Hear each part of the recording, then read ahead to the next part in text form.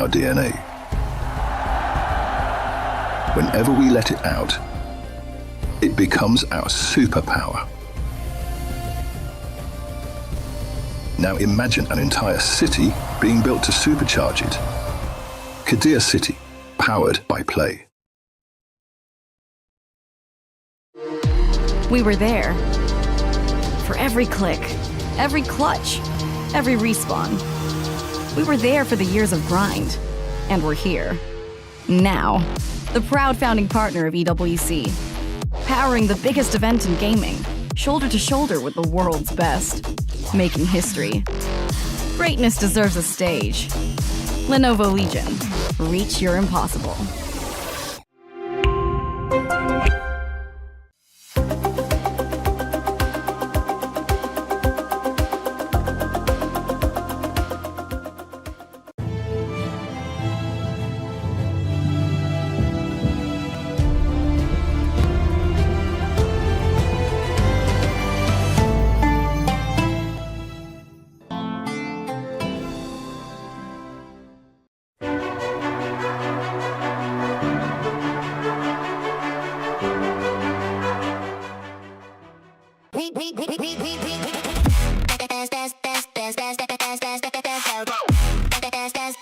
We book Esports World Cup.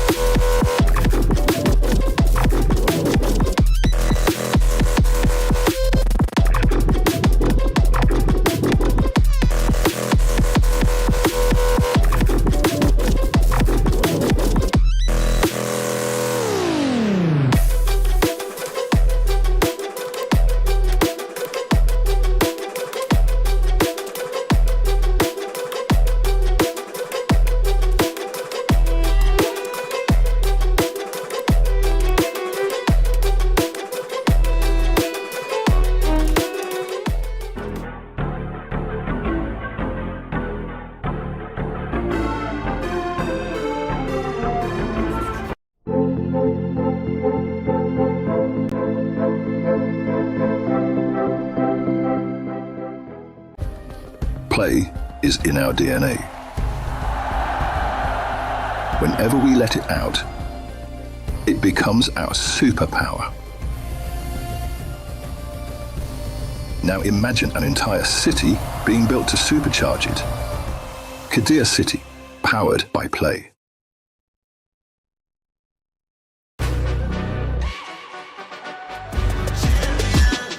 This ain't no regular thing. I came for the ring, you know what I mean. You see my name in the lights, better get right, I'm champion.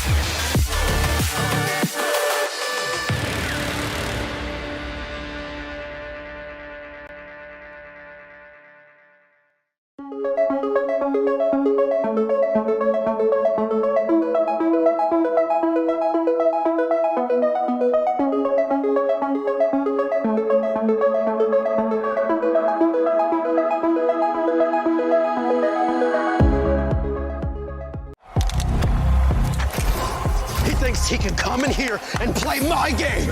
He knows nothing. Let's go! Tyler Wine, you're done. This is my ladder. You can't climb it. It's better than being Heartsuck at Masters.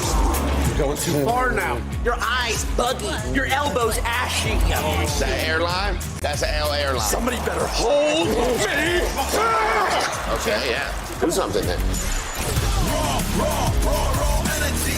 Half from blow the house down.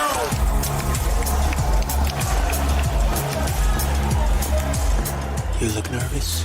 You look short. Everything's good? Mm-hmm. Fight.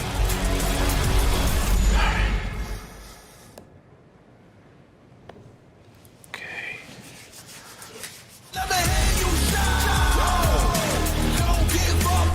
Do you really need the wraps? Yeah, that feels like overkill to me.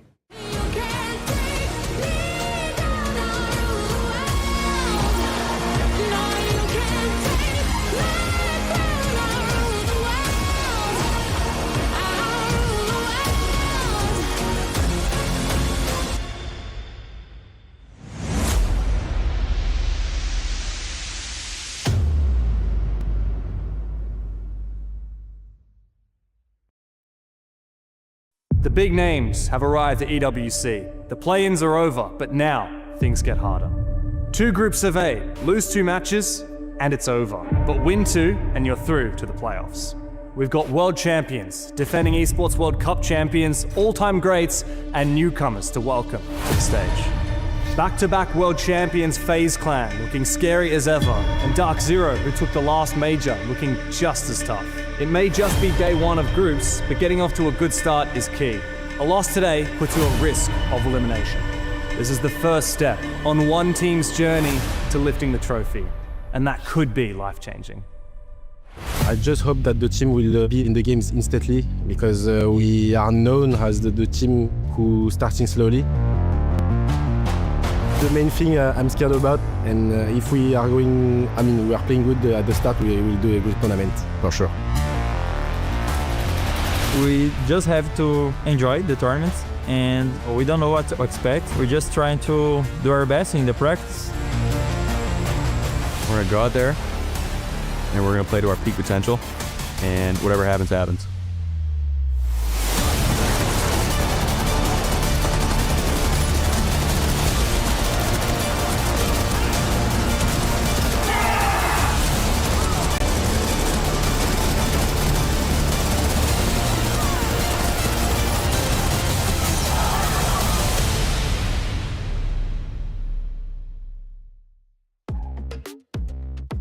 Welcome to the start of group stage here at the Esports World Cup. My name is Anne. I'll be your host today on the B stream, and joining me in the studio we have Dave and Ace. Guys, good to be here with you again. A lot of seats today, 4 best of 1s, but no keys will be crushed. Do we feel like that's a bad or a good thing? I don't mind these days because we get to see a lot of different teams. We've got that best of 1, so we're moving through quickly. We get a little idea of how the big boys are going to play now that they're getting active. We've got some real names on show today. I quite like this bit of the stage. No, I'm very excited too, because I feel like it's a manageable pressure, because you have, if you win one game, you're through, and then if you lose one game, you're going to be in an elimination game. So you really have to make sure you're handling that pressure and you're coming out to play well. Yeah, that in best of 1s, of course, a lot can happen. A lot of cheesing can be done in best of 1s as well. Our group stage, best of 1s, as we already mentioned, for the first day here today. And just in general, a quick reminder of the format. We have one of the biggest competitions for Rainbow Six Siege. We started with 22 teams in total. So if you need a bit of a reminder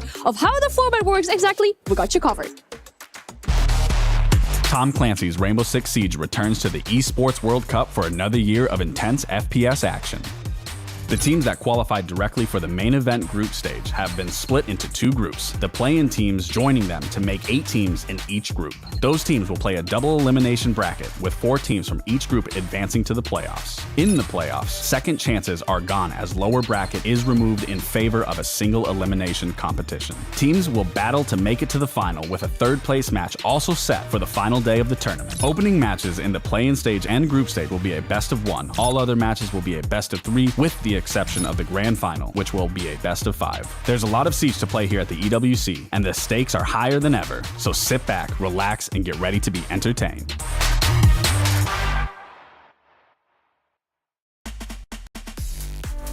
And of course, for our teams, the prize pool is a big thing, right? Teams find EWC a big tournament because A, it gives you that spot for the 6th Invitational in February, and the money is some life-changing money as well if you look at the prize pool. We've already had, we said goodbye to a few teams, of course, so that participation money that you get with like $15,000 is already off the table. From here on, it's talking about the big prizes. Yeah, a couple of wins is getting you right up there. We said now everybody's in top 16. 2 wins gets you into those quarterfinals, top 8, and then, like you say, you're talking about some big figures up there that I'm sure the teams will be happy to chase after. No, and of course, I feel like these teams too, obviously you have these competitors, they've been chasing this dream for a long time, so the money really shouldn't be too much of a factor, but obviously when you get into this type of tournament and you start getting closer and closer to that championship, the money does start to increase and it does start to weigh on your mind for sure. Yeah, and the video we had just before we got here, right, the one that was playing before we got here on the desk, talked about so many different teams that we have participating here at the Esports World Cup. We're talking about FaZe, the SI current champions. We're talking about Dark Zero, who just won a major. Falcons, as some of the greatest who've won many editions, or at least done very well at editions of this tournament. All of our teams in total that we have at this point of the tournament. And then we haven't even talked yet about Team Secret, who are here because they won last year's championship.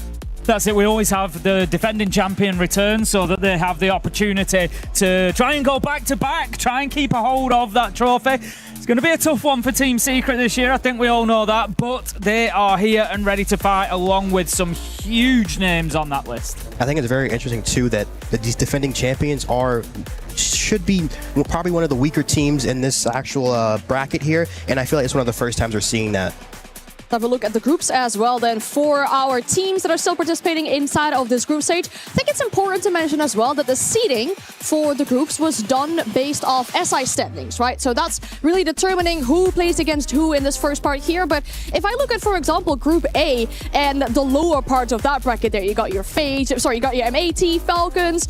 It's a rough side of the bracket if you're ending up at the very bottom left there. Yeah, it's a real tough one, isn't it? Look, I'm gonna, it's a bit cliche, there's no easy side, there's no easy games. There's genuinely not. When you have a look even at those teams, Fnatic and CAG, that have had to come through the play-ins, that are the lower seed teams, 15th and 16th, they've been putting up some great performances. There's nothing given here. And I feel like too, as a top competitor, you can't really care who you're playing up against. I feel like the teams who's going to finish out this tournament don't really care who they're playing. It's just about playing their game and really just adapting to what's happening. Yeah, exactly. We're looking at our schedule here on the B stream. The action will be on both the A and B stream today. And as we already mentioned it, for example, in Group A, the bracket is rough. It is tough for our teams out there, but in general, all of our games today should be good. It's difficult to predict some of these, I feel like, especially when we get to like the Enterprise GK game, for example. Enterprise having done really well at the most recent tournament, making it to playoffs. GK, big surprise inside EML. Do you feel like that one's the most difficult to call, Dave? Or do you feel like there's anybody, like another game that you're looking at here that is more difficult to call? I feel like that is the closest game here. I feel like GK play a very annoying style of Siege. They're very aggressive, and I feel like if Enterprise don't really solve their problems too well, GK should win that, honestly. And I'm happy to see Yogg performing, playing well, a very close friend of mine, and I'm just really glad to see them all together, and I hope they can pull it out. I've really enjoyed watching GK. I called ag.al the mystery team, but GK were the original. That's who I coined in Stage 2, because you've got this North American influence, Brazilian influence, European influence. Like, you just don't know what style of Siege you're going to get. And it has done them fantastically well through Stage 2. We have seen over and over again teams really struggling to prepare for them, not knowing what's going to come. And I think we're going to see some more of that here at EWC. Yeah, we talked about Team Secret a little bit already. Come here as the defending champions. We'll talk about them a little bit more as they are part of our PS5 story of the day. But with Team Secret, we see this roster being very different than the roster that was here at Esports World Cup last year. They've gone from champions to enemies. In total, 5 different teams where all of the Team Secret players or support staff find themselves on for this edition of the Esports World Cup. One of them is going to be playing on the B stream very soon with Wildcard. That must be weird though. I mean, they've all made it, which is a good thing, but you got to play against people that you were here with last year and got such good memories with. 100%, and it's not going to be easy for any of them, I don't think, and least of all Team Secret. You know, we've spoken about the issues they've had with this process, with those championship winning players leaving and going elsewhere. Players like Savage, Adrian, all kind of cast to the wind and seeing where they land. Don't forget about June. Of course, you know, a huge part of that, June going to Falcons, but as you say, we're going to see Wildcard in this first game here on the B stream. That's going to be Adrian in action, so he knows what it's all about in terms of winning this tournament. He's going to be telling his teammates, no doubt, trying to give them that experience, but there's going to be some real interesting matchups in the terms of defending the title. I'm excited too because I feel like teammates, as I talked about, going up against your ex-teammates who you won a championship with on your new team, I feel like it's going to be able to, let your teammates know, like, I made the right decision here, and I'm happy with my new team, and we're better than you. So I'm excited. I am too, but before we do dive into the action, if you are just joining us for the third day of the Esports World Cup, hello, where were you? We'll have the STC Rewind to talk us through all of the action that we saw on the last few days with play-ins, because I feel like it was absolute chaos. You put 8 teams together, only 2 can come out, best of 1s, best of 3s, big surprises. I mean, hello, I feel like a lot of people would have Shopify Rebellion on their predictions. They'll feel a little bit upset right now with them not making it, but CAG, what a performance from them to snatch one of those 2 only tickets.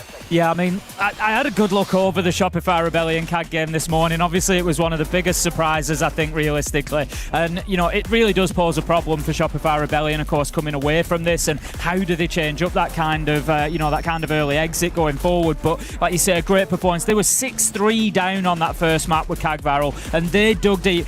If Shopify Rebellion get that one round, they cruise through border. It's a 2-0. They move on. It's job done. But CAG Varel had absolutely none of it. They just dug deep, pushed back, and got it done. It was so impressive. And we've seen a few performances like that, even from teams who didn't make it through. ag.al, they deserve a real mention. They were so surprising coming through. We had over 90 rounds we got to watch of those guys. And it was phenomenal, Siege. So entertaining. No, of course. And I feel like, too, that is the beautiful thing about Siege. Anything can happen in these games. No matter who is supposed to be the top favorite, it doesn't really matter at the end of the day on game day. It matters who shows up, who can stay communicating and stay in the matches right now.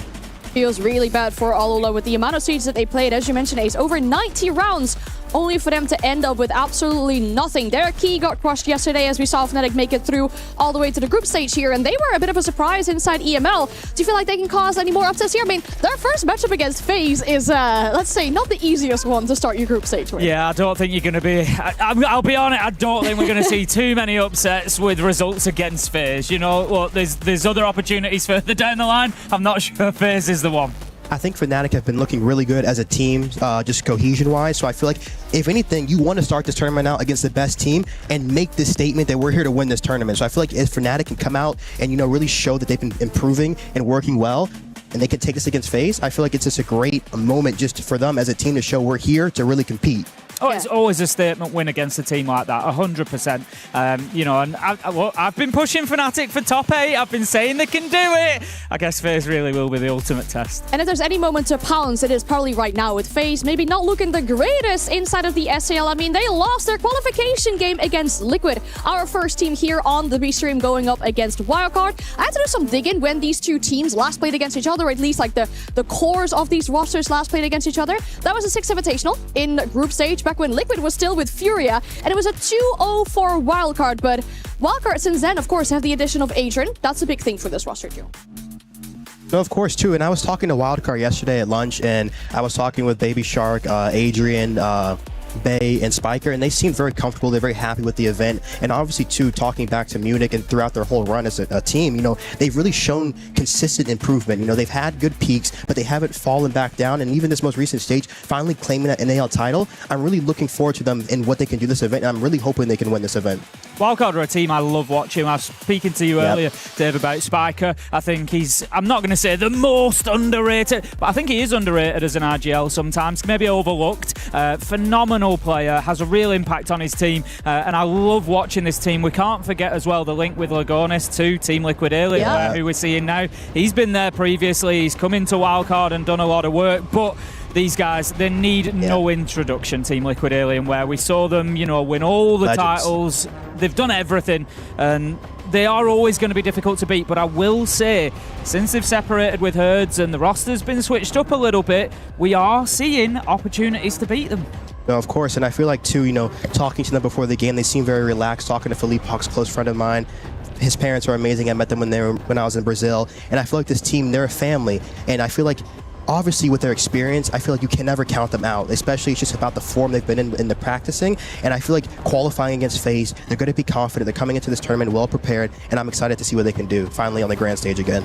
This is a good point that you're making, of course. Since they split from that Furia organization, we see them miss out on Salt Lake City, right? This is only their first event as this new roster making it to an international stage. Casey is a player I want to highlight because he was having the time of his life during SAL and during playoffs. 20 bombs on the regular.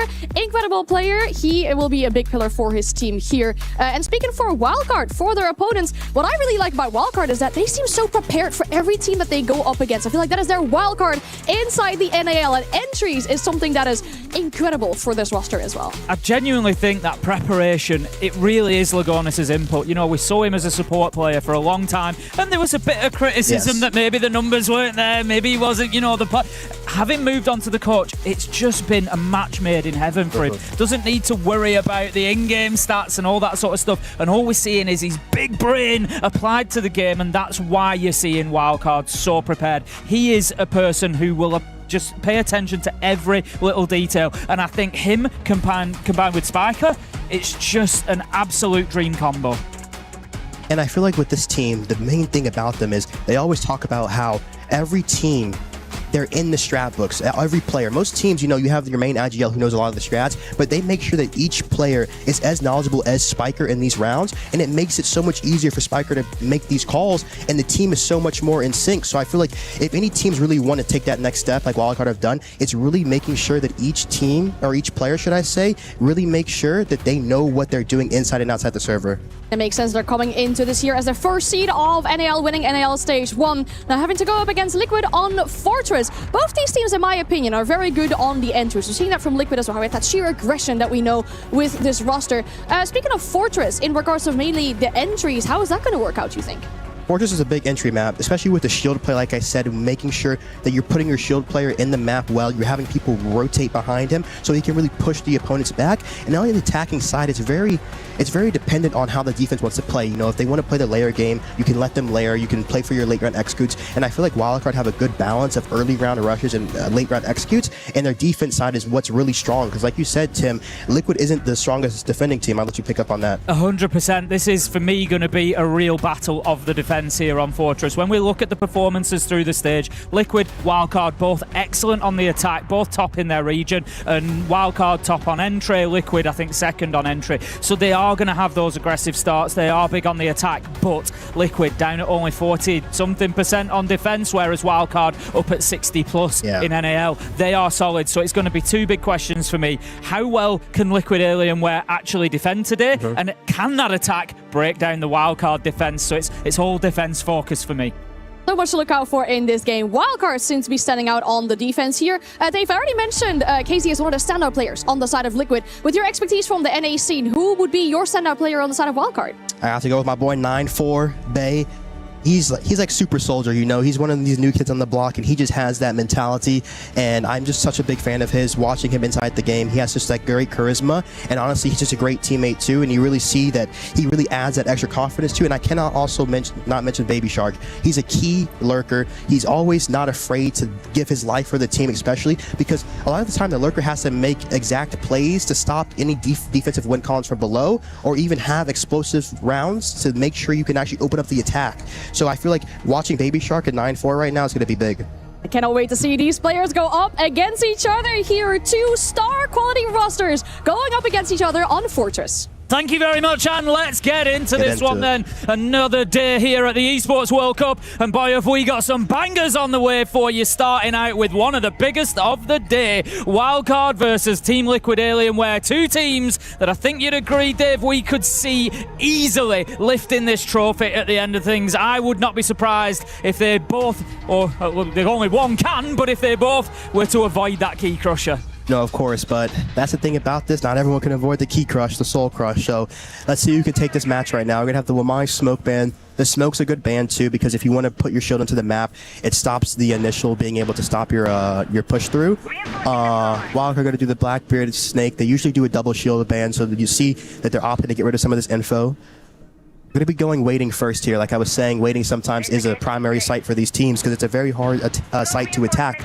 Especially with Wildcard too, they have a very nice passive strat for this. You're going to see this horizontal extension, and they do a nice little medbay extension. They really make the attack have to get deep, and they play their crossfires extremely well right now.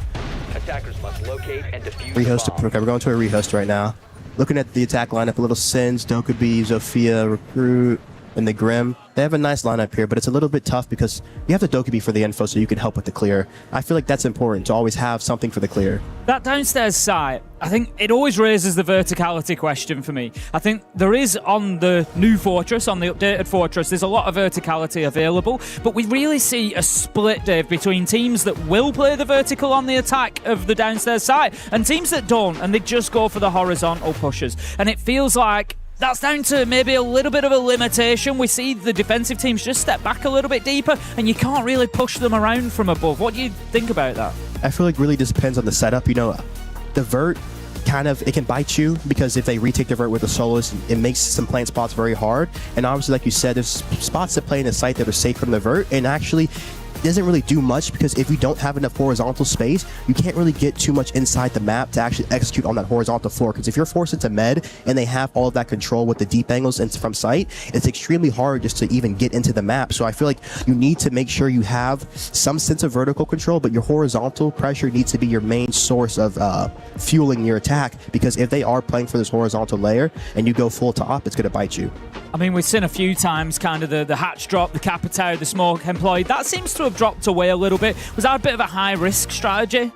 I think just when teams start going more horizontal and you start to try to drop into the hatch and you have a guy in med and you have maybe your smoke or Tachanka playing inside of oven, it just becomes a kill box and you don't really have as much space in the round. So I feel like just giving yourself the best chance, maybe if you do the hatch drop in combination with the med hop, then you kind of reverse clear med from using the hatch can be very good and it can throw teams off. But ultimately dropping and just trying to go for the plant, I feel like it kind of gives the defense the advantage when taking some of the space towards the later end of the round can really just throw off the defense.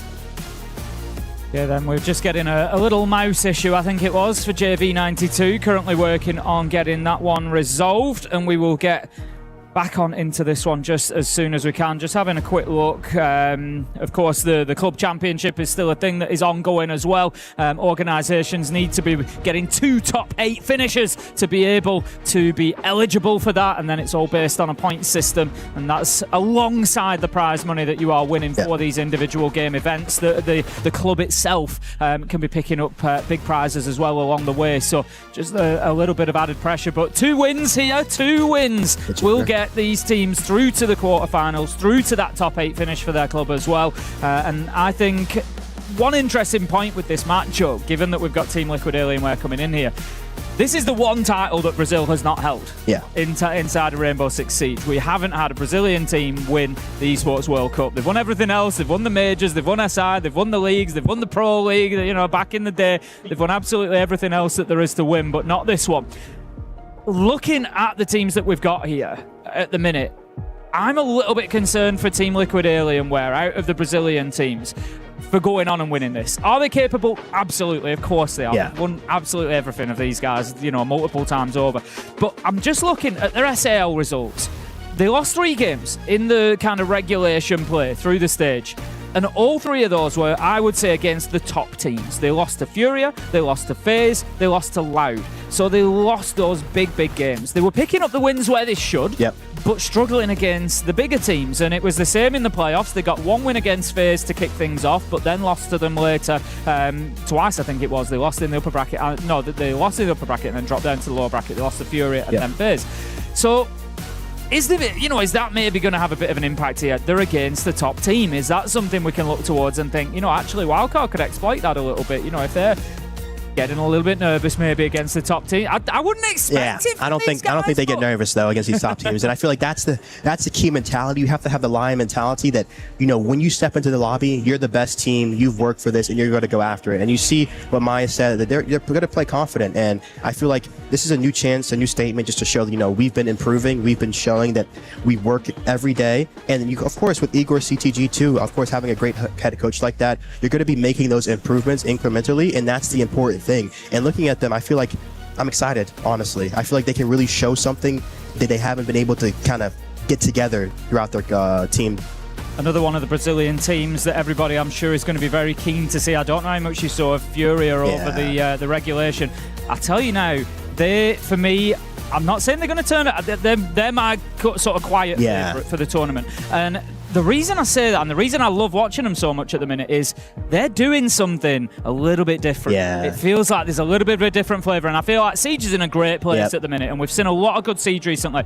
But it feels like a lot of the top teams are doing the same things, or they're doing things in very similar ways, and they have been for 6 months or so now. It's, you know, we haven't had too much of a shift at the pro level, and then we've all of a sudden had Furia come along, and watching that stage 1 from them, I was like, oh boy, this is something new. Because for me, they were one of my favorites going into the last major. They kind of had a little bit of struggles. I feel like that's okay. First time as a roster, just being there. I'm really looking for them to really showcase their talent, because I feel like they have a great line of players. You know, Diaz Lucas, one of my old teammates, love him. Herds, Volps, Laura, all great players. And I just feel like they can really combine here off of Volps' calling, because he really does give you that edge inside of the game. And I feel like he's just such a great player. And I'm really excited to see what they can do this tournament. Yeah, they are definitely going to be one to watch as well. But we've got 2 of the ones to watch here, ready to face off. It looks like this issue for JV92 is just continuing at the moment. The admin's working hard to get that one sorted, and we'll get into the game just as soon as we can. I've had a bit of a deeper look at the club championship there. I spoke about it earlier, and the way that these clubs can obviously compete for big prize money across the entire event of Esports World Cup by getting points in the titles that they're entered into. You've got to get 2 top 8 finishers to become eligible for that club championship. And having a look at Wildcard, they are in 3 titles. They're all yet to play, so they have got a real opportunity. They need 2 top 8 finishers, and I would certainly, if I'm Wildcard, be looking towards Siege and thinking, you know, that could be one of them there for sure. Could even be a win, you know, let's be honest. And then looking at the side of Team Liquid, they've played a few already. I think they've played 4 events already. We know that Team Liquid Alienware, you know, are heavily involved. They're across multiple titles here at Esports World Cup. They've got 4, I think it is, remaining, and they don't yet have a top 8 finish. So I'm sure that this is again going to be one of those titles that they are looking towards, thinking that's a real possibility there. That's where we should be picking up those top 8 finishers. So again, it's just a little bit of added pressure. Players might not be thinking about it too much just yet, but I'm sure that next game that will qualify them to the top 8, should they win here, it's going to be in their minds at least a little bit. Of course, and 2, to talk about Wildcard while Spiker's on the screen, we actually tried him out on Astralis, so we were saw that early, and I feel like he's really just developed his game extremely well and turned into just a really good caller, and I'm very happy for him. I love watching Spiker and Wildcard in general. I was saying earlier in the game, I think one of the things that I really enjoy about watching this team is I feel like he's one of the ag.als where you can really see his decision-making working during a round. You can see that pivotal point, that change, that shift, where maybe if something's not working, you can see the call come from him and you can see the action from his team. And it feels like it's just a very well-oiled machine. You know, for a young guy, he's in there and he's obviously speaking with an authoritative voice, and the listening and the action is taken, and it's really great to see. Tech pause too, you cannot let this shake you. You have to make sure you keep that, because it's very hard when you start the game, you get that adrenaline going, and then there's the pause. You have to make sure you can kind of settle your body and then allow yourself to get back into it right now. As you say, all the warm-ups and everything have kind of already been done previously, and then you've got this little bit of a period of sitting cold, but it is what it is. It's certainly part of esports. It's one of those things that happens, and like you say, as a player, it's just something you've got to be prepared and ready for. I wouldn't expect it to cause any issues within this lobby. We've got some seriously experienced players. I don't think there's many more experienced than the Team Liquid Alienware guys, and then on the side of Wildcard, they've certainly had their share of big stage matches ever since Munich, really, when they got themselves that fantastic run through. Didn't quite make it, to the final, but still had a phenomenal performance at Munich. And for me, I was saying to you earlier as well, I think if we look at the world of Siege, Wildcard for me are probably on the most consistent and most upward trajectory of any team that we've got this calendar year. I think since SI onwards, or even since Munich last year onwards, November, I think this team hasn't hit its ceiling yet. I think there's still more to come from them, which is scary considering they're already winning NAL. Yep. But I think there is genuinely a big title could come from them. We could have them win here at Esports World Cup. Could be a major, could even be an SI on the cards for them. And I think all they have to do is kind of keep working in the direction that they're already heading. And I feel like, too, it's going to be interesting to see ENC, because you have Bay, who plays for Team USA, and then you have Baby Shark, who plays for Team France. So that's going to be an interesting matchup, too. teammates to rivals soon. It's the story of the day. You know, this is what we're seeing. We've got Adrian here, of course, as a former Esports World Cup champion, won it last year with Team Secret, and then we've seen Team Secret kind of separate after that point. It's been a little bit of a change for them with June moving to Falcon, Savage to M80. We've had Adrian come in here to Wildcard. There's still Mowgli and Noah on the side of Team Secret, and then you've got one of the support staff over with Furia now as well. So certainly they've gone everywhere. We've got champions in Europe, we've got champions in North America, we've got champions in Brazil. You know, the title could be withheld by many different options. And obviously, speaking to Twister too before the game, you know, they're very just focus on the process of the event, enjoying the event, not focus on the results here. So we have to see how that will go for them. Hello, guys. Sorry for interrupting your little chat. I'm just so happy to yep. My favorite thing to do. So I thought I'd come here and talk with you guys a little bit more whilst we wait for the game to be fully ready and we can fully dive into the action for our first match of the day. I didn't quite catch the subject that we were talking about. We were talking about Secret, about the teams participating, I feel like, inside of this whole tournament. There's so much to talk about in regards to not just the teams, but also for the club championship, right? We're talking about Liquid. When we came into this tournament, Liquid were on the very bottom of the club championship. Not really any points so far. Still that pressure, of course, as a big organization who ended up really high last year in the club championship. The pressure to perform, I feel like Siege with Liquid would be a great opportunity for them to get some points on the board. Definitely, the top 8 is there for them, or even more. You know, I think for both of these teams, we said, you know, they could not only get that top 8, but could go on to get the win. Wildcard as well. They've got 3 events that they're entered into, so it's going to have to be 2 out of 3 for them.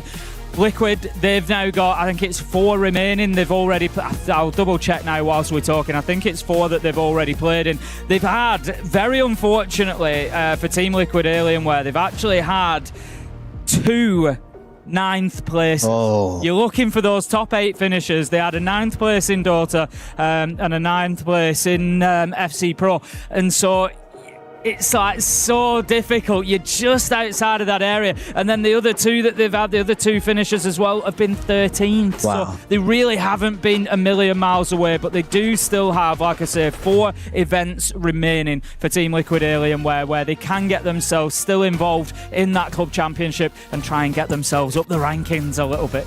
And not even speaking about the pressures of the club championship, but just playing for Liquid, playing for the Cavalry, having that immense fan base and that immense pressure for them that they've put on it. I see Igor TTG commenting a lot on it, making sure that the fans are just supportive of them in the wins and the losses, because it really does just affect them, because you really want your fans to be behind you and fully support you. And I feel like having that fear could honestly put pressure on you. So we have to see how that will affect them. And I want to look towards the challengers as well, right? Yes. I mean, we currently have Falcons today. They have 2,400 points. Na'Vi is quite close behind them, only 150 points less. virtus.pro right below that as well. So even with a good result from virtus.pro, and should Falcons fall short, like we saw last year, where they get the pressure on their shoulders, there's a serious opportunity to overcome those spots here. But it seems like the players are fully ready now. I can only join you for just a few seconds, but I am very happy to let you know that the game will be starting. We see the fist bump, so it is all yours once again. Well, it was a pleasure having you, and whilst you were able to join us for a quick little chat, but as you say, we are just about ready to get back into things. JV92 is back in the lobby, problems hopefully resolved. Yes. We can get underway. It is going to be, as we saw down on that first floor site, it's going to be waiting that will kick things off for us. That will still be the case from Wildcard, and we will have a look at the team lineup once we get in. There's nothing too wild there, Dave. Nope. Obviously, we'll see in a second on the stream. We've got the privilege of our little top-down view where we can see these lineups already. But Kaid, Mute, Warden, Azami, Aruni, nothing kind of game-breaking or, you know, any sort of generational ideas there. It's largely what we'd expect. Yep, you got the Azami to hold med. You have the Warden just in case you want to run a Ying. Aruni's just great, the DMR shreds. And then you have the Mute 2 to counter the Deimos, counter the Dokubi calls. The Kaid 2 just to make sure that if they actually don't spot it, they have to bring something for it and it will slow them, because they're probably going to be playing a more horizontal extension here, cading the hatches off. Right now we're going to see Flores, Blitz, no breaching unless the Ying has cans right now. Yep, okay, Ying has cans, so they might do a little bit of a vertical take right now. Have the Thatcher for the Cade, should get the hatches right now. The Blitz is usually good on the med clear. He's going to be spawning lobby side right now. Yeah, then we're going to see. It's an interesting map pick, I think, as well. Wildcard have worked this well. We spoke about Team Liquid Alienware's attacking prowess so far in stage 1 of SAL. But if we have a look at Fortress for them specifically, over the last 3 times they've played it, they've only got a 41% attacking win rate here. So it's certainly one of the maps that they struggle to perform on the attack. So I think that's really smart by Wildcard. We're better defensively, so we're going to take you somewhere where we know you might actually struggle. So we might not have to nullify your attack. We can let the map do it for us. Yes, and of course, too, Fortress being one of Wildcard's best maps, really did show they have a very deep bag on this map. Very exciting to see this game here. Liquid going for a top take right now. They're going to have a solo roamer up top, actually the double roam from white side. They have great information right now on Baby Shark. But Baby Shark, one of the best solo players in the game right now. Certainly just brings that element of unpredictability to Wildcard. One of the players kind of, and I don't say this in a bad way, an ego player. Yeah. He's happy to, he will back himself in every single fight, and that makes him dangerous because he will go in, he will take those challenges, he will hold those tough spots. And you talk about ego too. He doesn't let that get the most of him. He's just very in link with his team, and that just gives him that suave, that confidence, and I really like his play style. They're gonna be doing some top down right now. They have the Ying, they have the Thatch right now. They got the hatch open. Let's see if they opt to go med side right now. So that's a nice play. Thatching to see they have a pre-play C4 for the breaching charges. Very smart from JV. One of the best players in the game too. Not going to manage to spot anybody out on these vertical angles just yet. This is what I was saying about this site particularly. It is easy for the defenders a lot of the time to keep themselves out of danger, keep those toes away from getting tickled by the bullets coming down from below. But here goes Felipox. He's looking for a hatch drop, I think, to start clearing a little bit of space. We hear the Candelas going in. We see the smokes as well. Is there going to be a plant on the cards? That's the question. Felipox does have diffuser in hand, but Kansan manages to take down KZ. The plant will start going through. Are they able to stick it? I think they will, as Nade manages to find a double. That Spiker taken down as well. Plant successful, and now Wildcard find themselves on the retake. This is not a place that they are scared to be. The best in NAL at the retakes. Nitro goes out. We see it over the top. Takes down Nade, but JV92 found Kansan along the way, and it's the Blitz causing the problem at the minute, but Adrian, he's able to remove him. Can he start getting onto the diffuser? He does. Is anybody able to stop him? He's going to try and stick this. I think he's going to get away with it as Bay goes big, and Wildcard win the round. They've done it over and over again in NAL. They had double the disables of any other team inside of the regional league, and they've just shown us why. They are happy to play the post plant. And like I said, Ace, when you go for that hatch drop, it kind of flips on you because the post plant becomes so weak if you don't take med, because you have to drop the hatch to stop the plant. So it pushes you into an awkward spot. It kind of flips to becoming defender-sided at the end of the round there. And just great patience, too, from Adrian, from Bay to really work that retake together. This is it. There certainly is not going to be any panic in this team once the diffuser's gone down. Stats that I'm talking about, through NAL, they had 9 diffuser disables throughout that regular stage, which is 9 successful post plants, essentially. The closest to them was 5. You know, that just shows the level that they're operating on. I know 9 doesn't sound a lot across, you know, an entire stage, but it is when you're playing against this level of teams. Once that diffuser goes down, you think about how many times do you honestly see the defenders come back and win those rounds? And it is not that common. So Wildcard showing that they've got a fantastic ability, and like you said, I think the thing that you picked up on there that's really important is how calm this day. There's no panic in them. Adrian in the, you know, they're in a 2v2 there at the end. They've still got a blitz in front of them. Bay and Adrian, just calm as you like. 28 seconds, you know what? Make it 18. Make it 10. We don't care. And they just get the job done. That's where the focus is. It's not focusing on the emotion. It's just focusing on what do we need to do here? How do we win this? And they get it done and tick the boxes. And seeing Wildcard right now, they're really running a lot of electricity here. The Cade, the Bandit, they're making sure that Liquid have to work for these rounds. And right now, they're only going to have 4 sets of EMPs here, so they can really play to mess with Liquid's attack right now. Probably going to be running a layer scheme here with the Tachanka and the Warden, just to make sure they can't actually use this Ying to full capability here, and the Valk is going to be crucial for the info, because you know Wildcard, they love playing around the info. They love knowing where the opponents are to make their mini plays right now, because that's the one thing that Gornis is the best at, is always preparing them for C4 plays, for different types of mini plays they can make to get opening kills on the defensive side, and that's why they're such a strong defense team. Baby Shark and Kansan currently tasked with holding down the office and horse Some Ying pull side here. of the map here. We're going to have Candelas getting absolutely dumped into no effect at the minute. Baby Shark does manage to pick up JV92. Bay onto KZ as well. That's the dog could be down. Wildcard are absolutely solid here. Team Liquid Alienware have made little to no progress realistically. Inside of the map, they've not been able to take anything away from Wildcard. The best they can do is take away the Flawless. One kill will be all they get, and it's 2-0 Wildcard. And you saw Liquid try to pull Old Tower side with the Ying right now, but Wildcard not falling for that at all. And that really shows again to their calmness, because a lot of teams, they want to induce that chaos with a little bit of a bait play so they can pull pressure away and walk through your other zone. But we see Wildcard having that extension on the deep off the side. They had the bandits on the wall, or was it Cade? And they were really just holding their ground firm, and they weren't allowing that, we call it ghost pressure, or that just that fake pressure to really pull you. Yeah, it was brilliant stuff from them. Like you say, Baby Shark, Kansan completely locked in on that other side of the map and just weren't giving any ground whatsoever to Team Liquid Alienware. So look, as far as the attackers go, sometimes you've got to take the chance, you've got to see what you can get out of it, but ultimately it did not pay off for them there in round 2. So we move on to round 3, and it is going to be what is often the first choice site for a lot of teams, but Wildcard kind of working in reverse here. They're going to go to office and bathroom as their third choice. But Tim, I feel like working in reverse, you have to think Liquid come into this game expecting a site rotation, and when you throw that off, it throws off their whole game plan. And right now, too, I love this pulse, because right now, the Vert has been such a big thing on this site. You see so many teams going below with the Deimos and Zofia, but the pulse works backwards because you can pulse these people below and have that information on them, especially with the shotgun. You can shotgun them through the floor. And that's really interesting, because that's not something that we generally associate with pulse. We associate pulse below, looking upwards, trying to get those nitros. So definitely something for everybody at home to keep an eye on, Adrian, in this round. Let's see right now. They're going to bring more info here. The Dope Deimos right now. The Lion too, so they feel like they're moving a lot. They really want to try to slow them and pick their kills here.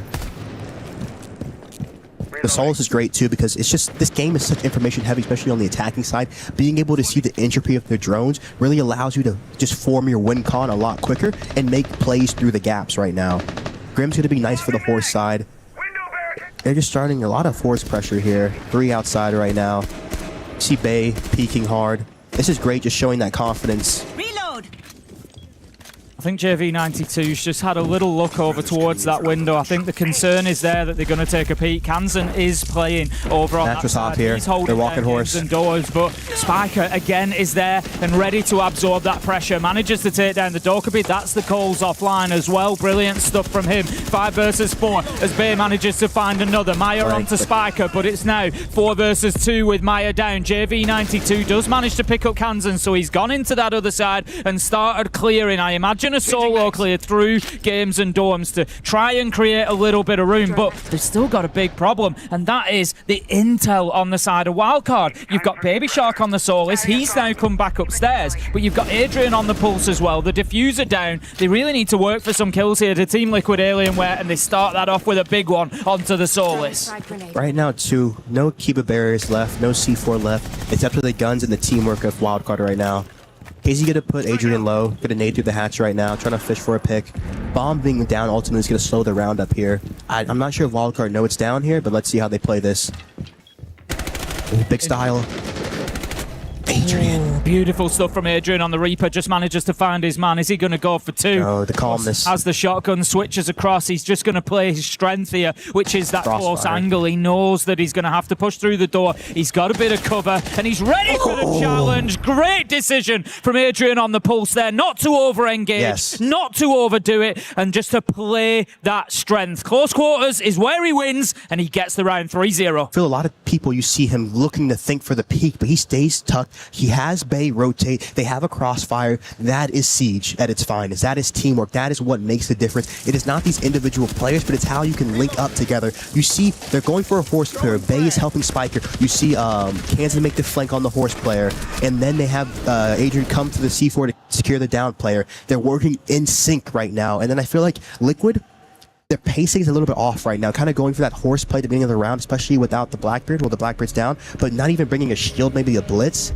It kind of hurts you because you're kind of going into their initial kill box at the very beginning of the round with all their utility up. I feel like Liquid need to kind of slow it down, play to let them layer, play to push them back, and to force them into the worst positions in the round here. Another thing that Wildcard are doing really, really well here, Dave, is Team Liquid Alienware through the regular stage have got a really, really high trade rate. They're the best trading team inside of SAL, and we're not really seeing that here so far today. Wildcard are not really offering up those opportunities when they get a kill. Like Adrian there, he just locks it in. I'm now going to play it safe. I'm not going to give that advantage back to them. I'm not going to give them an opportunity to take that trade. And it's something Team Liquid Alienware have done fantastically well through the year so far, is to play as a team, is to impact on each other's deaths and to put teams in lose-lose situations. But Wildcard completely neutralising that. It's beautiful to see. Yeah, it is.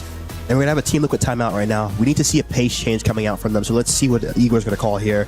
We're going to see the glass ban, and then we're going to see the Warden ban here. That's actually beautiful, though, because having the Warden ban, you're going to try to run more Ying, more glass, but they have the glass ban, too, to get rid of that. So they're only going to have to deal with the Ying here.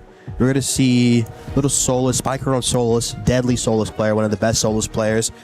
Kanzan with the Mirror, Azami, Bella, Cade here. I think just going back, waiting here. Just leaning in towards the possibility of that shield being brought along again. Felipox is going to look to switch onto the Monty, but with that Ela brought along, that's going to be one of your primary defences to those shields. So again, it just looks like Wildcard are kind of a step ahead all the time. It's like, right, what's the plan going to be? They struggled without Med last time, so they're probably going to prioritise Med this time. So we're going to need to deal with a shield. So along comes the Ela, and I love to see that from them. And of course, that's also just about being able to anticipate what your opponent is going to do, what they're going to switch into. And I feel like Lagonas, too, being from that Brazil region, is going to have a very good read over what they're going to be adjusting to, even being an ex-member of Liquid here. So let's see what they can do. It looks like they messed up their setup. They don't have an extra wall for dining here. That should be okay right now. Doing a more horizontal extension right now with the mirror setup inside of Hammam here. Looks like they want to go for a horizontal clear. Like I said, they're going to opt away from the vert and go for more of the kills here.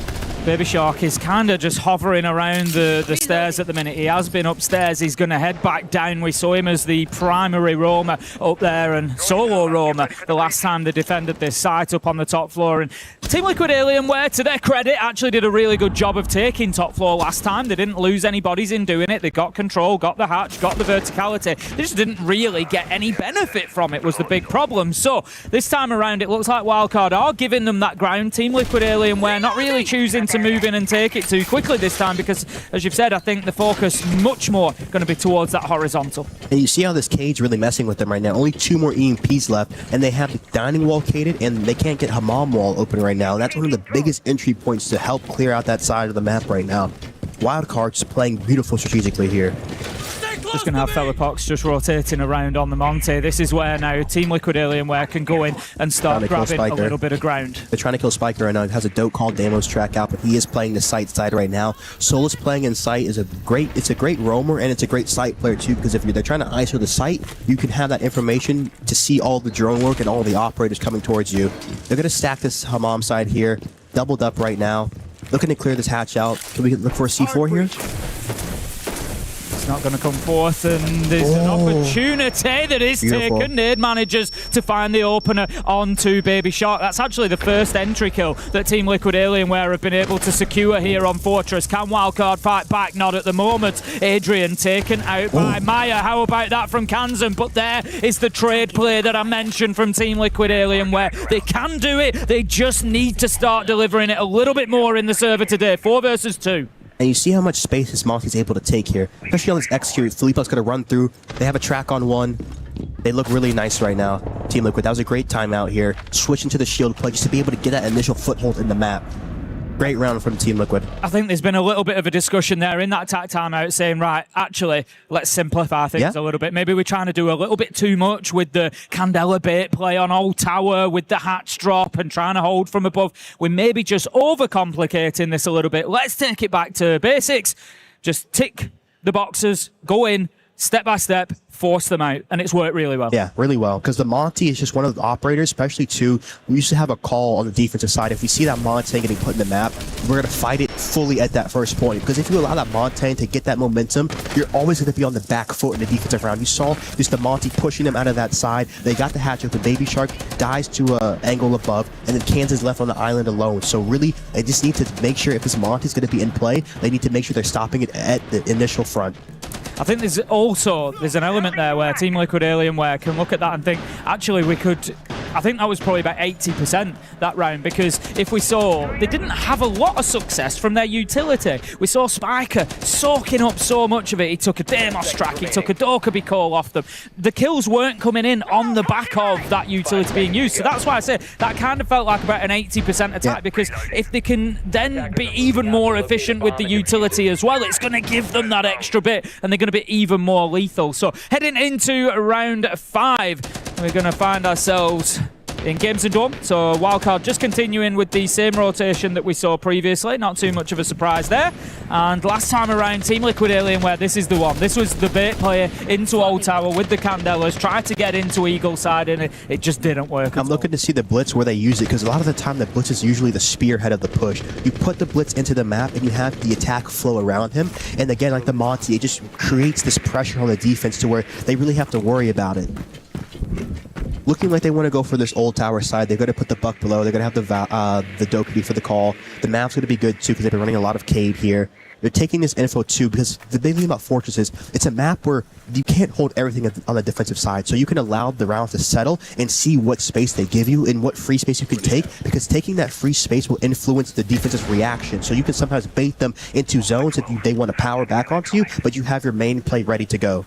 Nades on the Maverick here. Of course, you're going to want to breach that wall directly into sight. Having the Maverick as the sole source of doing that is a little bit risky, because he's got to get up and close personal with that wall. He's worrying about the window constantly. He's got a little bit of a line of sight through there, which does give him something, but it makes it tricky. Philippox does manage to find and create a little bit of space, taking down Spiker, starting to bully them with the shield. They're having more success now out of those shield players. As I say that, they cast the curse. Wow. Beautiful from Adrian, man. Great play here to stay alive right there. They have briefing control right now. Great split from Liquid right here. Where's Baby Shark at? Dormitory. He needs to work this kill on the Thatcher. Thatcher down. One below, one briefing. They should team up on this briefing guy. Cam is still up too. Difficult from Liquid, because you can shoot that cam from outside the window too. Coming back up the stairs here. Adrian. EWC champion in the 1v1. Yeah, that's a really big mistake from Team Liquid Alienware. We'll come back to that one. But Maya versus Adrian. Adrian low health at the minute. Plenty of opportunity here for him to send in the Dokkaebi call, which he does. It's destroyed Adrian's phone, so there's going to be no more chances to do that. Adrian's playing on top of the diffuser here, but with 40 seconds left to go, there's all the time in the world for the Dokkaebi to force him away. There comes the challenge, and it's going to be Maya who picks up the kill with the secondary, and look what it means to Team Liquid Alienware. They knew that was a big round, and Maya there has, I think, just saved them from what was a pretty big mistake in the round. That default cam left up, and we saw it beautifully on the stream. We saw the ping coming out. Adrian, this is where he is. Adrian able to step out, get the kill, and that gives him the opportunity to just play on top of the diffuser. And that makes the round so much more difficult for what is an absolute basic. You should be taking that cam out. Team Liquid Alienware get away with one and manage to bring us back to 3-2. And you see Maya too, one of the most fiery players on Team Liquid, really just gives you that energy, that fuel, and you see his reaction to just a passion. You love to see that. Yeah, it really does mean a lot to them. This is it. These guys have won everything in the game several times over.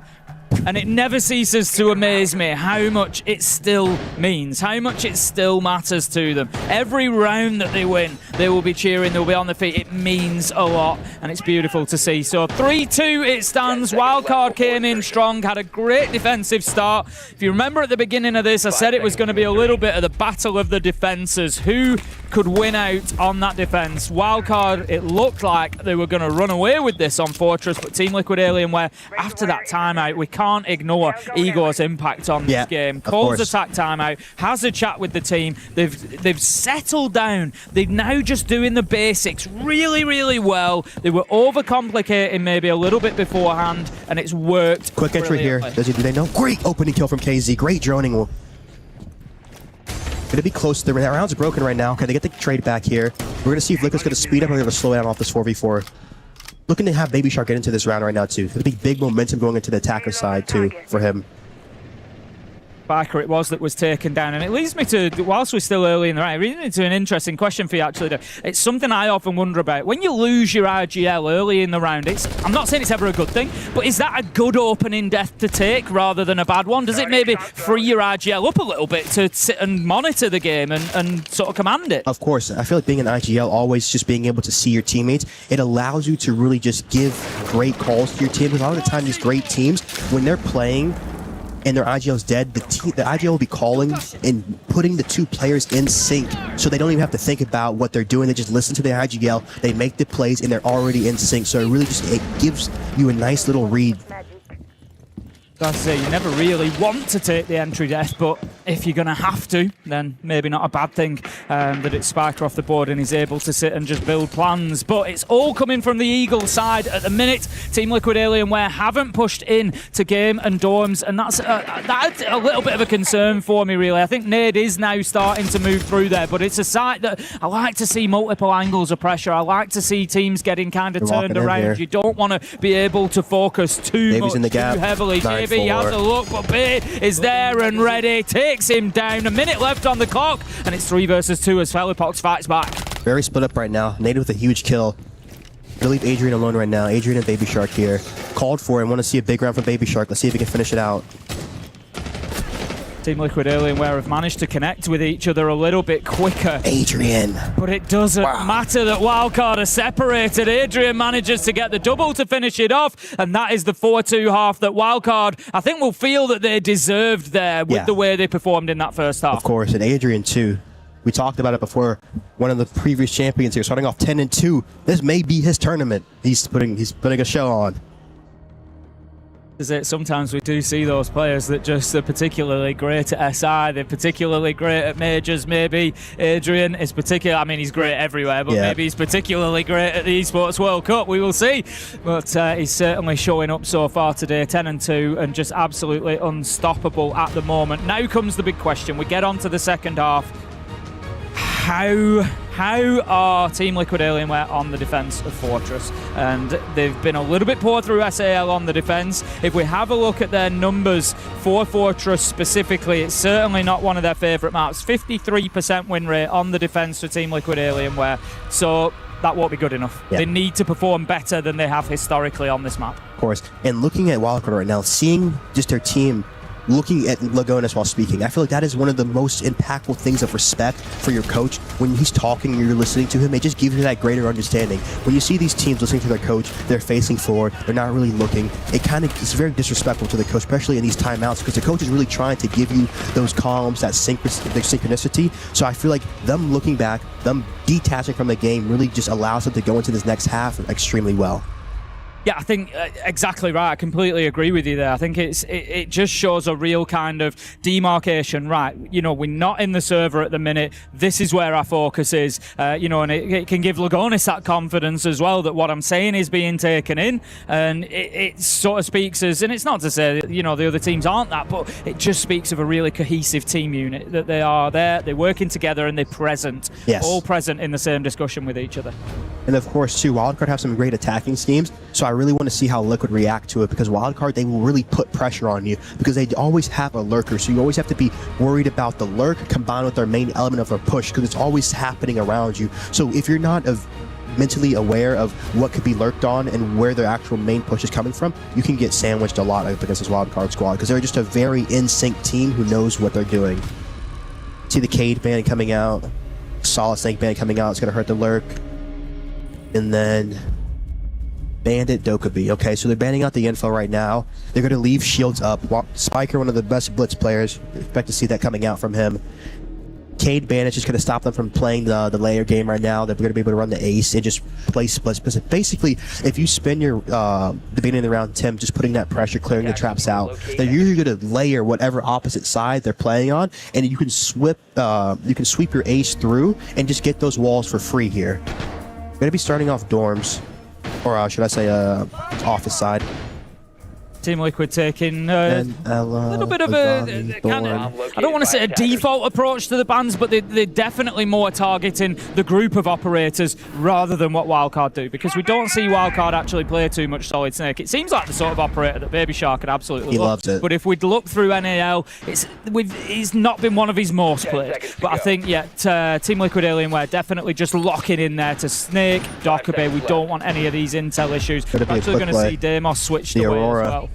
This is a set play. Yeah. This is definitely a set play. We've got the Sense coming along. We've got the Rarora coming along. This is keep an eye on where Bay and Adrian go, because that's going to be your execute. And I feel like too, this is going to put pressure on the defense going for a quick play, a set play. It allows you just to really test them. And I feel like here, if Liquid aren't reacting well, it can really throw them off. And if you go 5-2 off the rip, it's going to be really big.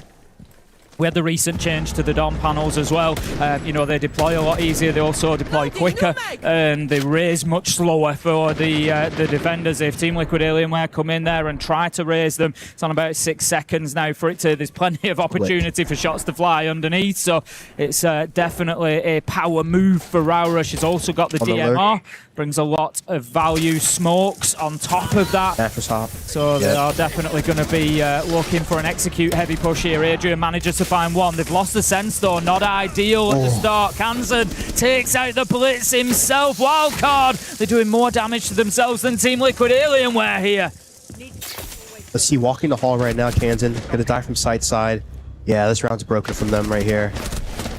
Losing the Blitz just lost all of their push power here. Very unlucky, but I still like Wildcard going for it here.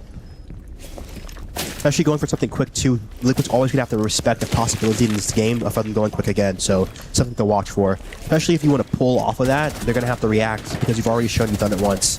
That was a beautiful shot from Baby Shark, showing the F2 that may have been available on the Solid Snake had it not been banned out, but he's now going to find himself from a 1v4 to a 1v2. Nade half health as well. More than doable. He loses a little bit to the chip damage, continues being challenged here. KZ finds him on the tight angle. There was really an opportunity there for Baby Shark to bring that to the 1v1, but credit where it's due to Team Liquid Alienware. That was a nice defense from them. They were ready for that quick push, and also you couldn't have asked for 2 operators to take out at the beginning any better. They got the Sense, they got the Blitz. It just wiped out the attack of Wildcard. That was the whole focus. Create space with the Blitz, use the Sense and the smoke, and get a plant down, and it just completely destroyed that. And also to Nade with a big kill on Adrian, because Adrian gets that kill on Nade. They have the site split from top white and horse side, so that was pretty much the round right there. Nade, great kill, one of the best support players in the region.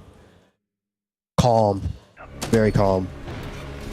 Moving on to round 8 then. 4-3 we find ourselves as this one continues to be close, and it's going to be moving down to that south side of the map as we would expect. It's going to be dorms and games. The big question here is, which side will the push come from Wildcard? Will it be that top-sided Eagle sweep all the way through the map, claim that ground, or will it be a little bit more direct to site? Old tower, wall breach, and straight in. Glaz going to drop. They're going to have the Ying somewhere, probably close to him. The Deimos is going to be below here. Oh no, it's going to be the...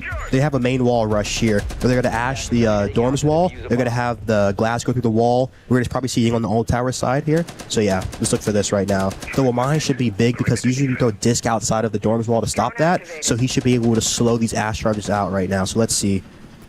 We will see how it plays out then, where Philippox has got his utility placed, and if they are prepared for the possibility, as you say, all stacking up towards that dorms wall for the time being, and a little bit of presence out towards Old Tower as well. They're going to have to manage the vending window, of course. They already got it. We got it. This problem. They're going to get the wall open though, and that's going to give the opportunity now. No Wamai magnets in sight to be able to deal with that, and the Glaz can start holding that long range angle.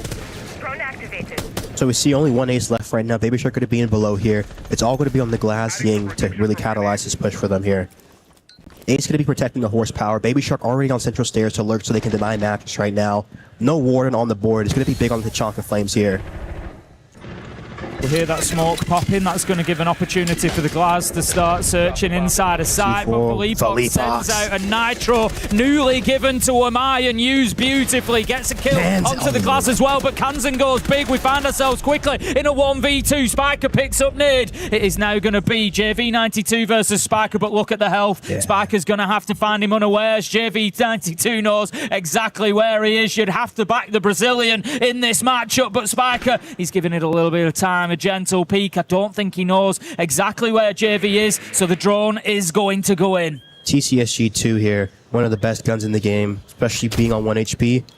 Spiker gets the information on him. Gonna cross through here. If anyone could do it, it's Spiker.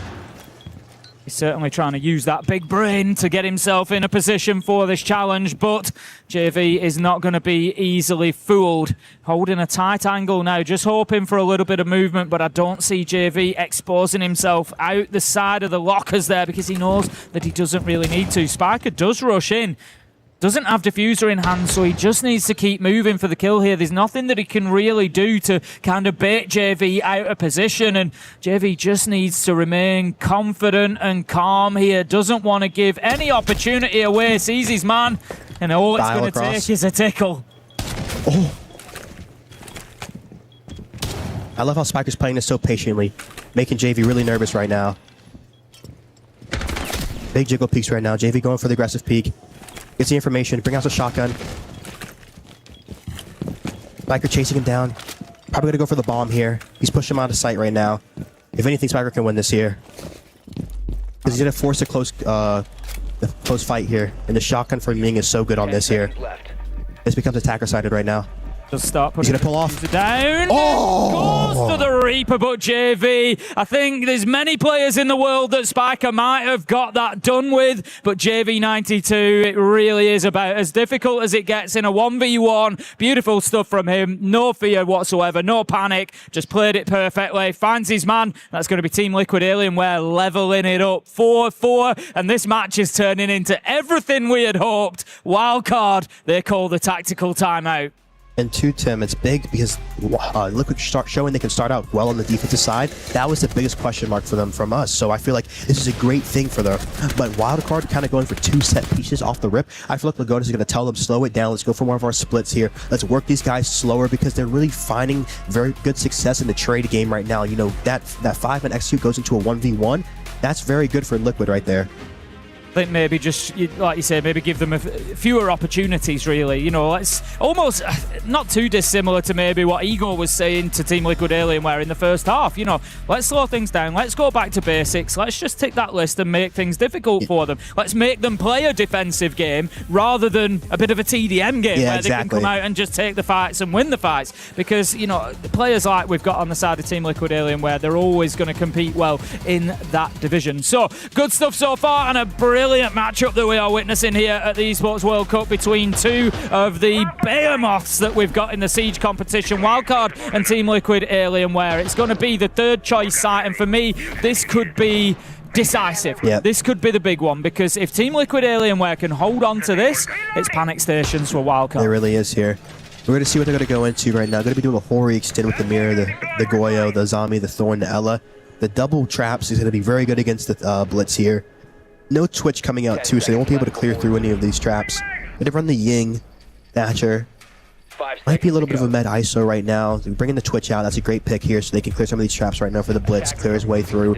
The Ram gives me a sense they're going to take some part of the Vert right now. It's going to be interesting to see where they end right now. I'm trying to see if Ying has cans. I'm pretty sure he should. Yeah, okay. It'd be great. They have a great line right now. Great opening from Baby Shark. Oh, Baby Shark putting that F2 to use once again. Not the first time we've seen it from him today. KZ off the board, and that's the Thorn gone as well. I'd expect at least a majority of the Razor Blooms to be out there, but there may well have been one or two in pocket to try and deal with that shield when they knew where the push was going to come from. But I really don't like that from KZ because, you know, this site is very good on the 5-man for the defensive side, and you're giving them an opening kill when they've already been struggling to get that opening footing into the map. And I feel like this is just going to make this round very attacker-sided for Wildcard, because the defense side is going to be very lopsided if they put pressure Hammam side and they put pressure Med side. There's only 4 people to react to that, so there's going to be a gap somewhere. Wildcard very quickly taking what's being given to them as well. They are in the top floor now. Nobody from Team Liquid Alienware in position to be able to deal with it. Nade, the Nitro is already, I'm not going to say gone, it looks like it's deployed. It's on a surface somewhere. So we've got the pre-place. That's something for Wildcard to consider. They need to make sure that those drones are doing their job. Maybe the Twitch goes and finds it and takes it out. 2 Elements in pocket 2, so we expect JV to rotate towards the shield wherever it's going to be here. So he should be one of the main floaters right now. 5 Kiba barriers from Philippe Pox, so that's going to be great late round here to really create a fort. Playing in Med here. C4 ready for the hatch drop. I like to see them reverse clear Med right now, really get rid of this Med Bay player. Probably going to run the blitz through courtyard or hop in Med window, or he might drop the hatch here and sprint through. Gonna have to care for the C4 off of that. Start seeing those boogie drones get into work, so that's a little bit of the verticality opened up as well. So now it's going to be very difficult for Team Liquid Alienware to play inside of sight, but as we've said, for this ground floor, that's not the end of the world. Felipox, to me, seems to be in the key position here, holding on to Med. He's going to be challenged with the Candelas. In goes the Ying. They should find the kill. Beautiful. It's nice and... Oh! They've somehow not got it. They go around again, and Kansan manages to pick it up. 4 versus 3, but we've got Nade down, and this continues to be a flurry of kills towards the end of things here. 45 seconds left to go, and now a 3 versus 2. Retaking the mirror on side set right now. Right now, you really have to isolate one of these players here. You can't really make the plant your first priority, because if you do, it can turn into a 2v2 here. So I feel like they need to just isolate JV or Maya right now. They just isolate JV. Beautiful from Bay on the hatch here. 3v1. Now you can work the plant.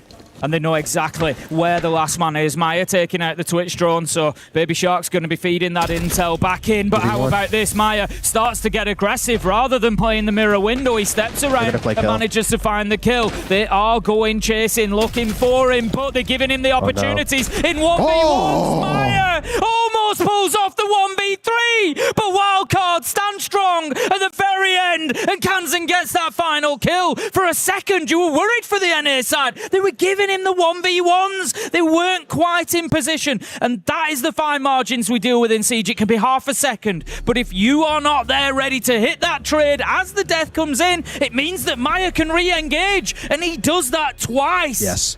Whew, that was close for Wildcard, but they get it done. 5-4. Kansan, longtime veteran, going all the way back to the E United, was his first start here. Seeing how calm, how composed he is after that big round. 4-4 clutch, no reaction, ice. Nice from the Chiari.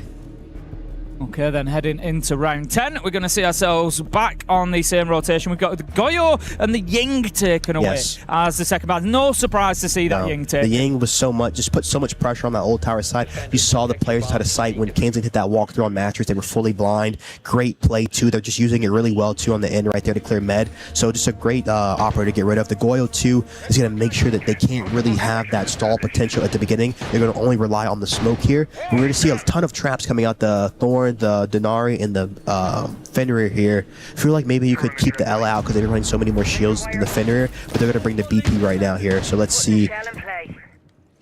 The BB usually tells me they're going to go for Old Tower over here. I'm going to switch to the Deimos. Might be a vertical take on white. Bring the Aurora out. Okay, let's see. Aurora has Ace 2 here. Aurora could be for the horse queen, so they might go white over and then have the horse take at the end. Last time around, we did see them use the Aurora. It was the bathroom door from horse, close that off, and it just allows you to get in there without being challenged from that side. Like we said, now that it's on such a slow lift, once the defenders shoot it out, it gives you that time and that freedom to be able to do so. Let's see then. Also, another one that's really good too, Ace, is the mattress door when you do it from the window, because as you saw, when Team Liquid went for a horse take and they had that player retake out of mattress, that Aurora gate will stop that retake, so you can really have control inside the horse hall as an attacker. Loading new mag. At the minute, Maya is playing over there in dorms, so I'm outside a horse. That's a bad BP, JV. Down the bulletproof camera, it was left at an angle that it could be done from the external, which, as you say, is a little bit easy for Wildcard there. Bit of a mistake from Team Liquid Alienware. The cams have not been their friends today, whether it's bulletproof or default. But that is going to be a Retero going in and opening up one of those soft angles, and the Fenrir FNAT is going to be activated above horse door as well, now that they feel where that pressure's coming from. You're going to see them lurking. They see they're giving them the dorm side right now. They're going to probably have someone lurk through there here with the ace just to get the walls open. Spiker taking vertical control. Baby Shark lurking inside the courtyard. They open the con wall for Forest for a walk in here because when you do pressure this top white side, there's so many gaps if you can split courtyard and con side here. Especially with this ace pressure through bathroom because they really don't know if you're going dorms over or if you're just baiting for the white split. They have good influence out of the site too, so to expose this gap. It's only a foam they're trying to hold off of, so probably have Baby Shark walk to activate bait through the side here. But if Flores is Kiba. Gonna get info on this Thorn now. Thorn has been spotted. Denari on the flank, so you see that they think they're going dorms over right now fully, but it's just Kansan. I wonder if Kansan knows about the flank here. JV getting Grimbead. Kansan does not know. Great flank right there. Yeah, absolutely no idea. And KZ able to punish him, so a bit of a misstep from Wildcard leaves them now with a man down. Instead, they're going to start trying to move in through bedroom from tower. Ooh. Beautiful kill from Bay. We know he's got it in his locker. Baby Shark works in from courtyard. He's been patient. Another beauty from Bay as he takes the head off fully Pox. Baby Shark doubles down. That's KZ taken out. It's all up to JB92. He has a look. He has a go, but he can't get it done. Wildcard go onto match point. You see a beautiful use of the Aurora, the teamwork right there. Amazing shots from 9-4 entering through. Call him the Super Soldier, guys. Talking in Portuguese to him, too. Really good stuff from Wildcard. Obviously, enjoying their siege, enjoying the game so far today. And they find themselves now 2 rounds ahead and 2 chances to be able to close it out. If there was one mistake from them in the round, it was that little bit of a lack of intel. They didn't have a handle on KZ, on his location, and you feel like he could have done a lot more damage had it not been for Bay walking in and just getting 2 absolutely killer headshots. Of course. I feel like 2 have to speak to Lagones' timeout too. 4-4, 6-4 now. Both coaches finding impact with their timeouts. That's big to see from them. Yeah, definitely is. I mean, we're looking at 2 of the best in the game realistically, and they're showing it. You know, if you're maybe a little bit of a newer viewer to Siege and you're looking thinking, you know, what's the coach's role? How much impact can they really have? You know, how much can they change? They're not in the server. It's been a perfect example of it. Like you say, both tactical timeouts have then seen effective. If you add them both up across, it's been 4 rounds consecutively won on the back of them, just showing how much of a change can be made. So we go into what could be our final round. It's round 11. One more will do it for Wildcard.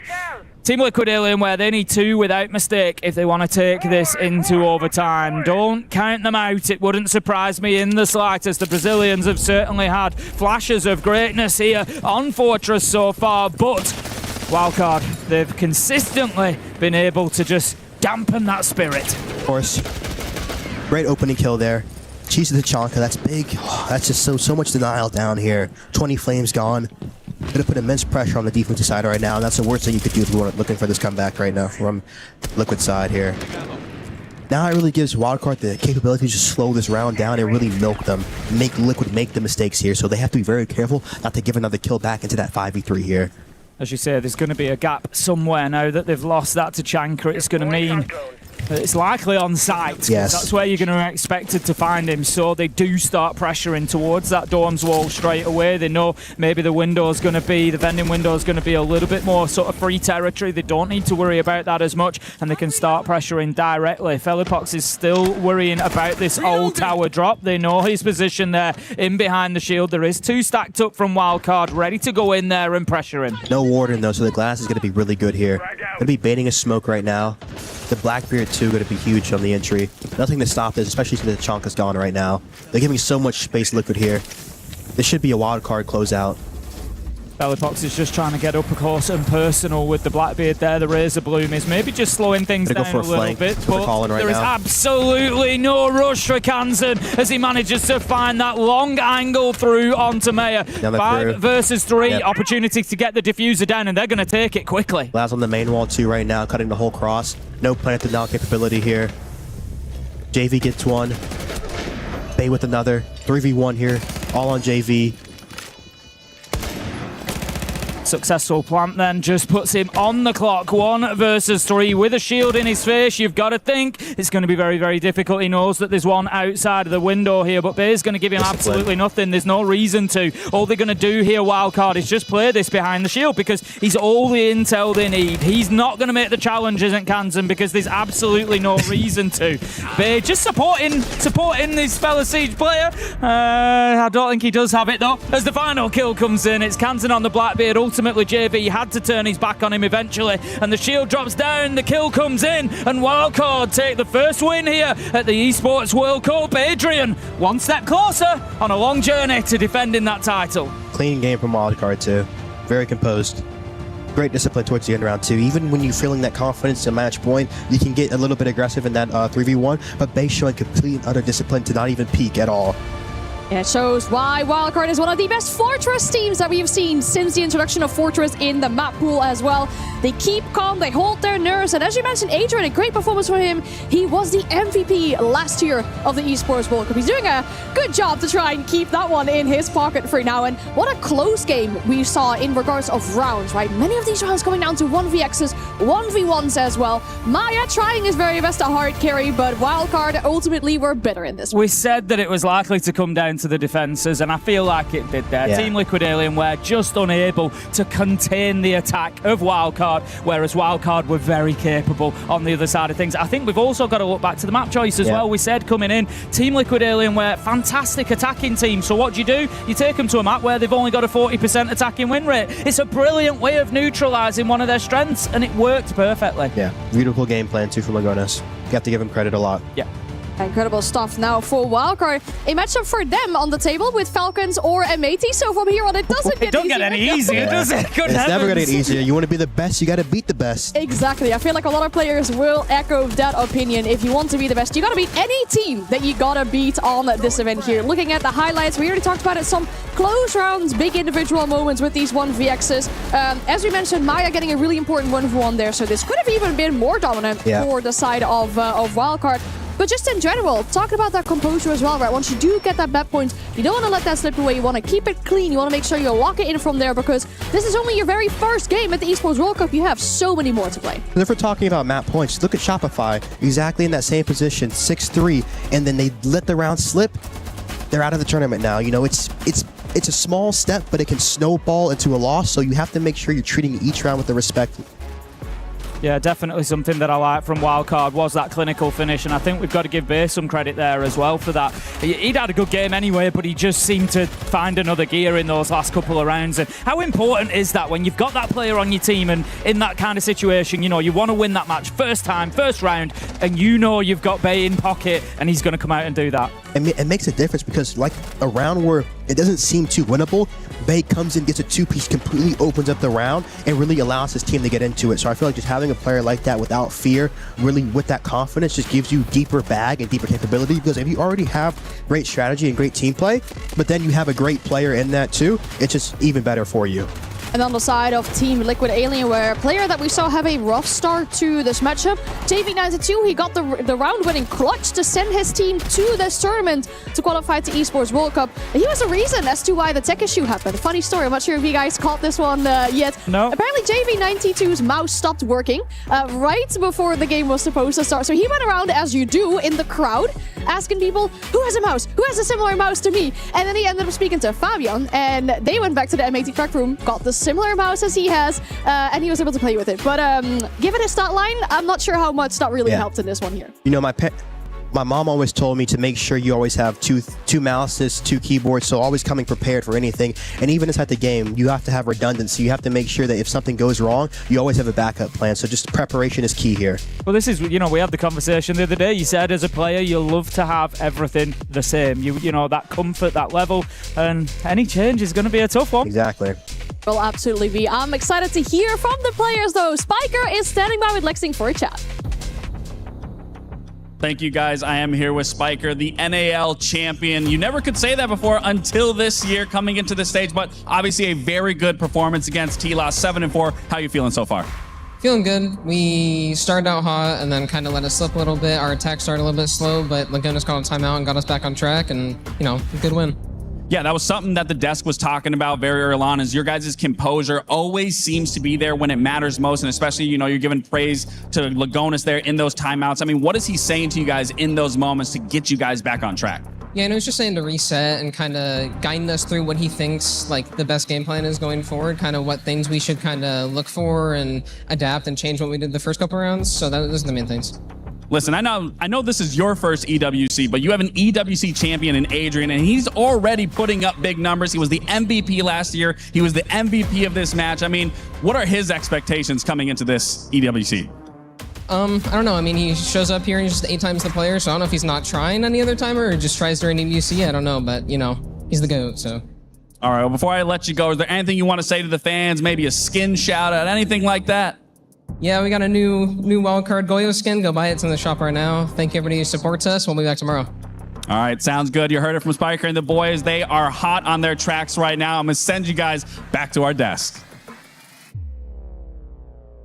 Good stuff and great words from Spiker as well about this game here. And as they have many more to play, already speaking about Agent a little bit, of course, the potential for him to go back-to-back. For Secret, that same potential is there, but they had a rough opening game. On the A stream earlier today, they played against Dark Zero. 7-3 for Dark Zero. I feel like, is that what we expect from that game? They were able to get a few rounds on the side of Secret. Is that enough in this one, or? I think, yeah, from what we've seen from Team Secret through AML, I've got to say that it is. You know, you've got Dark Zero. They've just won at Salt Lake City. They've been consistent in NA as well. And it was always going to be a tough start for Team Secret coming in here. They've got their spot as the defending champion, of course, but it's been a rough ride through AML. They have improved towards the end of it. I will say that, towards the end of Stage 1. But it's going to be welcome to big school, I think, here at the Esports World Cup. Of course, like I said, Twitch was saying they're more focused on the process, just enjoying the event, not really the results. And I feel like Dark Zero, you know, they're just churning, man. They've been just working extremely hard. I'm glad they're finding the results,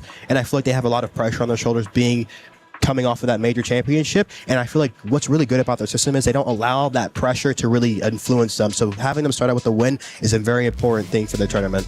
Absolutely. I feel like Wildcard will now have to move their seats over towards the A stream because they're going to watch their future opponent play there with Falcons versus MAT on the A stream very soon. We're going to divert our attention towards All Gamers and CAG after the break.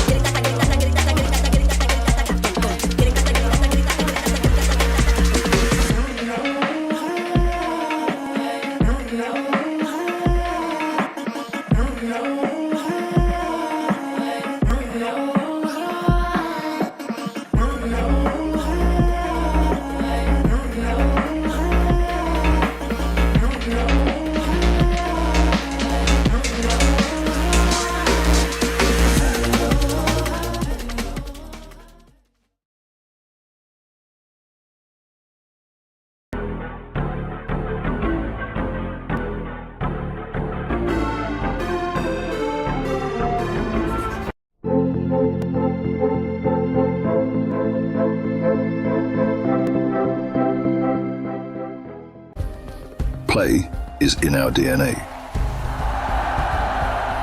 Whenever we let it out, it becomes our superpower.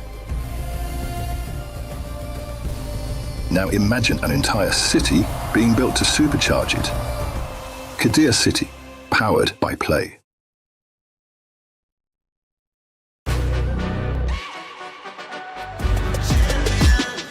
This ain't no regular thing. I came for the ring, you know what I mean. You see my name in the lights, better get right, I'm champion.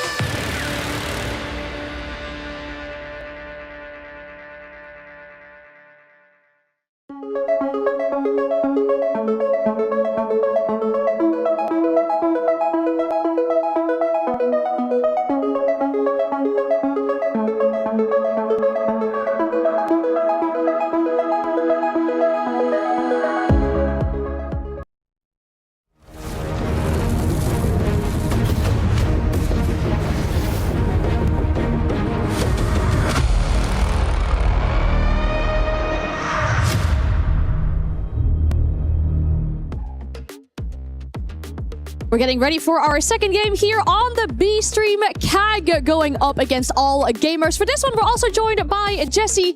Jesse, are you ready for some CAGing? Oh, I absolutely am, and it's been a great morning so far of Siege for the North American fans. 2 victories already on the day, and well, CAG have a little bit of a history of making North American fans sad, but maybe they'll do the same thing now to the CNL fans. No, of course, too. You saw yesterday, too, on Twitter, how many people came out to support CAG, how many just fans they really do have that aren't Japanese. So I just really feel like it's amazing to see just how worldwide they are. Yeah. And I'm really happy just to see them at the stage again, because they really did struggle across this last year, except for Reload. So it's finally good to see them find that footing again. Yeah, both these teams getting eliminated rather fast from their most recent tournament. CAG is already making an improvement from that compared to the last tournament. In fact, they crashed 3 keys in total with the play-in so far. Incredible results for this roster here. And a tune. As we hear the players getting loud in the bracket, of course. Edison is one of the players that we need to mention right on the shield. Has been so incredibly good inside this meta.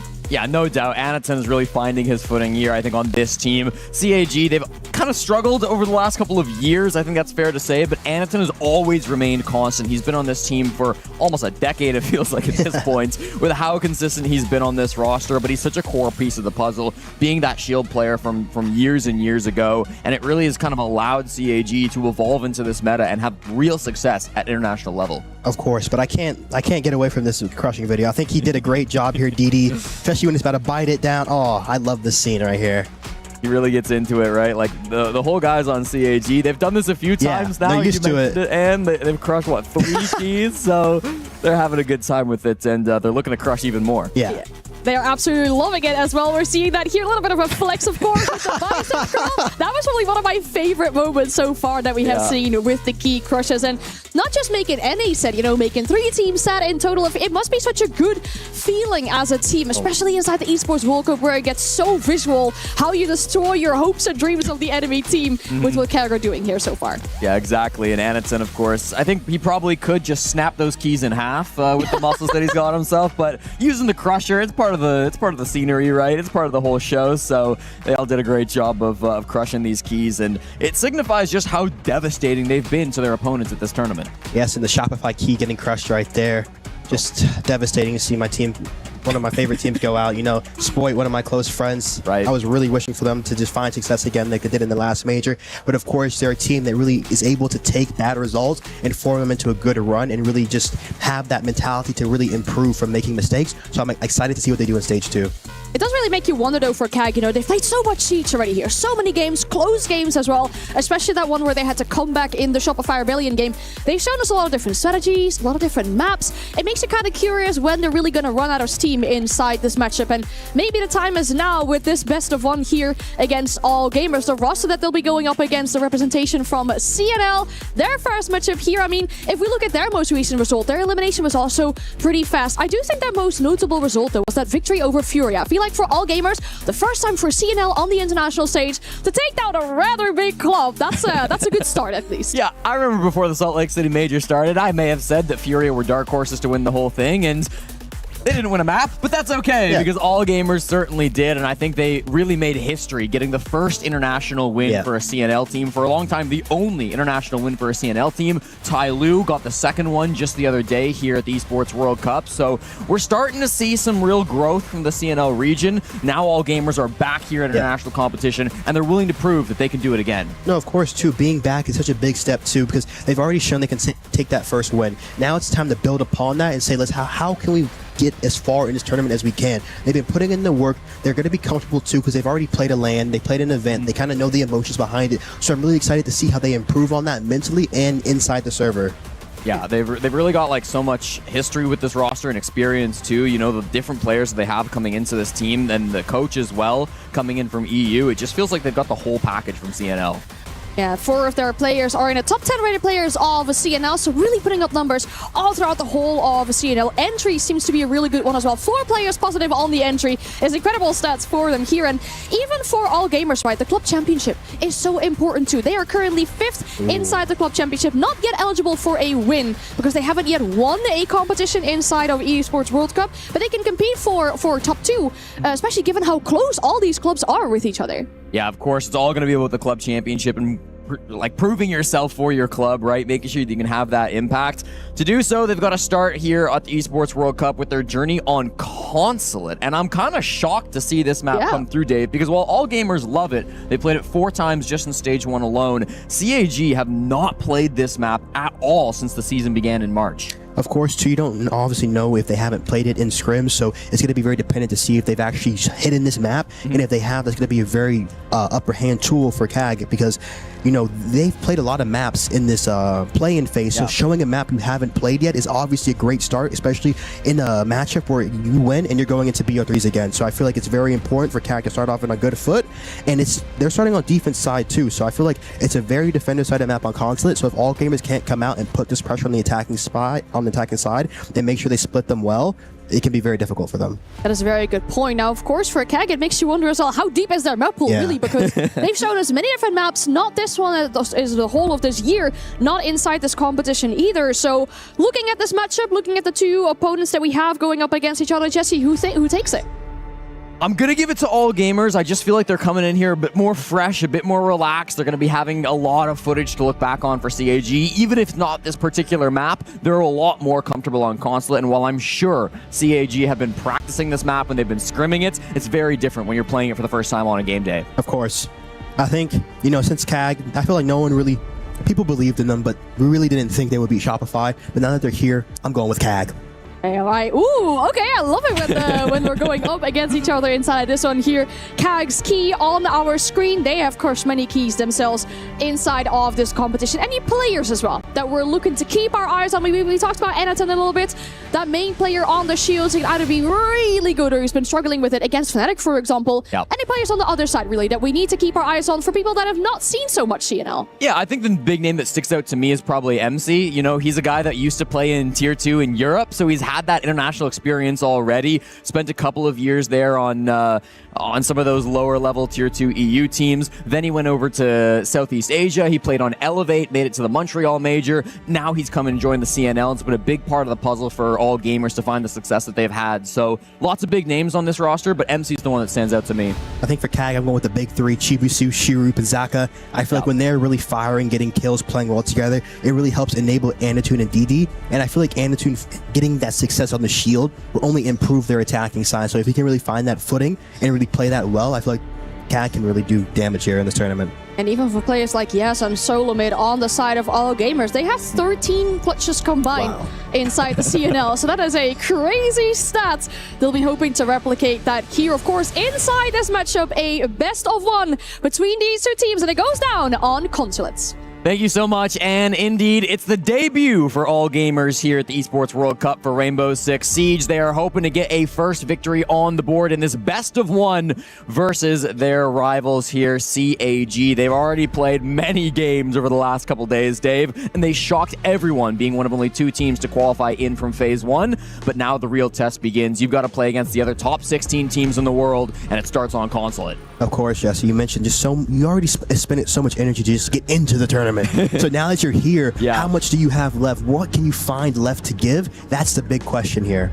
Well, we'll go through the operator bands, and this is a map, I feel, Dave, where you can get so creative with your op bands. I'm already seeing a Goyo to Chonka. Beautiful bands. Talk to me about this. There's so much denial capability, especially on the CEO. The Goyo to Chonka, they waste so much time. So that really allows the attack to open up the map, and the denial can't really stop them. So we're going to see them probably lean into a more trap-heavy setup. I actually like this Teller's side start, because Teller's is one of those sites that is very difficult to attack, especially if you play it very intentfully, especially with the Cade, the Solos. There's a lot of win con, because Conflict's a big map. The staircases are extremely close. So it's a very difficult map on the attacking side. When the defenders get lost and they start to retake ground above and below you, it can get very confusing. So if all gamers aren't very tuned into the rotations of CAG, it can be very difficult for them. And it's also just not a bomb site that they play very often in CNL. I mentioned it before the game started. All gamers have played this map 4 times in Stage 1. They played it a bunch in Kickoff as well. Throughout both of those competitions, they only had to attack this split site a single time. That was versus Tai Lu just a little while ago in July, and they did get the victory on that attack, but still, it's a bomb site that all gamers will not be as practiced with. So I like this game plan for prep work on that. Coming in and having a real trick up their sleeve. And that's what makes the best teams. They're going to attack the other team's weaknesses. You have to in this game. A lot spawn yellow right now. Going for a spawn peek 2 on the first round. It's very nice. Going to use the blitz to spearhead the clear. And this is cool too, because every operator that they played, all gamers, in that previous attack on this bomb site is the same, with the exception of the Thatcher, which they brought from MC, and the Monty, which they brought from Solo Mid. See the Thatcher band too, so they're really, it's a deep game plan from CAG. They're really counter-stratting them right now, so we're going to have to see how well all gamers can adjust. Now we're bringing in this Striker instead. We've got those Impact EMPs, can do much of the same job, and Solo Mid on this Blitz. A suitable replacement for the Monty when you don't have it at your disposal, but all gamers, a little bit of a stall so far. I mean, what are they looking to accomplish early in this round, Dave? Looking to take Garage Side right now. They have a little top yellow split right here. Going to be looking to clear across the top. The Snake getting a lot of info with the Dokkaebi right here. Should look to get some sense of piano control right now. They do have a defender in there. They're really playing very nice right now. They have the Mute Jammer Rat going up above so they can really counter the Snake gadget. They've barricaded these doorways. Look for Shoe here. Can be a couple of players that can be creeping around this top floor. Shoe is not moving a muscle inside of meeting. He knows he's safe on this Mute Jammer. They're not going to have good positions on where he's at. The Impact EMP goes out, hoping to find the Mute Jammer, but he doesn't do so. Both Shoe and Chibisu sitting on jammers, so this Snake from Moonlight isn't able to find any information. Trying to go for a Garage ISO right now. Looking to split the lower floor here. Using the Snake to just to clear with the Blitz here. They're stacked up for this right now though. 3 in sight. Finally, they find some value with this Snake scanner. They spot a person who's not sitting on a Mute Jammer, so they can start to push forward through this bottom floor, deal with the default cameras, take some space for your team. Yet to really engage RCAG. They're happy to allow their opponents into construction. Shoe on the flank right now too. Yes, here he goes, and he hits the shot onto Yaz. Perfectly played by Shoe was able to catch that player out on the top floor. Everybody else from All Gamers is down in the basement, so now they've really got to worry about their flank. Of course, right now with All Gamers, you have to... Wow. You see CAG, they really know the entropy of the strat they're running. They have the wall reinforced. They're playing a hard inside the site with a 2-round of slow. All gamers look prepped out right now. They need to make a game plan switch off for this first round. I'm already seeing. Another from Zaka. Finally one back, but Shoe will find one as Railgun trying to fit this vert.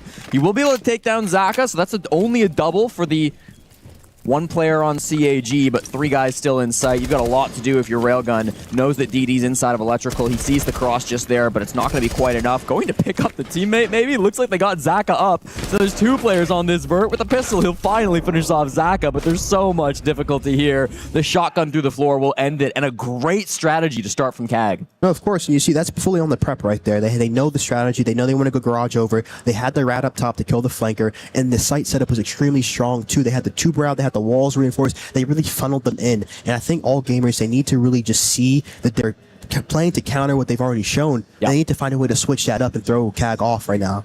Well, it's a great curveball to start round number 1 here between CAG and All Gamers. Again, this round really just did come down to the prep work that CAG put in. Some great flanks up above. They were never able to clear those players out with the mute. Might see a mute ban if this continues to be such an issue. We do see that from time to time on Consulate, but there's so many difficulties, of course, coming in for these first rounds when your opponents are so prepped. Of course.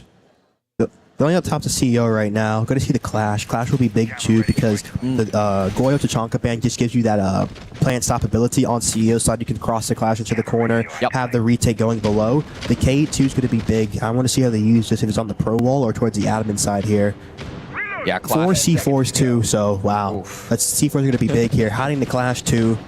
I like that. Nothing for the Clash. No Sophia, no Capital. Going to be tough for all gamers here. CAG playing very smart Siege right now. Anaton has played more rounds on Clash at the Esports World Cup than any other defending operator. He's got a 60% win rate when he's on this op, so it's definitely one that CAG know how to play around. Yeah. They're big fans of this Clash. All gamers, they probably weren't expecting, because as you said, they hit it through the prep phase, so solo mid on this blitz is going to have a really tough time getting past Anaton. Of course here. And of course, Clash too, with the introduction of being able to place down your shield, makes it so mobile, so you can really just be across the map in a few seconds, and being able to plant your shield and help your teammates here. Already pressured in towards yellow. Chibisu is going to be playing at the top of the staircase, try to make sure nobody can drop too safely through that skylight. MC's doing some good work on the Flores drones, trying to deal with this barbed wire. He should get the barb there. He connects it to the wall and will blow up the barbed wire. So that's going to be a little bit more information that is gone on the side of CAG. Flipping the Clash now. Looks like they want to go for some sort of CEO yellow take here with the blitz right now, but the Clash should help stop this here. They're going to need to have a C4 ready to stop this Ying swinging through, and it's going to be on the people who are splitting off of the pressure they're creating on yellow and CEO right now. Maybe a bathroom hop, maybe a top spiral hop here. Who am I stacking against the Clash here? They have a mute retaking lower yellow right now. CAG is working beautifully here. Movement could be huge. We're just waiting for all gamers to get off the roof and go for the go. They've certainly did some good job burning out this utility. The last Candela will fire, so that's going to be maybe prompting the push, but Dave, they're really not getting into the building. All of stalling hard here. On. Here come the Candelas in now doing their best, but the Clash just found this blitz. It's going to be brutal on the vert angle. Moonlight's the first one to fall. Chibisu was chasing his kills. A little bit over-aggressive, but he hits the jab. Oh! Going to get down there in the end. Everything coming up CAG, and Yaz is the last player alive. Didi will kill his teammate of Shoe Reap. I don't know how that happened, but regardless, a 4v1 still for CAG. This should be so winnable with Yaz not even in the building. He'll give away his position, tossing out that Sens roller, hoping to be able to draw some players back over towards that window, then go back towards the yellow side to grab his defuse kit. So much work to do now for the young player on All Gamers. Yaz is just desperately trying to find an angle into the building, but they know where he's at. They've got eyes on his position. One more roller, 2 can openers he likely won't be able to use. And here comes the swing from Chibisu to end it out. What a defense from CAG.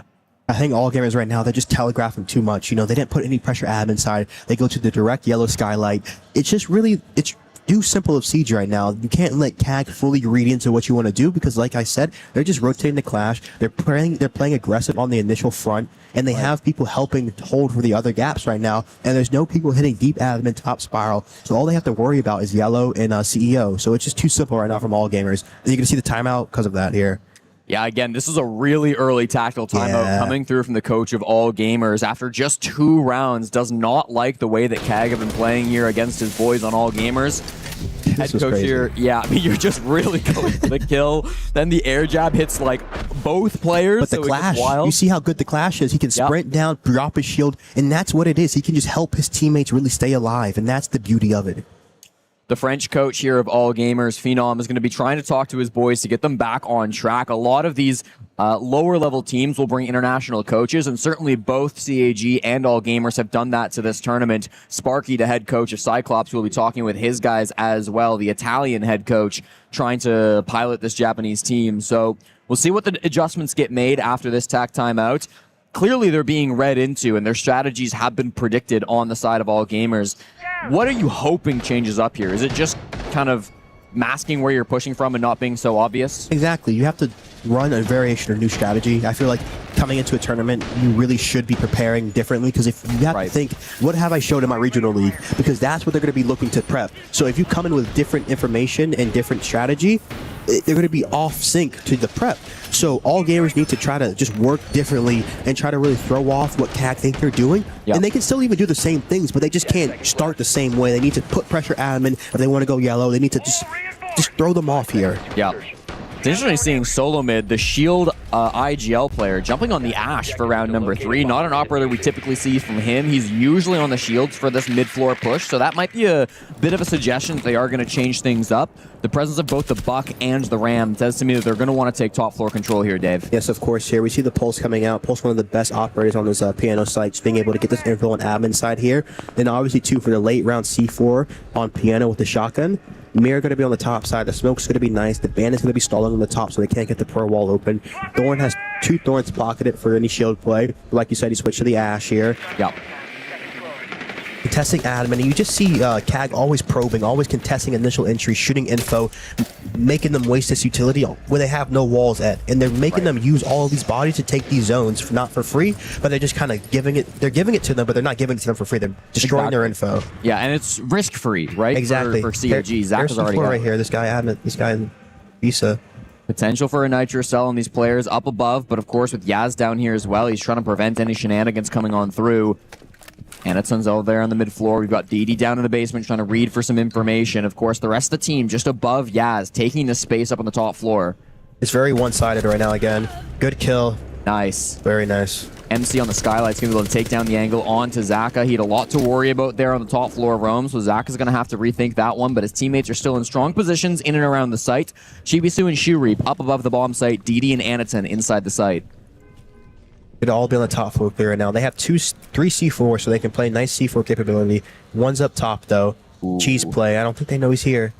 Oh, they're going to flash him out. So Shureep, he's going to be full blind. He sprints packs through the meeting hallway, trying to make his way back to the mirror window, and he does do so, but Railgun, he was there to try to catch him. He eats the C4 from Anatsun. That's a huge play to keep Shureep alive, and all of a sudden, this push is starting to get messy for All Gamers. They have some decent map control, but they need to keep pushing through the top floor if they want to get value of their Buck-Ram combo that they brought to this lineup specifically to start working the verts. This is their counter pressure down too, so they're all funneling into this mirror, into the smoke grenades on Oreo. So it's going to be very difficult right now for All Gamers. Either look to flip side and keep one above, so you can, because here you can still plant safely and you have the cross right now, but it's very difficult because it looks like they're going to go into this top floor clean. Worried about a stall here, Dave. We're kind of just standing around. They've got to start making some moves to fight these players. The flashes will go in. You heard the nitro cell rip. Shureep got it, but instead the gun's in his hand. Finds Solo and another quick shotter to MC. He wants a third, repelling in. Beautiful shots on a moonlight.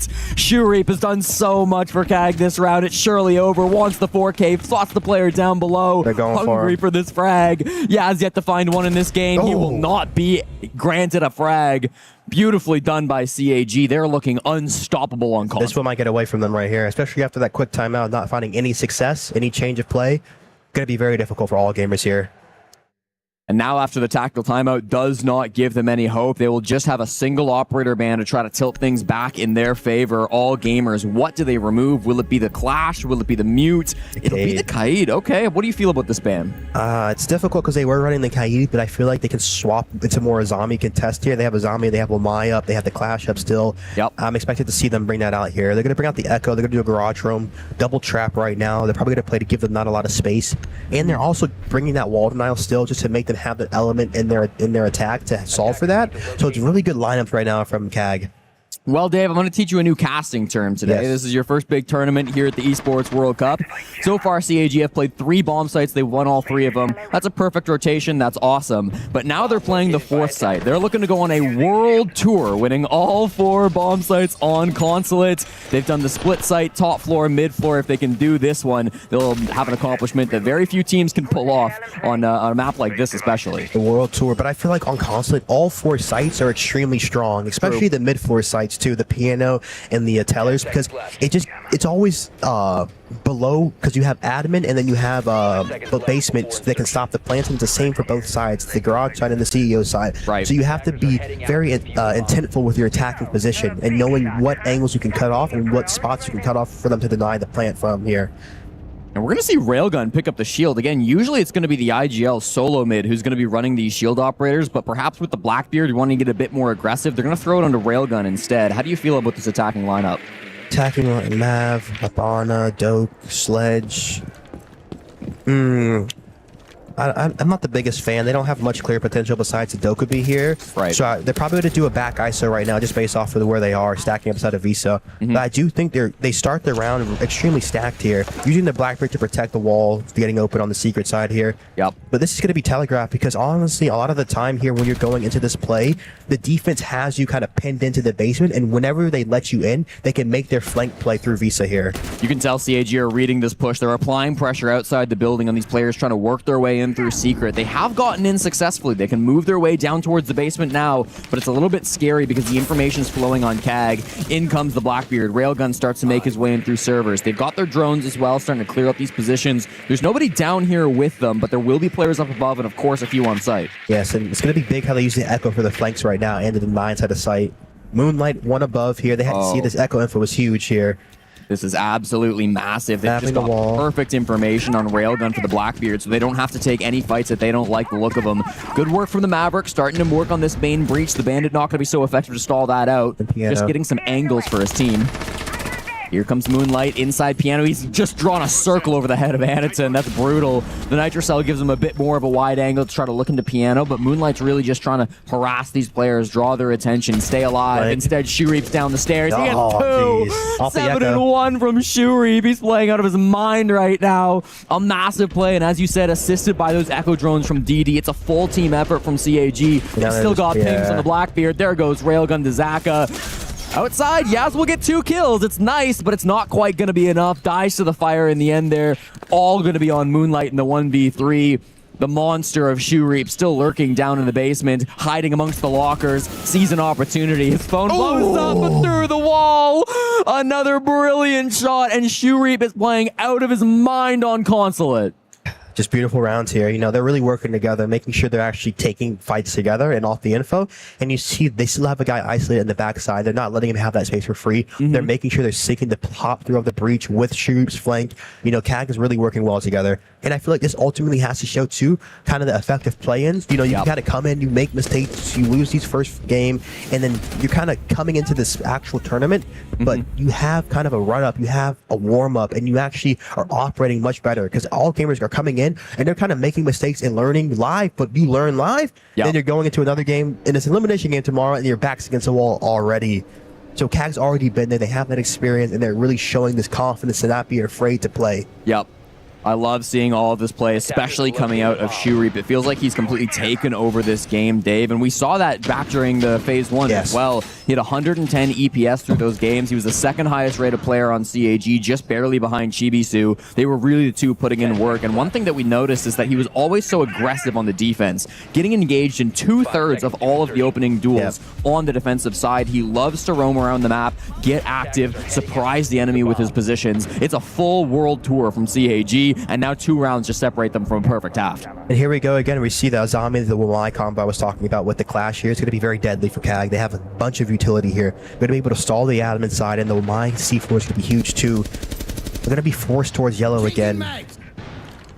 And again, the operators are a little bit lackluster from solo. I mean, from all gamers right now.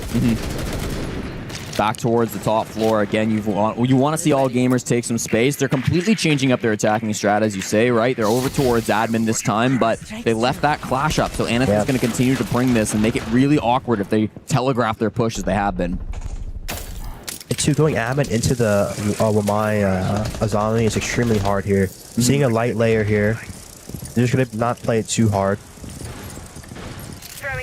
Swinging in, they have admin control right now. Good take from all gamers to get this control here, but it's all going to be on the soda clear. Right, this is all the space they wanted, but Shurip, double digits. He just can't miss tonight. It feels like Shurip is unstoppable. Here comes some breaching in towards the break room, but exactly, they've already gotten their frag. They don't need to continue to pressure over towards break room. They can just fall back towards the vending machine, play passive if they want to. This is all looking CAG. Yeah. Just out of sync from all gamers walking before the breach gets open, because if you get the breach open, it just nullifies that angle. You get the drone work up too. You have the control you need. Anaton will soon spot the player starting to push in through admin. I believe it's solo mid starting to apply pressure. He does get on the drone and spot out that clash. They've got players down below, which can be a good clash counter, but they don't have the Zofia, they don't have the Deimos, they don't have the Buck. It's going to be tough to actually apply pressure. Yeah, exactly, too. I feel like the floor, they're just in the wrong spots, because the floor should be on the spiral skylight, getting rid of this bar, getting rid of the desk here, getting rid of these foams.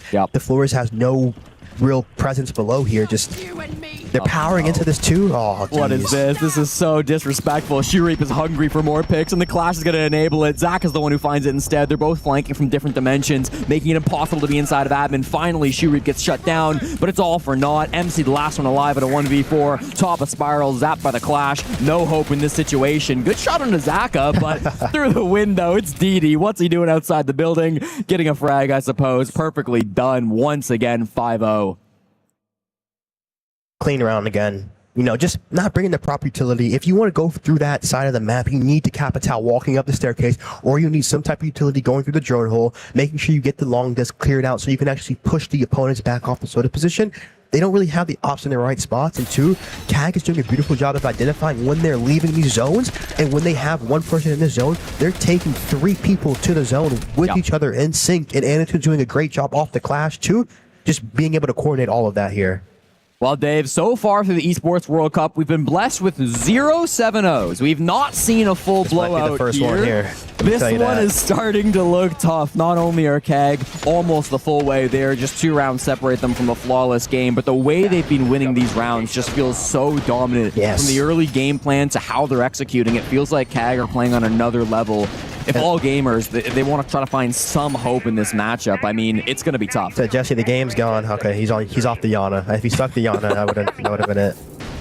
Yana in 2026, that certainly would have been a sight. We don't Only KZ can do that. Shaiko too. Shaiko too, okay, yeah. Here we go, 3 minutes, separate the perfect half. With the nades. Oh, he's a nightmare on that operator for sure. Now solo mid. The blitz, they haven't really gotten much impact out of the blitz either, too, so it's very awkward. They're going to the double shield lineup. Yep. Let's see how they want to use this. Piano 2 here. Starting with a kind of similar top setup, bringing more trap on the top here. No bandit either. Do you think they're going to try to take full top floor control like they did last time? I mean, it didn't really go They're their probably way. going to go yellow split here to try to get the top right now, because they had to go admin over, but it was into the mirror. Yep. But they need to use the shield on yellow to get this yellow control. Then if they want to do a CEO window repellent, they need someone hopping the site to put pressure on Anitude to stop the C4 below. Because if you do that in sync, you can catch Anitude off guard. You have the site, you get yellow, and then you can go for a direct site plant here. So this depends how they want to do this. Looks like they're going to have the Blackbeard pressuring site here. Okay. And they need to have good coordination when they time this. That's the big thing. And we haven't really seen it from all gamers so far today. Shurip gets a kill. It's another Tuesday. He goes down to the track stingers and will be finished off by MC, but still, that's going to be a 1-for-1 trade. It's going to continue to slow this push down. CAG lose their best fragger here on Consulate, but it might not be enough. Anaton ready for the C4. You were worried about the hop-in. There's nobody directly ready for it. Instead, the nade actually falls through the floorboards and almost finds Anaton. We'll say he meant to do it. We'll say it was intentional, regardless of whether it was or not. Oh, go. Yeah, if Railgun repels in here, this is going to be a nightmare. Chibisu will certainly hear it. Anaton will too. They're just stalling out on this yellow side. They know exactly where they're coming from here. They're all positioned on the side of the map here. Blitz is going to drop, go into yellow. Smokes go out. They have the cuts. CEO window dead from the C4. Perfectly played. Now Chibisu can stall them even farther here from top yellow. He knows that one's over towards the bathroom window too. Zaka's trying to make a play to help out his teammates. There's the second nitro. It does get shot. Good coordination coming through from all gamers, but they're still stalling out. Very little map control just in yellow. Solomid wants to clear these top floors, but there's many different angles he's got to worry about. So he'll smoke off the ones to his right and try to focus down Zaka. Instantly dies to the shin shots. That's going to be tough. Zaka takes down the secondary shield, and now it's MC and Yaz, the last two alive. The rotate out the building to get back to safety. Why not? You know where these last two players are at, so you can make that rotate without any worry at all. Yaz and MC desperately trying to hunt down these last couple of players. Zaka is towards the admin side, just the top of the Visa steps, but something tells me they're not going to be able to find him. They don't have any time on the clock there. Yeah, they're fighting Ghost right now, Jesse. Just a nightmare position to be in for all gamers. They're over by the hatch. If they drop this, they're certainly doomed. MC's got no more utility to try to play with here. Down the spiral stairs, Yaz is trying to open up the site for his teammate. Finds ahead of Didi. That's a good retaking shot. top though here. Yep, bomb down. Perfect from Zaka. He will take down MC, and now Yaz has to do everything without the defuse kit. He doesn't have time to find these kills. It's going to be a flawless 6-0 half for CAG by Varel. Beautiful rounds here, because you see how those staircases are so close. Zaka can back all the way up, and then he has to retake. He can stop. He has top win con. It's beautiful from CAG right now. Really using the map extremely well. And we even saw when it was in the 3v4, when the Blitz was still alive, that they were able to back up inside of CEO after they got the kill in CEO window. They had that player playing Oreo, and they were playing a great crossfire off of each other in sync. They're not losing respect for their opponent. They're just staying as a team, and it's very good to see them here. Looking very good, very warm. Well, Dave, it doesn't take an expert to say that CAG are in a good position here at the halftime timeout, 6-0 over their opponents. And rather than talking too much about how the second half might go, I'm curious about your thoughts on CAG, because they surprised a lot of people qualifying out of Phase 1. Now we're getting to cast them here on Consulate. It's not the toughest opponent that they'll have to face today, of course, or face through the tournaments, but just based on what you're seeing from CAG today in the last couple days, how deep do you think this team can really go? Because I've been super impressed with them so far. I mean, I feel like right now, Shopify win was everything, because they are really in a position to lose that game 6-3 down, and being able to have the mentality to bring that back, I feel like it gave them a lot of confidence here. And if you can beat Shopify, you know, coming off of that grand final in Salt Lake City, beating that team, it's not easy. You know, you have to have respect for your opponent. So I feel like CAG, they're working really well together, and seeing them playing as a team, that's what really matters in CTEC. You're going to have like your good players, you know, you're going to have Shuri popping off and stuff like that, but making sure he's popping off in coordination with his team, not making these solo plays. It's all in coordination. He's flanking off the Echo drones. He's playing with his team. It's just, that's the key really in these matchups. It's being able to go the distance as a team, because in these tournaments, there's so much pressure on each player to perform.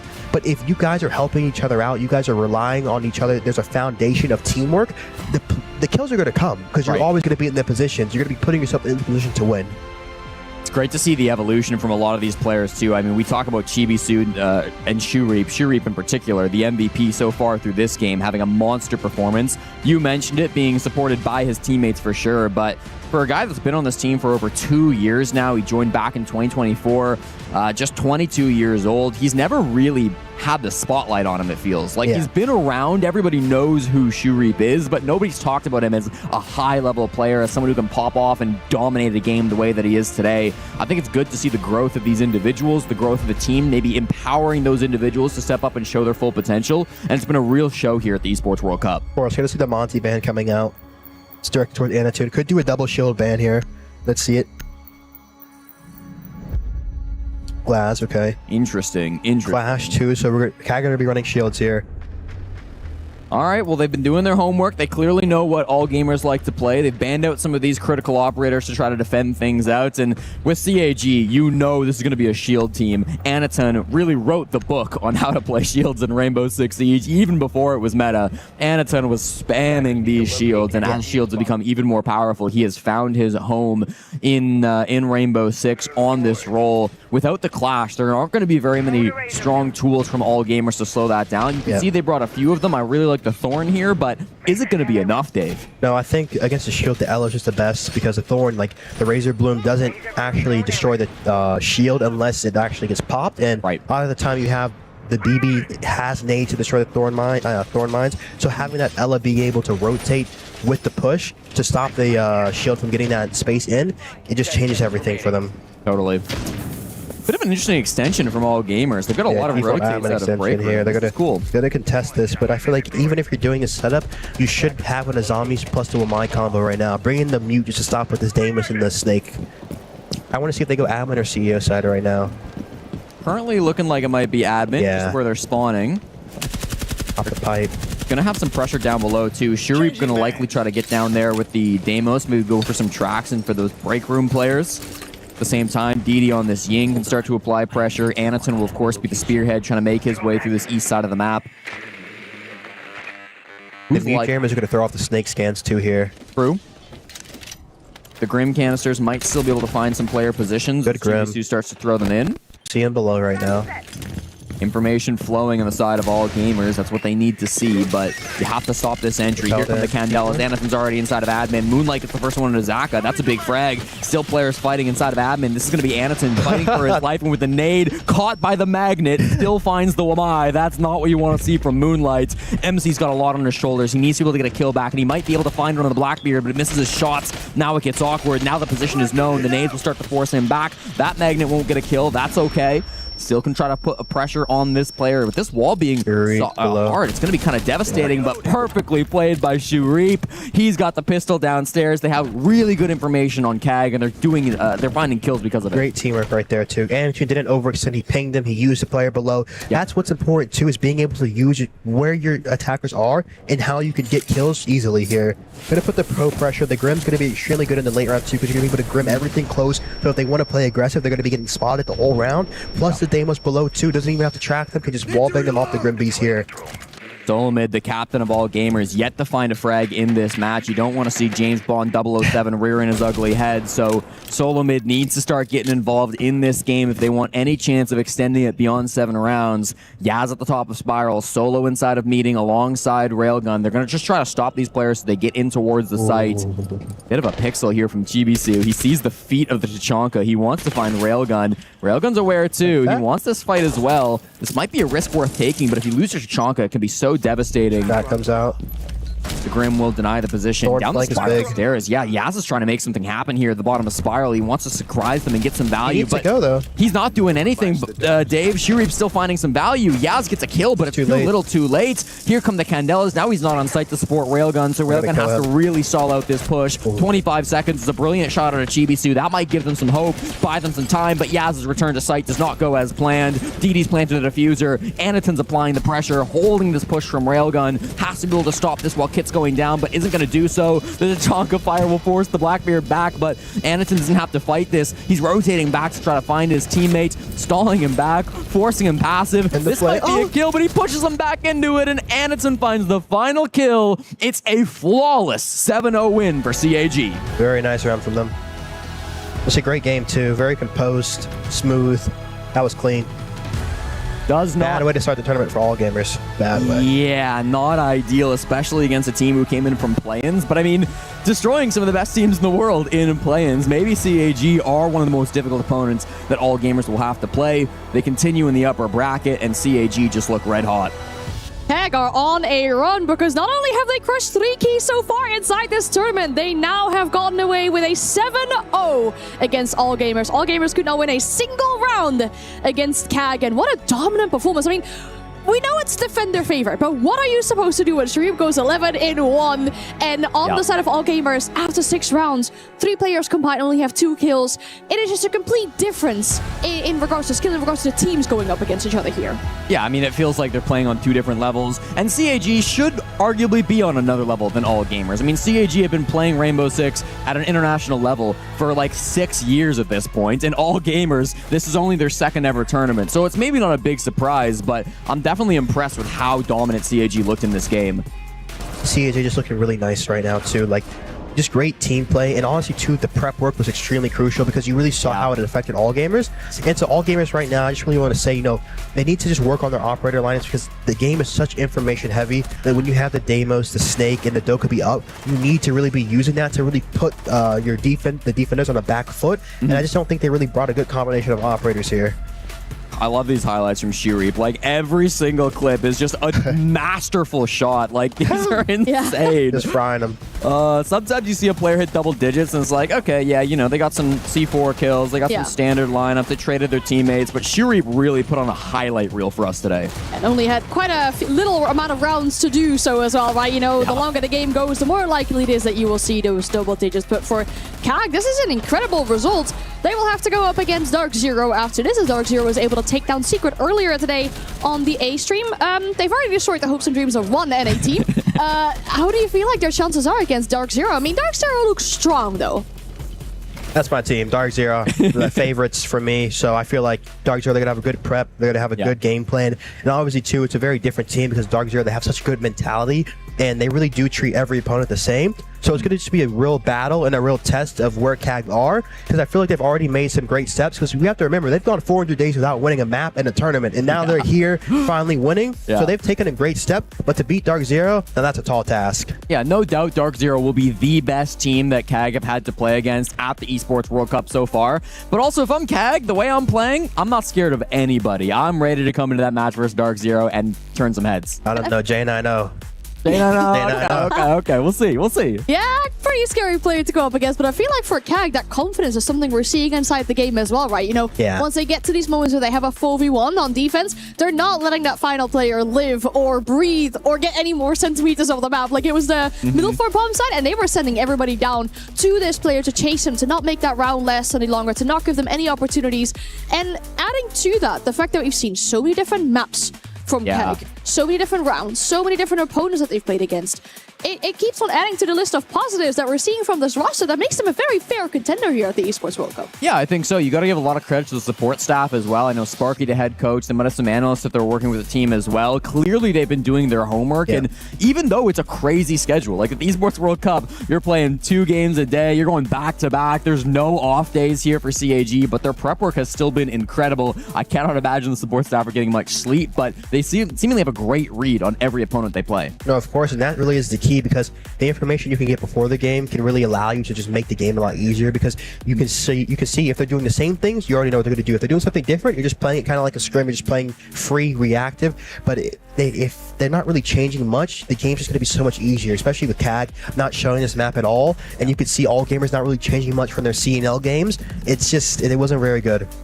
Rough for them there. They have to go up again in the lower bracket. Their 1 extra life is now gone, and they are 1 game potentially away from being eliminated at the Esports World Cup. Now, we're pretty in sync with the A stream, because their game has also just finished. I'm not trying to bring the spoiler alert too hard. Who won? Who do you think won? Falcons, M80? Oh boy. Falcons? They did. Yes, they did. What was the score? It seemed like I don't know like the exact score, but it seemed like a big stomp at the beginning, and then it got a little bit closer. Okay. But still, Falcons, I think they didn't take them down at all, M80, by the way. Like the last time they played, of course, at the Munich Major Finals. That obviously didn't end very well for Falcons. We all remember that. So it's a big moment for Falcons for them to take down M80 on the A stream. But as both our games have ended at a similar time, we now have Lexing standing by with CAG for a quick chat. Thank you, guys. A 7-0. I wanted to ask you if you're feeling better, but I mean, I think with a quick 7-0, you also on top of the leaderboard, you got to be feeling pretty good. It feels amazing to 7-0. In Consulate, when we play scrims against them, like they always like 3-9, 2-10. We always get like crushed, so it feels good to win on a 7-0. Absolutely. Now, I want to talk about one of your teammates, Sharif, another MVP of the series. He came into this today being the #1 rated player coming into EWC. I mean, what is this guy doing differently that just no one else is doing? Honestly, I don't know. I don't know what's in his brain. I think maybe he has cheats on his brain. I don't know.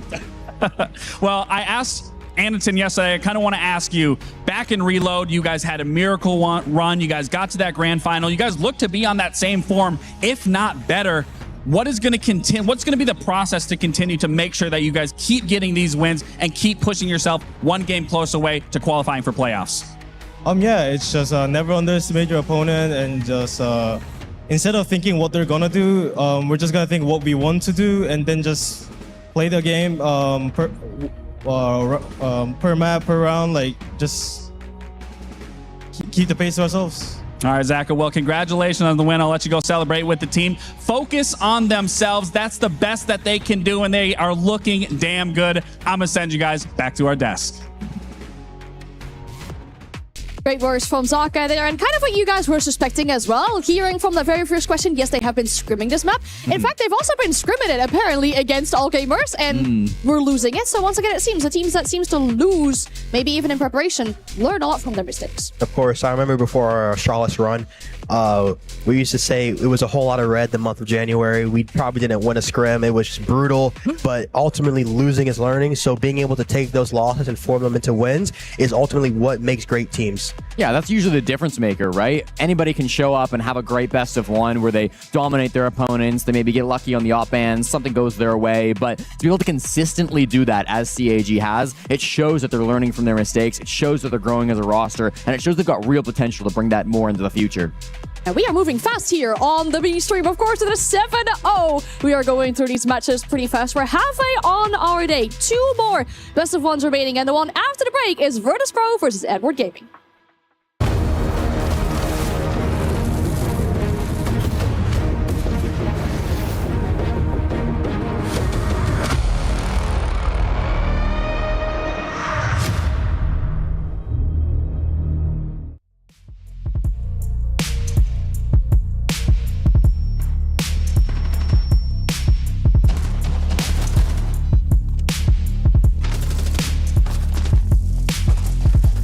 Going fresh.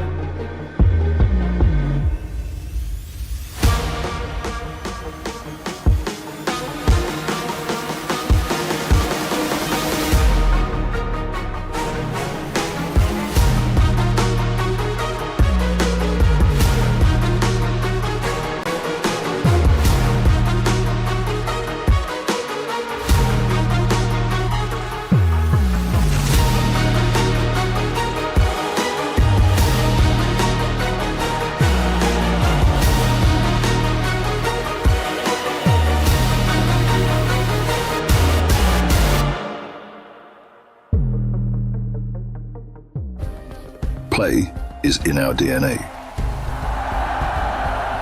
Whenever we let it out, it becomes our superpower. Now imagine an entire city being built to supercharge it. Kadir City, powered by Play.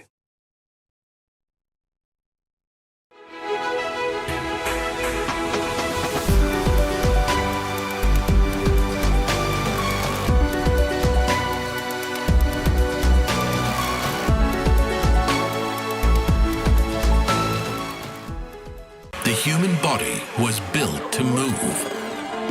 Not trapped at a desk in one singular posture for 12 hours a day. It's time your chair evolved. This is Secret Lab Titan Evo. Ergonomically engineered for you, gamers, hybrid workers, artists, backing your every move.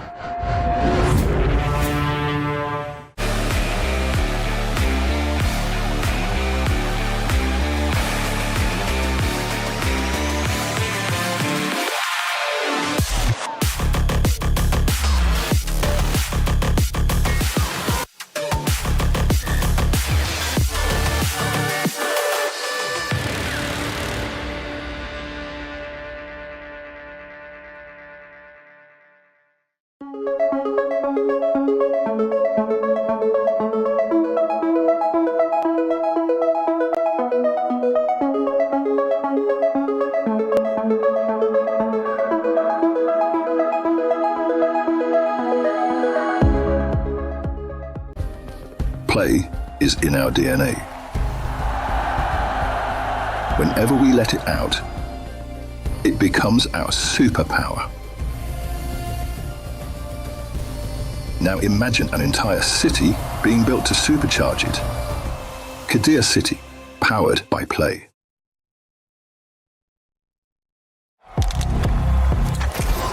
He thinks he can come in here and play my game. He knows nothing but go! Tyler Wine, you're done. This is my ladder. You can't climb it. It's better than being hard-sucking masters. You're going too far now. Your eyes buggy. Your elbows ashy. Is that airline? That's an L airline. Somebody better hold me. Okay, yeah. Do something then. Raw energy. Huff, blow the house down.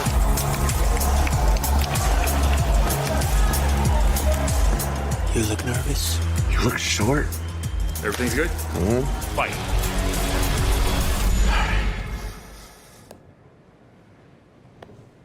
Okay.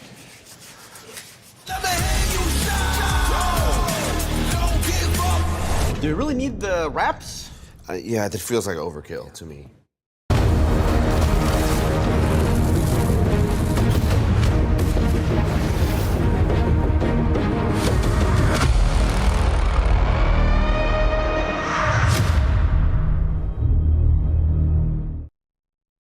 We are at the halfway point of our day here on the B stream at the Esports World Cup. 2 more best of ones to go. I am Anne. We're still joined by Jesse, and we have Ace with us as well. Ace, you happy to be casting some European teams despite being at an international stage? Yeah, for sure. I mean, I love virtus.pro. I've been kind of backing them for the last 2 years, and it's finally paying off. Yeah. They're here. So yeah, any opportunity to have a look at these guys, because they're just so entertaining to watch now with the changes they've made. Yeah. A lot more dynamic than they used to be, and Pasha and Dan are just always a pleasure, aren't they? So yeah, already through the play-ins, we've had some real support for these EML teams. We saw Fnatic doing so well through phase 1. Now we get to see another one of these EML squads, VP, come through and show their stuff up against an underdog here in EDG, who are certainly looking to cut their teeth against some of the best opponents in the world. I'm glad you mentioned Fnatic, because especially with the EML fans, they'll have to move over to the A stream as well. Fnatic plays phase there right now, and we're going to be focusing on virtus.pro going up against Edward Gaming, as you already said. If you look at these two teams on their last last international event. Despite having completely different results,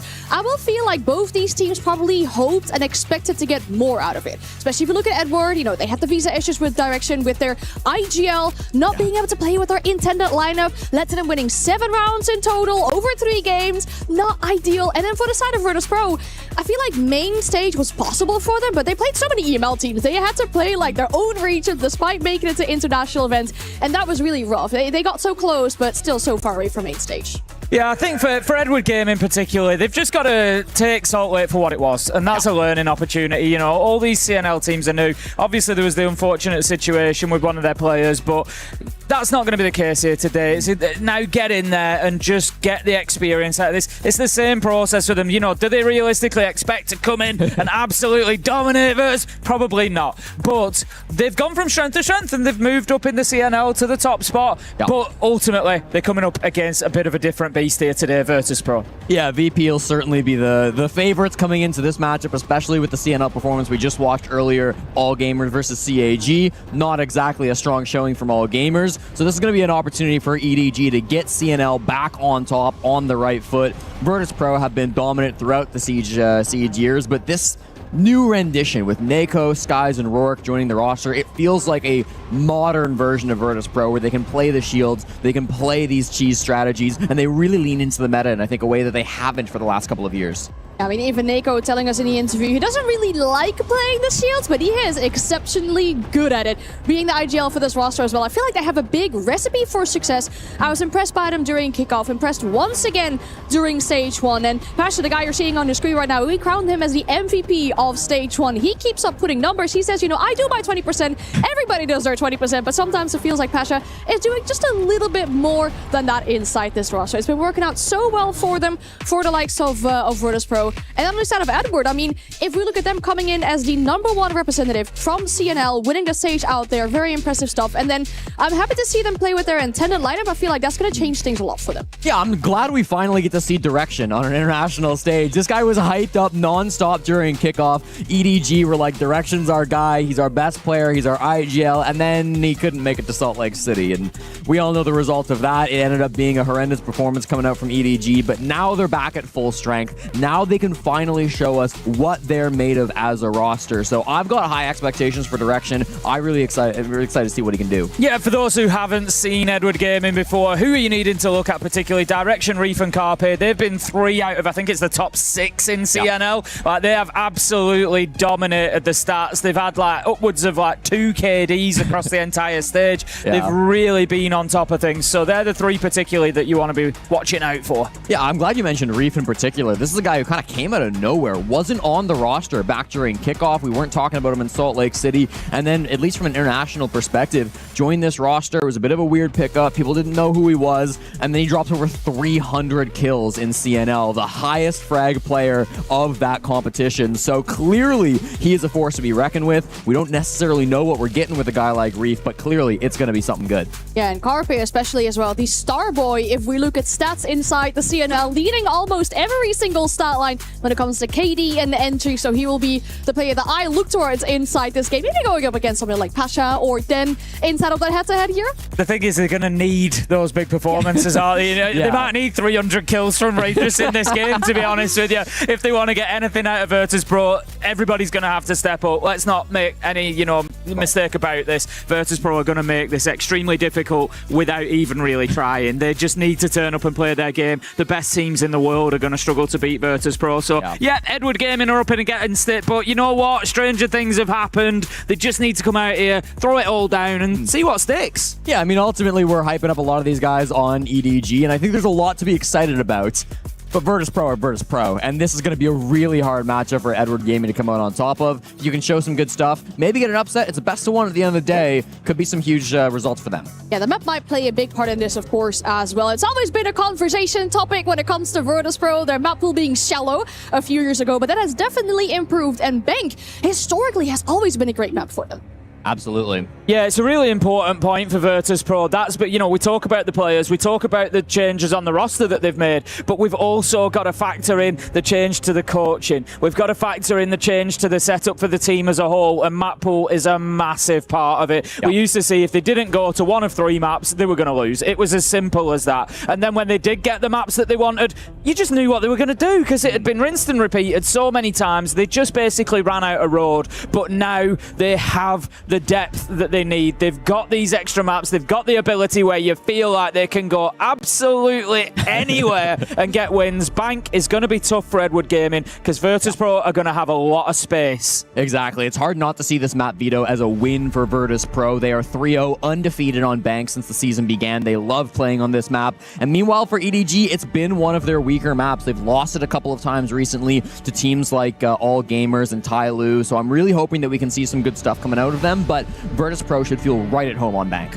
And something that makes Esports World Cup so unique as well as the Club Championship. I love doing little updates about that as we dive into our games. The players almost ready for this best of one. Now, Virtus.pro, they are currently 3rd in the Club Championship. In fact, they're even eligible to win it, right? Due to the top two top 8 finishes that they've had and a win in one of the earlier competitions. And a good result here can really help them overcome the people above them because Na'Vi is technically only 50 points above them, right? So it's really close. I think Falcons as well, only just 200 points. That is the difference between a 1st place and a 2nd place inside a tournament. We're talking about a lot of money there as well, but that, of course, is the bigger picture. It starts here with this best of one on Bank. Thank you very much, and let's get on into it then. Virtus.pro versus Edward Gaming. We're going to see these two teams get their Esports World Cup campaign underway here in Paris, and we know that this is a David Goliath matchup. There's no point trying to paint it any other way. The expectation here, I'm sure for everybody watching, is that maybe there's a few Edward Gaming fans that might feel differently, but Virtus.pro are going to be heavily favoured to take the win here. But does that mean it's going to happen? Absolutely not. Shopify Rebellion were favourites to go through from phase 1. It didn't happen. These upsets come along, so we will see how it plays out. We're going to get right on into it. It's going to be lockers for the first site down in the basement. No surprises there, Jesse. Yeah, no surprises on the bomb site, but a couple surprises here in the operator bans, I'd argue, Tim. Some really powerful operators on Bank that are getting let through the map veto phase. Kaid currently has a 100% ban rate on Bank throughout the Esports World Cup. He survives the ban phase, Tubrau and Mira being taken out instead, and the Habana usually being paired with the Ace on those operator bans so that you can keep the elevator wall closed on the top floor, so that you can keep some of those hatches closed as well and force them to bring more can openers. This is definitely leaving a lot on the table, and I think it comes down to just the experience that both of these teams have on this map. Virtus.pro will have VODs on EDG on how they like to play the map. EDG will have VODs on Virtus.pro on what type of operators they want to bring, so it definitely feels like we're going off meta a little bit in the operator bans and are trying to dive into some of the more specifics between these two squads. I don't know if it's a bad omen for Edward Gaming or not, but I'm just looking at Virtus.pro's history on Bank recently, and they've won it. They're 3-0 over the last couple of months, but they've won it once a month. They like to win it once a month. They won back in May, they won in June, they won in July, and I'm really sorry to tell Edward Gaming, but we're in August, so Virtus.pro might just be due another win on Bank. And if we look at the teams they've beaten on there as well, Jesse, they've beaten some serious pedigree on Bank. They've beaten Falcons, they've beaten G2, they've beaten GK, 3 of the top 4 EML teams. You know, it's a serious map here for Virtus.pro. No messing about whatsoever. If we have a look at their stats, they're going to be starting on the defensive side. And defensive win rate 65%, and that does not bode well for Edward Gaming. When you're coming in here in a best of one, you really want to make a good start, and it's going to be very, very difficult. We're going to expect a minimum of a 4-2 half from Virtus.pro here. Could be 5-1, and so that second half, Edward Gaming, may need to show us some real mental resilience. Definitely. I mean, I want to see EDG trying to play around their strengths, right? We know how this team kind of likes to play on their offensive side of things. They'll bring a lot of that Deimos. They'll bring a lot of that Twitch. The Habana is a really popular operator for Bottom Love in particular to bring on this map. So I'm really hoping that we can see some of these operators come through and try to punish the play style of Virtus.pro, which can sometimes be a bit more aggressive. They certainly can play down to their old slow and steady style as well here on Bank, but it's really going to come down to kind of how they can read their opponents, what they've been able to to predict so far. And the fact that they're even losing on the calendar stats, I mean, that's a new one being brought out of the desk, Tim, but I do love it. That's a bad omen for sure. We'll see how it goes. But look, I think what Virtus.pro are going to try to do here, I think if I'm Virtus.pro, I'm looking at this, and I'm going to try to stretch Edward Gaming here. Sure. I'm going to try to put as many obstacles, as many puzzles for them to solve as I can. I'm going to, if I'm on basement, I'm going to have people up on top floor. I'm going to have roamers, but I'm going to have them moving around. Maybe a little vigil play here and there. You know, somebody to just really keep them guessing. Somebody who can keep themselves off the radar. Scopos. Somebody who can be out there on the roam, switch back to site. They can never really be sure. Keep them checking and double checking everything. Mute Mozzie combo. Make it so they've got to face check everything going in. Just so many little things that you can do to keep Edward Gaming guessing and to use that space that Bank offers, because that's the big thing. Bank is a massive map. Yeah. And if you're getting in there as Edward Gaming, it's already difficult enough going up against Virtus.pro. If you've got to clear all 3 floors every single time, that's going to become a real drain on resources, on your time, even on the mental. And we're just starting to, we got a quick little delay before this game gets underway, of course. We're making sure that everything is ready before we load into the lobby. A familiar face, perhaps, standing behind the EDG camp. It's going to be Rise, the man calling attack timeouts behind the team today. They've had some switches in their coaching position. Mingoran is on this roster as well, but is not going to be in the head coach role for this specific tournament, so they're going to have Rise here instead. Was coaching them throughout Stage 1, used to coach Stella Gaming down in Tier 2 for South America, and of course has some history as a player as well. Was on that Los roster for quite a bit of time through 2023 and that one roster through 2022 as well. So we see this from a lot of international teams, especially in CNL and APAC. They're bringing in those international coaches to try to give them that support to win the match. I think it's a good idea ultimately. You know, like we've said already, CNL are quite a ways behind the other teams in terms of development, and I'm going to say again what I did the other day. I'm really impressed with the CNL teams and how quickly they are catching up to the standard that we're seeing set from, you know, the rest of the teams have had a lot more time. So it makes perfect sense. I think it's, you know, you've got to, you know, bring on the players locally, but by bringing in a little bit of external experience, even if it's just for now, it's really going to help you get up to speed quicker and be competitive at this kind of top level. So I don't think a bad idea at all. But we are ready to go. I'm excited for this one. We're into round 1. It's down into basement. Virtus.pro kickers off on the defense. What are we seeing on? We're not going to Tachanka, interestingly. We're just going to be sticking with the smoke. Yeah, and no Kaid either. This is something a little bit behind the scenes. We were watching the players as they were loading on in, and they had Kaid selected for most of that technical timeout. They swapped it at the last moment, and when you leave a Kaid up, you kind of assume your opponents will be bringing something to counter. Expect direction to be on that Thatcher most of the time, trying specifically to counter the Kaid. So Virtus.pro deciding they don't want to bring that powerful operator, and instead will just rely back on their strats that they built, assuming that Kaid would be banned. I love this from Carpe, just using the knock to have a little sneaky peek into Garage. There's nobody there, so he can get himself established now. And the problem is, VP are going to have no idea about this. And if he's patient, he can hold. I don't know if he's going to wander on into sight of the trade. I don't think he needs to. Just wait here. Pasha is now aware. They really needed to hit that kill. He does. That's brilliant stuff from Carpe. Yes, they are aware of it at this point, but the damage may be done there. The FNATs are stuck in position. They now can't be altered with Fenrir off the board. And Virtus.pro, they are on the back foot in round 1.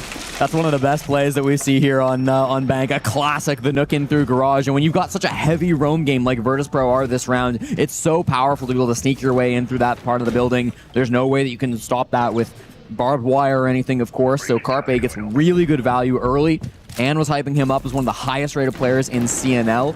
He actually tied, I believe, Reef for the highest rated player in CNL Stage 1, so lots of firepower on this team. Good start for Carpe. As the round ticks by then, Virtus.pro not panicking, which they won't. They've not, tried to take any kind of drastic action to get themselves back into things. Dan is still active on that middle floor. He's now dropped away, as I say that. He's going to drop down the hatch. So at the minute mark, that's the call-in point for Virtus.pro, but they are going to continue. Oh, it's a bad throw on the nade, but the second one should get the job done. Direction manages to find Rorik. 5 versus 3, and we're going to find ourselves now with Virtus.pro hurt into that garage push. 3 Toxic Babes still in the pocket for Nako, so if they do go for a plant strat, they might be able to stall this out with only 40 seconds remaining, but you have to imagine EDG will be trying to flood the site and win on kills. Virtus.pro are just trying to get aggressive now, playing the angles up the hatches. Nako manages to find one, takes down direction. 25 seconds left to go. Time, as you say, Jesse, quite rightly could be the factor, but Virtus.pro are missing some of those denial operators that we mentioned. The Goyo, the Tachanka, we can hear the Capitao utility coming in, manages to get the kill onto the smoke. That's the denial gone. Reef is managing to find one. Carpe on the last. Virtus.pro, honestly, they looked a little bit ineffective on that round. They had no idea about the garage walk. They suffered to it. 2 kills came from that direction. Carpe actually gets the 3rd walking in at the end as well. And Virtus.pro never really had any hand. It was weird. It felt like they had no teeth in that round whatsoever. Yeah, already doing better than their fellow CNL team, All Gamers, getting the first round here on the board versus VP. And you mentioned it, right? It was really Carpe who's cracks that round wide open, gives them a massive advantage, not just 1, but 2 kills. And you got to think maybe for Virtus.pro, a little disrespectful on how they handled that. Whilst they didn't know his position immediately, when they went for that first frag, of course, they knew he was there. He missed a couple of shots, and still we saw Virtus.pro swinging out to try to take that engagement. Then it was another just raw engagement coming out. I believe it was Rorik and Pasha. So you saw these players trying to get active and trying to just take 1v1s versus Carpe, who's playing long range with the DMR. Those just aren't fights you're going to be favored to take. And then EDG, great job focusing down the smoke so that they could play that objective-focused game plan. Seems like everything is going exactly how they planned it through the first round, and now they just got to keep that up. Virtus.pro will move on with their site choice. They're going to go to open area. Virtus.pro, one of the teams leaning into, I feel like, this theory that I've spoken about a little bit now about avoiding those top floors. It started with my hatred of Cafe top floor. Yeah. And it's kind of spread, Jesse, why not? So the reason that I say this about these top floors, and I think the reason teams are starting to avoid them, I really do need to speak to a couple of the coaches and see if this is the reasoning behind it. I feel like you do just restrict yourself a little bit on those top floors sometimes, because vertical play upwards is really difficult for defenders. You've maybe got Soulish, you've maybe got Pulse, but other than that, we don't tend to see too much. So it's much easier for the attackers. You've got like the Buck that can get in there underneath, just open everything up, no problem. You've got the Deimos who can be a nightmare from below. So we're starting to see that when you play those top floors, naturally the defensive teams are much more restricted to site. They play in and around site, they set themselves up, and it's almost a turtle defense every time, maybe a small extension within the top floor itself. So that's a big restriction to me. Whereas if you're playing in basement, if you're playing open area here, you've got the option of playing those roamers up above. It can waste you a minute straight away. So if you're playing top floor, that's a minute that the attackers, have just gained. Yeah. And so we're starting to see this lean. I've noticed it, particularly through EML, and I think it will spread internationally as well, where we start seeing those top floor sites actually becoming second and third choice sites rather than, the first pick. Yeah, I mean, it's a good lesson as well to teach to any ranked players watching, because I feel like half the time they're just clicking the first site on the list, and that will be the top floor sites. But certainly on a lot of these maps, I think like Bank, like Cafe is a great example too, where there's just not that much space on the top floor. Layering becomes really difficult, and layering is such a powerful option for defenders today in Rainbow Six Siege. Just the main strategy that defense teams will try to run to stall out time while still getting value and wasting resources from the attackers. I think there are some maps where you can successfully layer on the top floor. Clubhouse seems like the obvious example with CC and Jim. Even Consulate on the top floor, extending an admin. There's definitely ways you can do that, but I agree, like some of these maps, it really feels like the top floor is falling out of favor heavily. I think Lair still has a pretty good top floor, just because of the size of it. Yeah. I think that, again, you can get away with it, but like you say, the more compact ones, I'm thinking Nighthaven Labs. Okay, I can't back you on that. I think Nighthaven top floor is Nighthaven top floor, I feel like you're under pressure immediately. As soon as that round starts, you've got teams straight away, external breach into connector, and then start putting pressure onto Catwalk immediately. And it's just such a tough site, I think, to hold on to. I will fight you. I think the big thing that separates Nighthaven Labs is that there's no real windows. There's no exterior windows for attackers to play around. There's E-Box, but it's like that's not going to give you many good angles. There's Meeting, but nobody plays in Meeting. So it's like you really only have those breaches, and teams have gotten really good at fighting their opponents on those breaches, whether they bring those mirror windows, they bring the bandits, whatever they might have to stop you from getting in, and even still, you've got some strong angles to play inside the site. So, listen, we'll see what the stats turn up throughout this tournament, Tim. Maybe it'll have a win rate of 20%, and you can pat yourself on the back, and Look at this, virtus.pro clearly thinking that your strategy is incorrect, Tim, because they will change their site after the rehost, deciding they don't like how much information that EDG may have gotten, and they will go to the top floor site.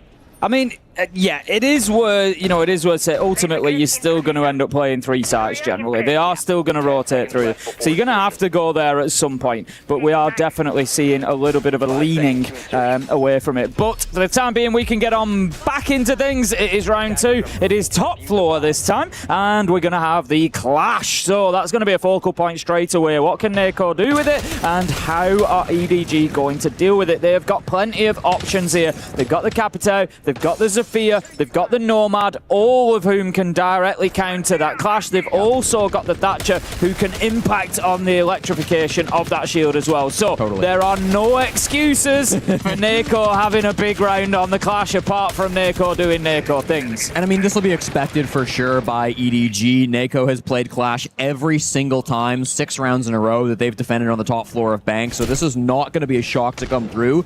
Again, the Kaid was being left up. This is super rare, so this might not be as telegraphed, but you can always expect that if Kaid's available, teams will lean into it. Posh is going to be bringing this operator now. You've got Rorik locking down this VIP side with the Azami as well, so I really like the setup that we're seeing early from virtus.pro. Edward Gaming going to have to really do their best to try to crack their way in through this map. Yeah, there's a heavy focus on the windows at the minute from Edward Gaming. 3 of them playing out there. We can actually see those silhouettes on the outside of the map there. I like that attention from Nomad underneath as well. Carpe going down there, trying to make sure that they're not going to be getting hit on any flanks up onto square. So now that they've got established, they just need to move the clash. They can focus on that. Nako has dipped across over to the elevator side, so they're getting aggressive here. Smoke goes in. Might be an opportunity to get this diffuser down. You want to keep yourself out of sight, though. That much is for sure. Reef gets taken down. The glass off the window. They know where the plant's going down, but they can't stop it. 4 versus 3, though, in favour of virtus.pro. They are now on the retake. There is nobody outside on those windows at the minute. That is going to be the big key. Instead, Bottom is up on the roof. Carpe has now managed to get himself onto the rappel from going out a square window, taken down by Dan, and this could be won by virtus.pro because Bottom will not get an angle from here. They are going to successfully defuse this. Edward Gaming really had the chance there. Wow, really nice attempt. I think that plant completely caught VP off guard. They didn't realize how fast that would come through. It's a really bold play from Mosquito. Gets that defuse kit down at a minute 26. So starts planting before even 90 seconds have passed in the round. You just don't see that very often in Siege. But huge credit to the shot that we saw from Skies. That was so nasty. Yeah. One taps the glass on rappel. Just reads where he's going to be. I think it wins the round. I think if the glass stays alive there and the plant goes down, it's done. Yeah, so really ridiculous shot from Skies that starts things off nicely for virtus.pro, and then the response is immediate. The fact that Skies is on the Solus there and can instantly call to his teammates, hey, the plant is happening, it's kind of been happening, they're probably going to get it down, and the fact they're still able to battle back, that is one of the toughest post plants to win for a defending team, but they just did a great job of getting kills before those players got back outside the building, got established on the windows, and really were able to close things down. That's the one tap. So brilliant to take that kill down, and then Rorik close to the windows too. I think a player that deserves a lot of credit. Yeah, 100%. I think a lesson to be learnt there for Edward Gaming as well about the positioning in that post plant. Bottom taking that wide angle up on the rooftop, but realistically, he's there to try and cover the jump out so that Carpe can play on the windows. Like, I get that, but he's also just too far away to be able to make an impact. You've got 7 seconds if they start getting on to, so it's like he puts himself in a must-win situation. He has to protect Carpe.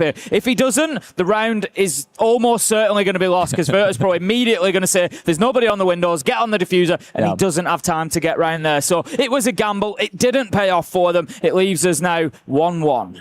We always see that from Skies as well, of course, playing here in his hometown of Paris. He's certainly going to have some fans in the crowd when they do make it towards the top 8 on the final weekend. And even here, if he's got any friends or family, we do have an audience open for anybody who wants to come and watch the games. There's a couple of bodies sitting here in the crowd getting excited for the team and trying to support the best they can, but it's all going to come down to what happens in the server, of course, at the end of the day. It's good to see virtus.pro battle back. If we had seen Edward Gaming get away with that strategy, a plant 90 seconds deep, and then go up 2-0 versus virtus.pro, we might be having a different conversation of, like, this could get a little scary for the team that should be the favorites. Got another quick little technical pause coming along. We're getting everybody back into the lobby as we speak, so hopefully shouldn't be too long until we're back on into this one. But 1-1 at the moment. I think we're going to see virtus.pro now move on to open area, which was the site that they chose before the last tech pause, but they decided to switch it up. So Edward Gaming is going to be about that top floor control again. It's going to be about going in there, taking over the top, getting that verticality down into site. You've then got a big choice to make. Do you go for the hatch play, or do you move across and try to open up that wall bottom square and move in to that side of the site to put the diffuser down in behind the counter? That's going to be the big choice for Edward Gaming. Yeah, I agree 100%. There is another option for VP. They could run the basement back, and just based on how they lost it, like, do you let Carpe get 3 kills from Garage a second time if you run that basement back? Probably not. And if you do play basement in round 3, that allows you to play it again in round 6. Whereas if you don't, you'll only get one more chance to defend it before the half swap. So I think both are good choices from Virtus.pro, whether they go mid floor or the bottom floor. It's going to come down to personal preference and what they value as a team.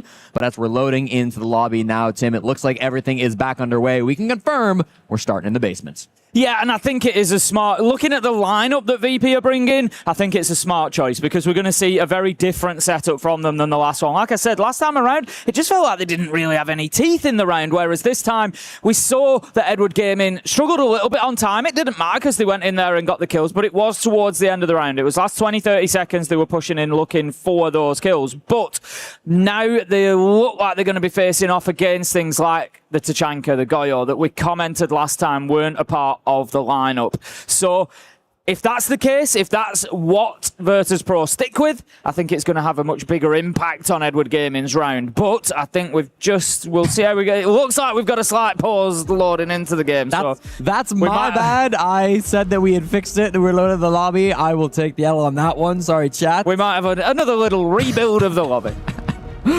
That's okay. We're getting it sorted out. I think they've figured out the source of the tech issues now. They were just talking in chat about what it might be, and I think they might have cracked it. So hopefully we won't have any more issues going forward once this one does get fixed up. But yeah, I mean, for both of these teams, they're making their debut here at the Esports World Cup. They didn't get to play through plans, so this is kind of their first matchup to warm up into things. They've been scrimming, of course. They've been in Paris for a little while, but it's nice to see them finally getting out, and we're seeing all the top 16 teams play today. So really good to get a showcase of all the teams that will be participating and trying to fight for that championship. That's why I love this first day in this format, in this next stage, because, like you said, we get to see everybody now. We get to see everybody all at once today.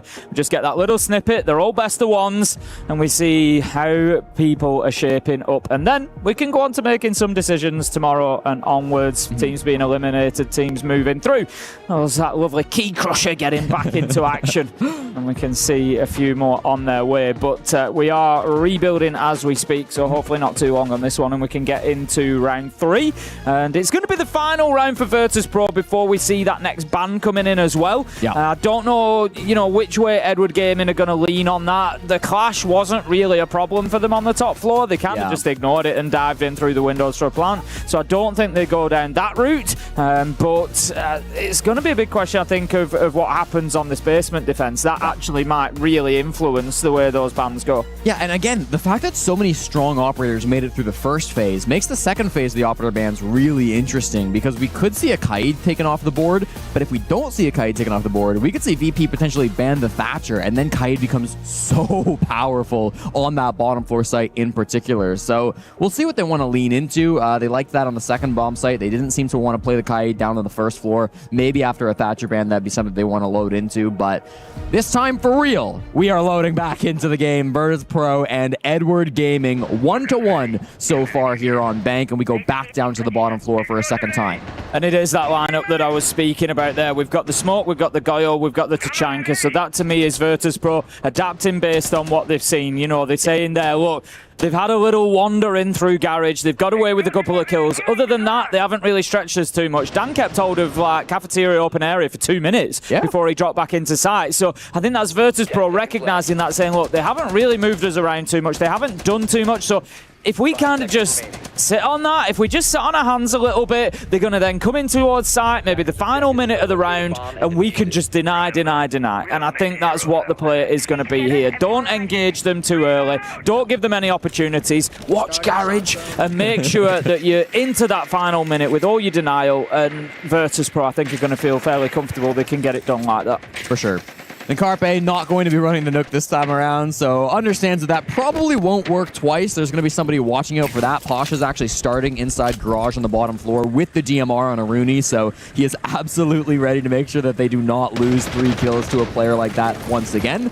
The job for EDG is clear. You've got to take control of these top 2 floors before you can start working on those hatches and playing down below. It is less of a roam game, certainly, like you said, than we saw previously, but it's not 0 roam game. Both Skies and Dan locking down open area on the Goyo and Solus, so I'm interested to see how involved they want to get with it. They will probably just drop back to site without taking too many fights, but there's always the possibility, especially for a guy like Dan, to do something a little crazy. Yeah, Skies has just dropped away. He's gone down the hatch, decides to take that TCSG back to site. But yes, Dan, I think, will not play his life here necessarily. He will hope to get himself back to site, but he'll back himself to get 1 or 2 along the way. Saying that, he has dropped away, so not holding on to this too hard, and I like that from virtus.pro. They're recognising what's our win condition here. Our win condition is the denial operators that we've got. It's the Tachanka, it's the Goyo. The Tachanka can burn out about 1 minute and 10 if you absolutely maximise it. So if we say a minute, you know, they're going to feel pretty comfortable behind Neko for that, and they've got the Goyos on top, and they've got the smokes as redundancy as well. So with 1 minute 15 left to go before Edward Gaming are now able to get into sight,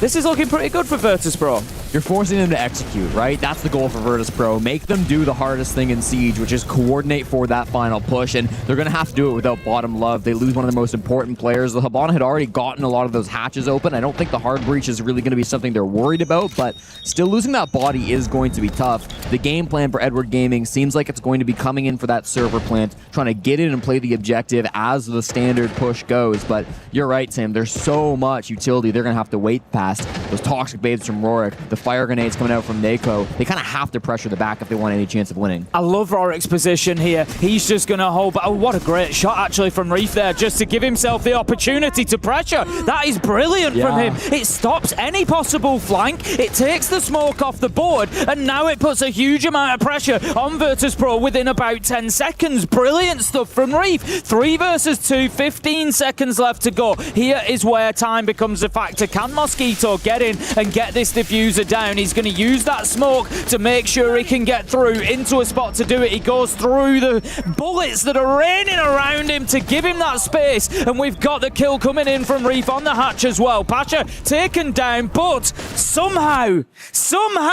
they stop that plant going down and the clock runs out. Edward Gaming have let that one slip. They had done so much great work through the kind of minute to 30 seconds phase of that round, and then they've let virtus.pro off the hook. They had him. They just needed to reel him in, Jesse. It was Dan. It was always Dan. He's playing in that goal position. He goes out and he stops the plant at the last possible second. Mosquito had just a fraction of a second left when he gets downed in the midst of that. Dan gets credited with the kill, taking him out as he's trying to go for the plants through the smoke as well, let me remind you, but Dan's on that Solus. He's got the information. It's really well played to come through from VP. They just barely stop it, but EDG, they gave us one hell of a scare. They really did. Like, virtus.pro should not have been winning that round realistically. It's always difficult if you've not been able to deal with the Solus, and that's virtus.pro's experience there. Just coming through and saying, look, you know, we need to keep this operator safe. That's one of our big win conditions. We prevent that plant going down. We know even if they bring smokes or any other utility, we can still get it dealt with. So good stuff from the EML side. They get themselves 2-1 up, and I think that's just a real message to Edward Gaming of the scale of the challenge. They'd had a great moment in that round where Reef takes down Rorik, completely nullifies any mainstairs threat. Also turns the head of the defenders as well, because now they can't rely on the Tachanka in the same way because there's that threat from mainstairs. Just brilliant stuff, but it still wasn't enough. Right. And I think it's also a good showing from EDG too. The three players we hyped up before this game began were Carpe, Reef, and Direction. Carpe single-handedly winning in the first round. Direction and Reef really coming alive with 2 kills from each. Reef having that fantastic play on the main stairs to counter out the smoke. Felt like they were doing a great job, and the players that we were excited to see are coming alive for EDG. But you need to have more. You need to be able to focus that objective down. It came so close from EDG, but this game is far from over. 2-1, we'll see the open area site for the first time. Of course, there is that extension up towards the top floor. Rorik, Dan, and Pasha going to be playing up above the site.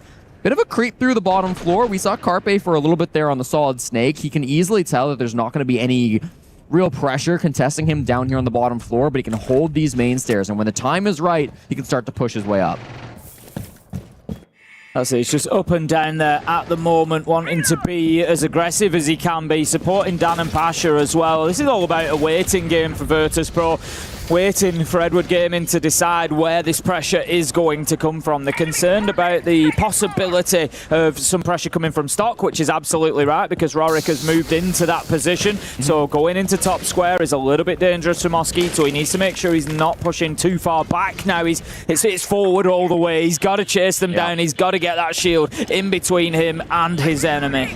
Dan's phone's ringing, but he doesn't need to answer it because he knows he's holding the rappel in. He will let the phone explode, and he can now start to get a little bit more aggressive as the position will be harder to pin down. They've even got castle barricades up here to really prevent the jump in, but he's got an angle over towards Mosquito. Thought he had a shot there, but couldn't quite find it in the end. We'll get aggressive in lobby to try to hunt these window players, and that'll be good for a kill, unless the bars betray him, which they do. 90% damage to bottom love, but it's not enough. He needs to be careful here, Dan, because he's got Mosquito chasing him on the blitz at the minute. We can see he gets himself back up those gold stairs to continue supporting with the effort above, but 55 seconds left to go at this point. Carpe manages to find the opener onto Skies. That's the mute off the board, but Reef, bottom, both with low health at this point. Need to be careful about any engagements that they're getting into, and I'm just a little bit concerned for Edward Gaming. They've not really pinned Virtus.pro in here. They're still very spread out. Good information from the Snake, though. Carpe is just letting his blitz take that fight. Perfectly executed. They'll get the down onto Dan. Now it's a 5v3. They've got full top floor control team. They've got everything they need to win this round. Yep, time to start putting some pressure directly onto site now. The problem is they haven't really cleared a lot of utility ahead of them. They are still going to have to play in to fire to utility, and that's where the time is maybe going to bite them. We see Mosquito dashing upstairs now. Look at the low HP across the board. Direction does get Neko. Can they hold on? 5 seconds left to go. Rorik gets one, gets another, now finds himself 1v1. He wins the round. Unbelievable stuff from Virtus.pro. Edward Gaming letting another one slip through their fingers. They had everything they needed, Tim. That was surely going to be the kill. They had 4 frags in the midst of that. It's a 1v5 from Rorik, but there's 7 seconds to go. He kills both players, dropping him through stock, and the players panicking, trying to get him through the doorway as well. Edward Gaming, I mean, they had the kills, they had the positioning, they just didn't have the time. They had it all in the basket, Jesse. They just needed to go to the checkout, but they couldn't get there. And that one, I'm sure, is going to sting. There's lessons to be learned about chip damage there. Yeah. I've mentioned it several times, all this damage that had been done along the way, the utility that they hadn't cleared. They had to come in through fire, they take damage, so then it makes the fights a lot easier for Rorik. He kills 3 of them with, I think, practically 3 bullets. Yeah. And that is the big problem for Edward Gaming. And you know what? I was confused why Rorik only got a triple kill in the midst of that, because he got 4 of those frags, but there was actually a team kill on the side of EDG as well. It was panic. The blitz, as he was dropping, got killed by Direction up above. They dropped together. They knew that they just had to kill this last guy, but Direction shoots the blitz in the back of the head. Then he loses the gunfight to Rorik. Then it's panic from the rest of those players trying to get him through the Goyo canisters. They had no hope of surviving past that utility, so really well played by Rorik and EDG. Just too much chaos in these dying seconds. And it comes back to what I said at the beginning. If you remember, I said for Virtus.pro, if I'm Virtus.pro, I'm looking at this thinking, let's just give Edward Gaming as many problems, as many puzzles to solve as possible, burn all that time, because this is what's going to happen. It's only your very top teams in the world, like FaZe, who can come in with 10 seconds left to go and still be clinical and still be accurate and still just do, you know, everything they need to do efficiently. Those are the very top teams, and I think it's one of the hardest skills inside of Siege to be able to get all those moving parts moving in the same correct direction with 10 seconds left to go. And Edward Gaming incapable of doing that in that situation. It's tough for them, and it drew out the tactical timeout as well that we saw in the break there. At the same time, though, it kind of is a maybe silver lining that everything else is going They're doing quite a well lot for right. EDG. Exactly. If they can figure out those last 10 seconds, if they can get the comms a little bit less chaotic, if they can problem solve in the face of low time and a lot of utility, they could be a very scary team. I'll go back to an old line that I've said countless times before, and that is Edward Gaming are winning 80% of these rounds. They're just not winning the 20% that matters, and that's the problem.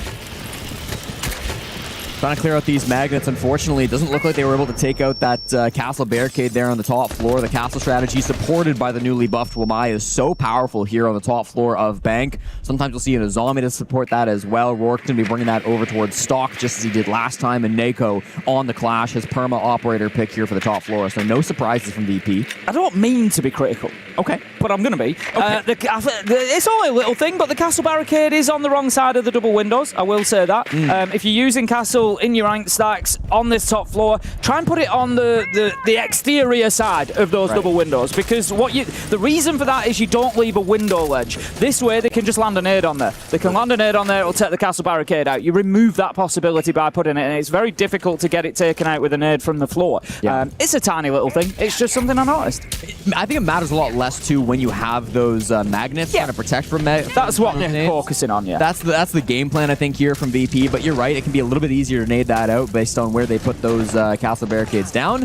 Opening frag comes for Dan. He will take down bottom love on the Capitao. That's going to provide a lot of pressure that's no longer on the board for EDG.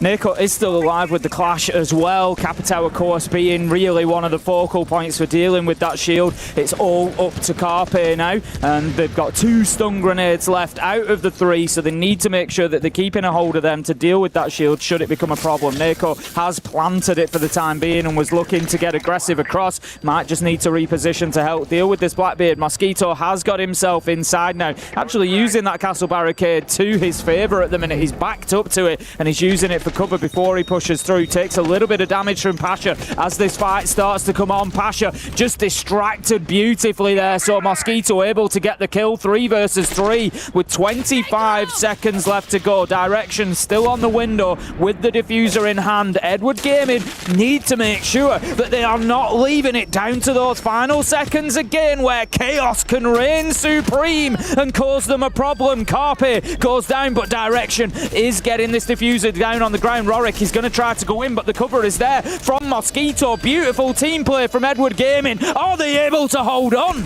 Mosquito's done so much work to get him to the post plant, but now he has to do more in the 1v2. He's going up against the Clash. SMG will be out, and it will find the mark. There's going to be Rorik for the final kill, and a Mosquito winning the post plant one more time on the top floor.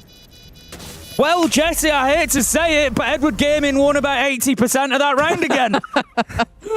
They really did. How many times are they going to get a plant down? Are they going to get a man advantage and still lose the round? Virtus.pro are actually leaning into it really well. They know that they can play this style. They know that they can frustrate them, burn time, cause them to then have to have that chaotic finish to the round and take full advantage of it. They are confident in their ability to retake sites, to win the post plants. It's... I know we keep sort of talking about Edward Gaming, but we've got to talk about Virtus.pro as well here. They're actually playing this. It might not appear like it because they lose in large portions of these rounds. Edward Gaming look like they're in charge, but ultimately Virtus.pro have got a clear game plan here. Things are going in line with it, and they are actually playing really, really well. They are controlling this game fantastically. And I like the VP aren't panicking, you know, because these rounds are getting into scary spots for sure. Like EDG, they're planting the diffuser. They're getting these pieces of map control. They're getting these opening picks. And Virtus.pro, they're not overextending to try to fix the situation. They're recognizing that, hey, as long as we play calm and we play together, we're going to be in the better spot in these late rounds. Edward Gaming are going to be kicking themselves for how some of these rounds have gone, but they have to keep their head on their shoulders. A 5-1 split in the cards for Virtus.pro as they go back down towards this bottom floor bomb site. They lost it once in the very first round. They ran it back in round 3 and seemingly want to do so one more time.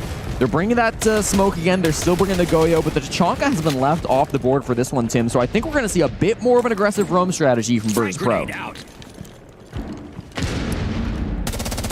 I think maybe virtus.pro getting into their final defensive round and say, you know, enough's enough now. Let's, you know, we're not going to have them putting that diffuser down again. Let's give them a little bit more to deal with. Starting to just move their way up through the gears. I think realistically here, accelerating through these rounds and definitely taking advantage of that 4-1 lead that they've got now to give themselves a little bit more freedom. Well, we're going to have to problem solve one more time on the side of EDG. They know that these roamers are up and about, and there's no mute being played here on the board for VP, so the Snakes should be able to get really good value in finding these roamers out. There's actually 0 players currently in the basement for virtus.pro, so they could even go for another Nook play in through Garage, but unfortunately EDG didn't bring those tools. They're going to have to find other ways to get the man advantage. Starting to pressure in through lobby now. They've got control up above the bomb site too. With all of these players in the mid floor, they're going to start feeling the pressure pretty quick here. Yeah, I mean, there's not actually really much of an excuse for time being an issue here, I don't feel, for Edward Gaming. They've moved really, really quickly. A minute and a half. They've got everybody pushed back down to site now. Well, Nako's gone down there. You've got an elevator presence, otherwise it's all staff and open. So like you said, they've got them contained. They've got them in one place. So now it's about going in there and closing the net. They want pressure from both sides, from marble stairs and from electric like they're doing. Push them and just force them back down to site. Get them into crossfires like this. This is good from Edward Gaming. Rough timing from Dan. You're right. They've got them contained to one area of the map, but this is where they're happy to be on the side of VP. They've used the castle barricades and the Azamis to make a fortress here in Cafeteria, and that's exactly why it's so dangerous. Rourke's able to hit a nice shot on a Carpe, predict the movement in, and you're seeing EDG be a little bit too solo. There's no trade potential as they're just a little bit on their own. Carpe's not able to get that frag, and now they don't know where Rourke has gone. Yeah, this is a big problem for them now. Letting Rorik slip away. He's taking their time, taking their attention. You know, I said a minute 30 into the round, they were looking okay. But now we're down to 30 seconds. They haven't gone anywhere near sight. We've still got Rorik just sat waiting. He's biding his time. Direction comes in. Absolute freebie. That is the round almost certainly for virtus.pro because Rorik's just going to play from the hatch now. So getting this diffuser down is going to be almost impossible. Edward Gaming don't really have much of a choice other than to play for it. Mosquito takes a ton of damage there. Skies manages to finish him off. It's all up to bottom. He's only got 1 kill so far. He's going to have to make it a few more if he wants to win this, but he can't as Skies takes him down and virtus.pro snag a 5-1 half. Just perfectly played from VP. What I love from them is that they play 3 different times on the bottom floor bomb site, and they bring 3 completely different strategies. The first time, it's a really aggressive roam on the top floor and the mid floor. The second time, it's full in on the anchor with the Tachanka, the smoke, the Goyo. And the third time, it's a smaller extension, locking down open area and cafeteria with the castle barricades, the Kiba barriers. It felt like they had 3 different problems to present to EDG. And when you're a newer team, like Edward Gaming are, when you haven't had all of that international experience, it's really tricky when you keep finding new strategies after new strats after new strats that you have to go against. With the exception of the top floor where they ran a similar setup on both sites, it was really 5 different strategies that EDG had to attack, and it made it really difficult for them to get any momentum. And it's another one of the strengths that we've seen virtus.pro really developing. We've spoken about how the map pool has become deeper, but the strat pool has become deeper as well. You know, we've seen this once upon a day. 12 months ago, you'd look at VP, and like I said, even if you took them to one of those good maps that they could play,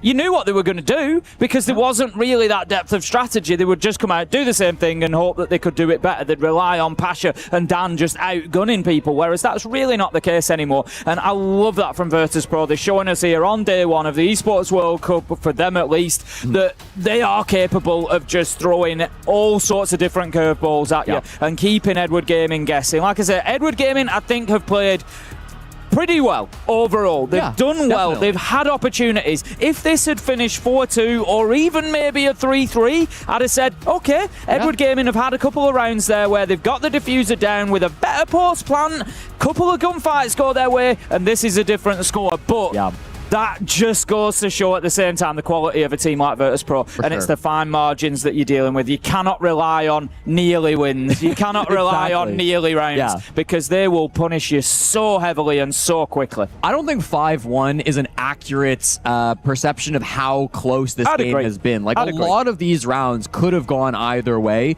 VP have just been that little bit better, and the most important times. Edward Gaming have done a great job in the early round. They've done a great job focusing the plans, but Virtus.pro have been the team with the composure when we get late into it, and I think that's made all the difference in the world here for VP. Just 2 rounds away now from securing their first win here at the Esports World Cup. Continuing on in the upper brackets, they will have to move over towards the attack. They'll start to remove the operators off the board. Clash going to be our first stop, taking outs here, and the Mira as well. So again, Kaid being left up, Mira being Habana being left up. Very similar operator bands to what we just saw in that first half.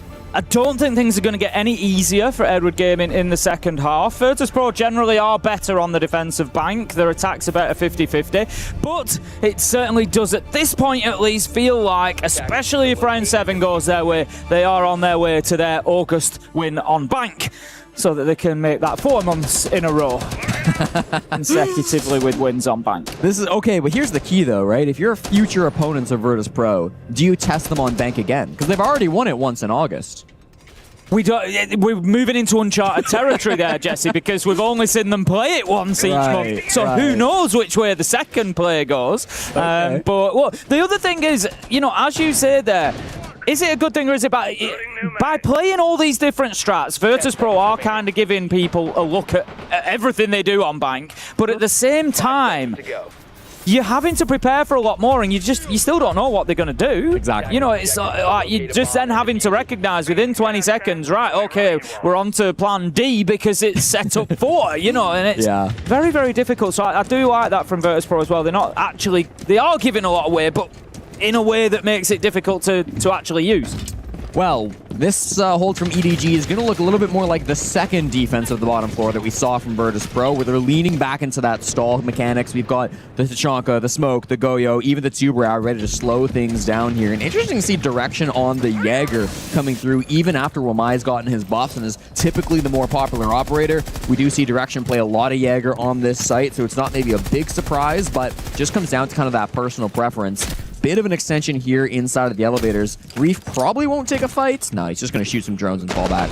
I think he knows that the Blitz was likely going to be chasing him down. Nitro goes out. Rorik will manage to take it down mid-air. Impact Nade goes out. Doesn't do too much damage, just a tickle to Neko. That's going to allow him the space to drop into elevator. Should he wish, but I don't think that will be the case at the moment. He's just going to allow Reef to exist down there. He's not too much of a threat in that location. Everybody's falling back down to the bottom floor. Neko on the shield in particular doing a lot of good work. I once called him the only professional FPS player who does not use a gun because he is only ever on shields, and he does such a great job of taking space for his team. He's cleared up the entirety of these mid 2 floors, and now they can start to work their way down to the bottom. Of course, they brought Skies on that Thatcher. Again, if you don't ban Kaid, I don't think you can afford not bringing the Thatcher on this bomb site. It's just way too risky with Kaid being a potential operator.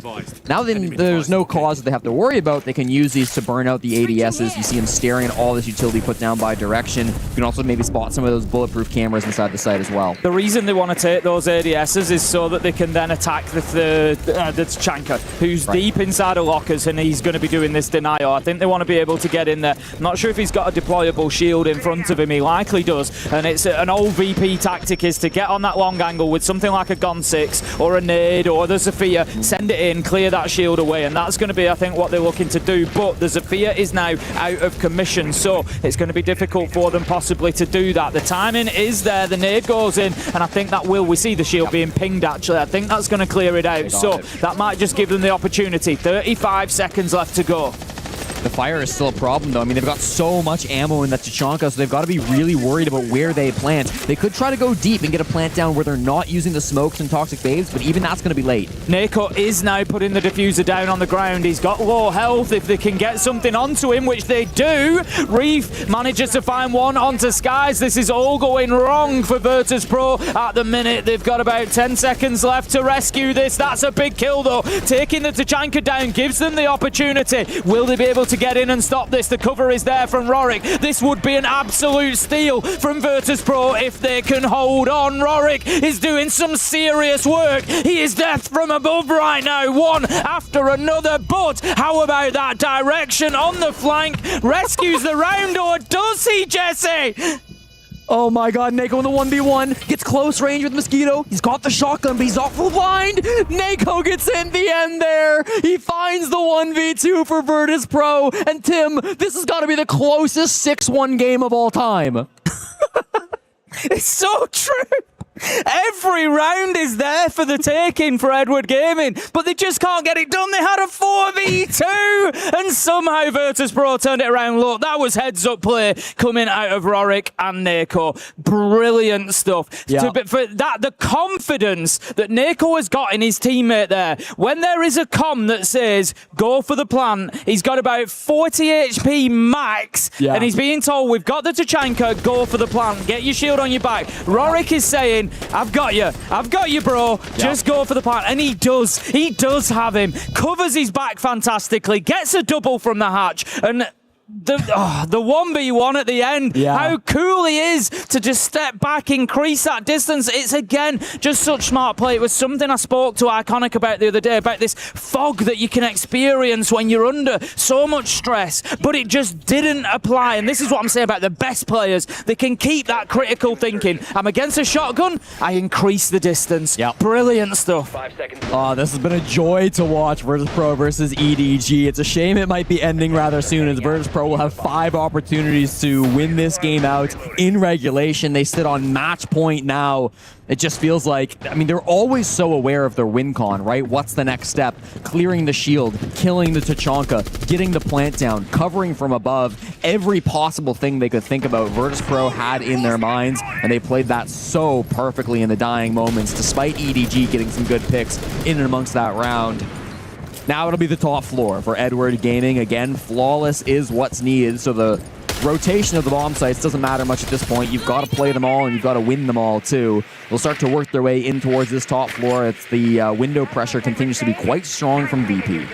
I think this is going to be a tough site for Edward Gaming to hold on to, if I'm honest. They've got no clash because it's been banned out. They've chosen not to bring the castle along, so they're going to be quite exposed inside of site. We've got 2 of VP already putting pressure on from the windows. Pasha is going to dip away from that up onto the rooftop, but they will still be held by Skies on the Grim. And yeah, I think VP are just going to work to kind of tighten the net a little bit here. They're going to try and put some pressure onto Stock, so Mosquito is going to be in a particularly important position on the Azami at the minute. That angle right there is why Habana's one of the most banned operators on Bank. Getting that long angle up through the lobby makes it really difficult to play in this hallway. It means Mosquito is kind of trapped, and now as he's getting pressured out by the Blitz, he's forced back into this angle being held by the Habana. He loses almost all of his HP. He somehow lives to fight another day, but still the damage has been kind of brutal.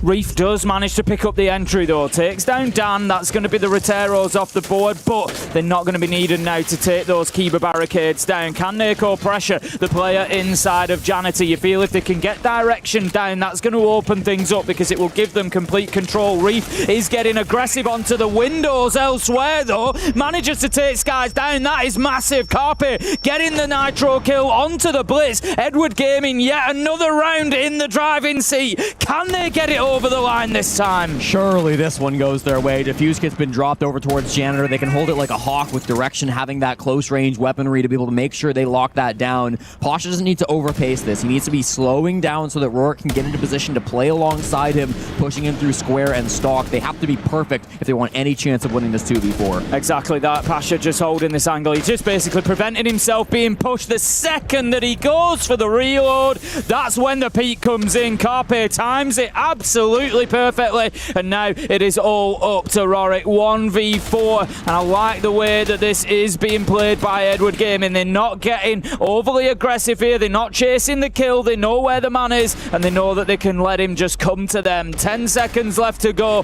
Very unlikely that Rorik has even the time needed to do this. Mosquito goes to Stock, gets the angle onto top square, and this time Edward Gaming able to get it over the line. It's going to be 6-2. Let it be known that nobody wins 7 straight rounds against Edward Gaming. You might find 6, but 7 straight round victories. They draw a line. That is a hard line for them, Jesse.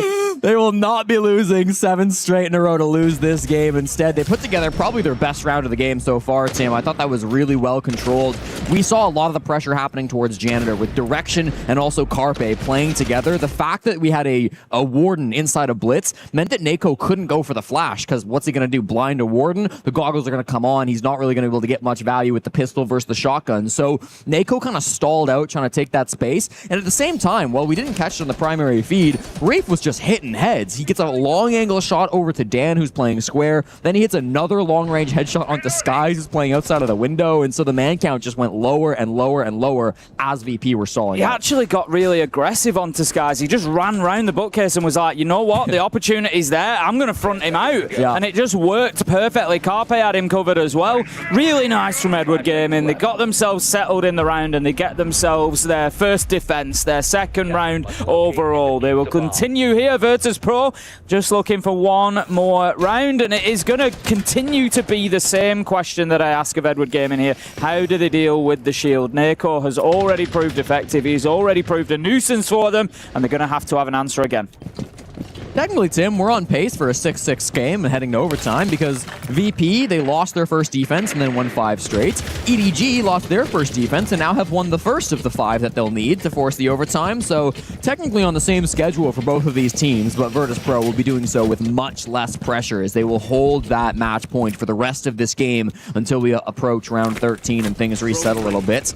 For this bottom floor bomb site, again, they're choosing not to go for any of those mid-floor sites. They want to lock down this basement and get a victory so that they can play it again through that 4th quarter. A lot of these players trying to extend with their nitro cells. Carpace has already missed, but at some point you've got to imagine these players will just fall back. They do not want to die on their own. Nako at the minute is on that shield, pushing down marble stairs. He's moving himself across to elevator. He's done the same job as he did last time, and he's done it fantastically well again. Reef has been forced to drop down. Carpe will be pushed back as well. Nako's done such a good job here. A minute 15 into the round, and he's basically bullied all of Edward Gaming back onto site. And now VP can start opening those hatches, putting the pressure on towards site. They might just have one stuck on blue stairs as well.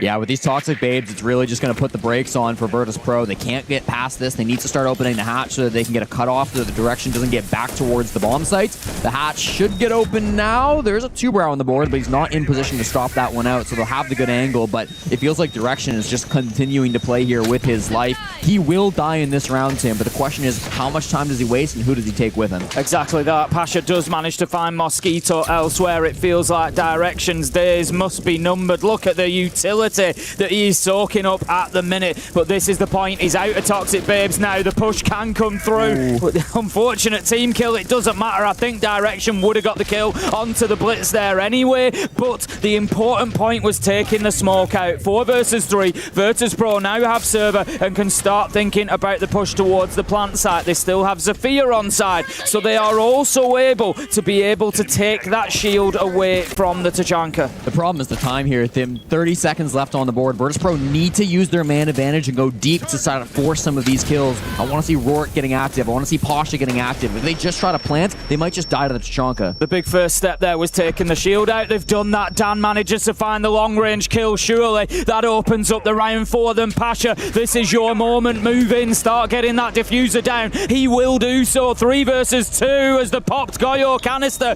manages to get the kill onto the Thatcher. Dan is down as well, but they have the plant that they wanted. However, 1 versus 2 now. It's all up to Pasha. Can he hold on? He doesn't have above. He's having to play this from blue stairs. He doesn't know if he's going to be flanked. He is going to be as the push comes through. The TCSG at this range could be deadly. Pasha manages to get the down. Can he get back down and protect this case?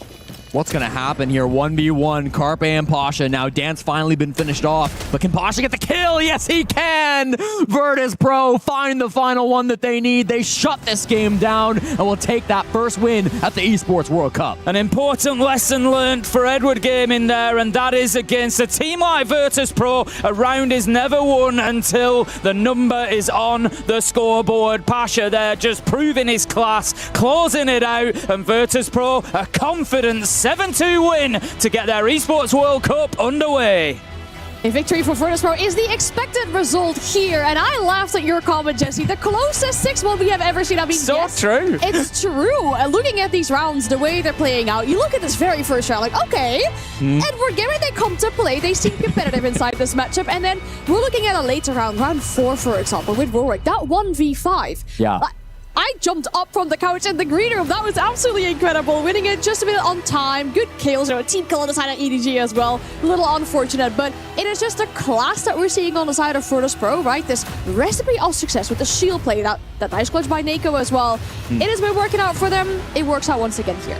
Yeah, really impressive stuff. VP have shown that they are a team that do not panic when things get difficult. Despite how the scoreline was, this was a really tough game. I thought that EDG did a great job of applying pressure in the early game. They were focusing those plants. They were getting themselves into man advantages. They were making things messy, but man, VP sure showed that they knew how to clean up. I like the confidence out of Edward Gaming. They weren't, you went in against Pasha, Dan, that's not even mentioning everybody else, but they weren't scared to take the gunfights. We saw them going in and getting entry kills. We saw them having multiple man advantages, 5v1, 4v2. The big problem is that they lost the 5v1 and the 4v2. Yeah. That's the issue for them, is getting it over the line, and I think there's maybe just a little bit of that mental playing in. It's their first, big tournament like this. They've had Salt Lake, but now they're here at Esports World Cup. There's a lot of siege ahead of them, and it maybe just gets in there, 4v2, and they're kind of snatching at it. They're short on time, and they've just been punished heavily. But look, they've certainly performed well today, Edward Gaming. Yeah, so much class in the individuals too. Like, these were tough rounds to win on the side of Virtus.pro, and still at every moment when things got chaotic, they were making the right decisions, and they were hitting some nasty shots. Even some of the earlier ones, like Skies on that Solus up on the top floor. Some of their positioning was really strong, like Rorik here on the castle just completely missed drone. They didn't have time to check where he might have gone. Even this round where they're focusing on the Tachanka and the shield, they somehow win in the post plant. Nako hits this nasty first shot. Okay, it took him 2 shots, but still took down the player down below. It just feels like they were so on point today. They absolutely were. It's just a class difference, as you were mentioning as well. And for Edward Gaming, of course, it'll come with time, right? This is the first time we see this roster play with their full intended lineup at an international tournament. You're going to get these game reps in. For them, unfortunately, they'll have to be in the lower bracket from now on, as that will be their next game. For Virtus.pro, they will move on, and it seems like their next opponent is going to be FaZe, because they took down Fnatic earlier on the A stream. Not a big surprise either, I would say. I mean, Fnatic did win a few rounds. They looked competitive at the beginning as well, but it's kind of what we were expecting to see there. No major upsets today so far. I think, on the whole, I think a lot of teams coming through and just showing that they're here to play. Did we expect anything other than a FaZe win? Did we expect anything other than a Virtus.pro win? I don't think we really did. It's that lower brackets where it's going to get really, really tasty. Exactly. And look, this could have been 7-3. It could have been 7-4. Maybe not 7-5, but it could have been closer. Definitely. And I think Edward Gaming will give somebody a good game down in that lower bracket. Yeah, it's good to see that already the top teams that didn't get to play through play-ins, who we thought maybe they're going to come in cold because they didn't have those last couple days of practice, have shown up, and they have just brought everything for these first couple of days.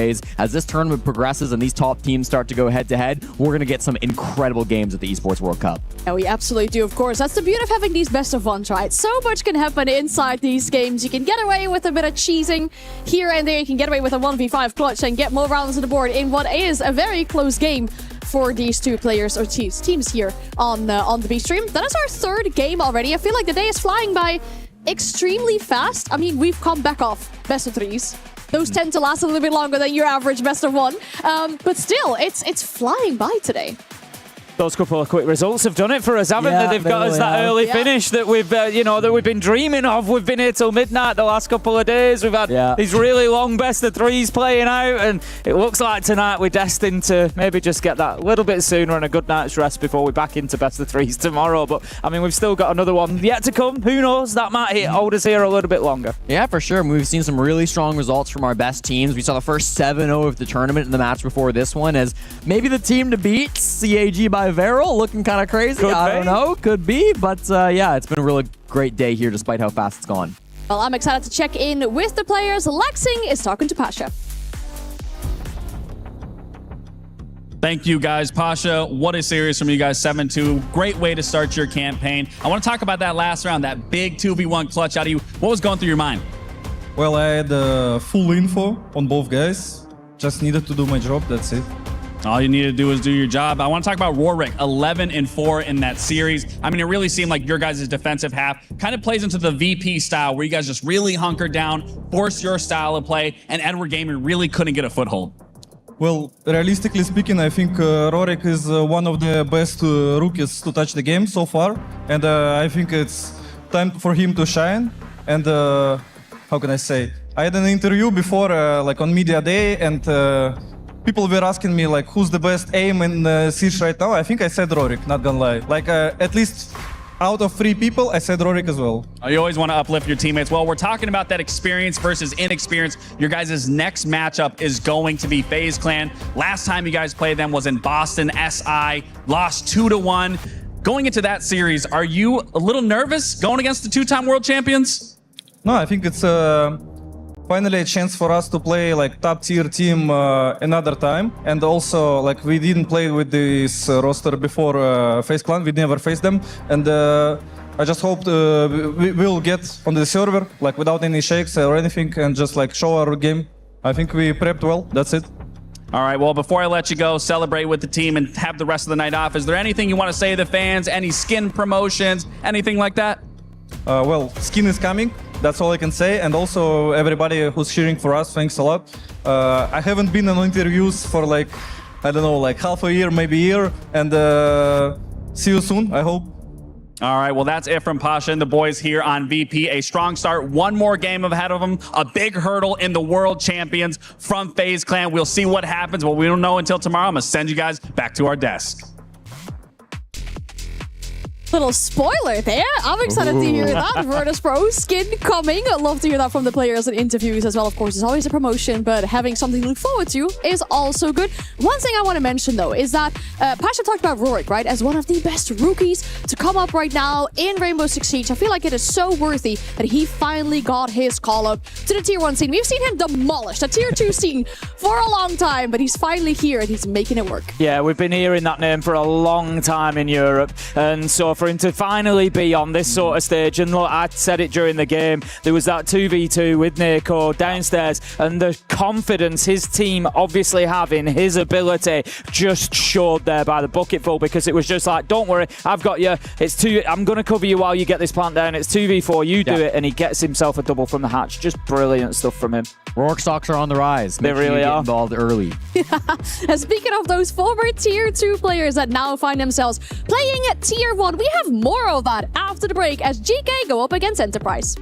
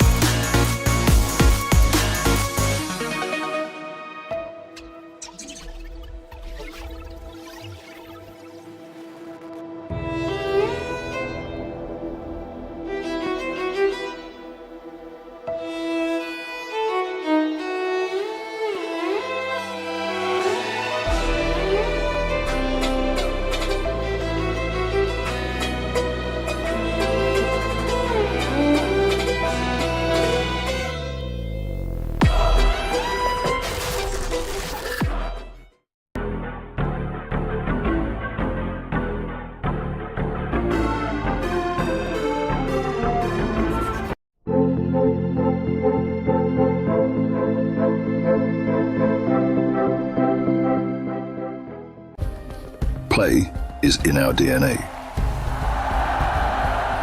Whenever we let it out, it becomes our superpower.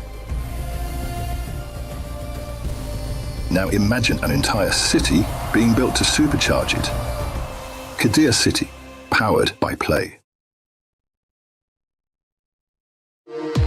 We were there. For every click, every clutch, every respawn. We were there for the years of grind. And we're here. Now. The proud founding partner of EWC. Powering the biggest event in gaming. Shoulder to shoulder with the world's best. Making history. Greatness deserves a stage. Lenovo Legion. Reach your impossible.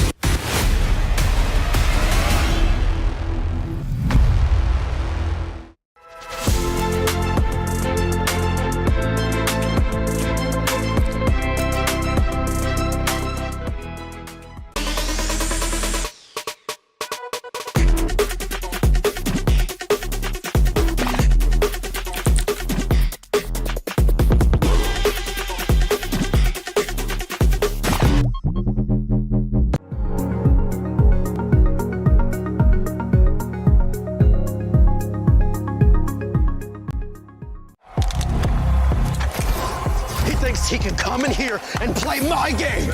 He knows nothing but go! Tyler, why? You're done. This is my ladder. You can't climb it. It's better than being hard-sucking masters. You're going too far now. Your eyes buggy. Your elbows ashy. Is that airline? That's an L airline. Somebody better hold me. Okay, yeah. Do something then. Raw energy. Blow the house down.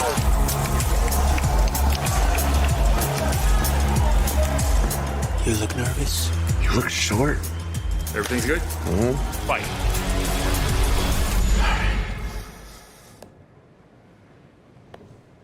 Okay.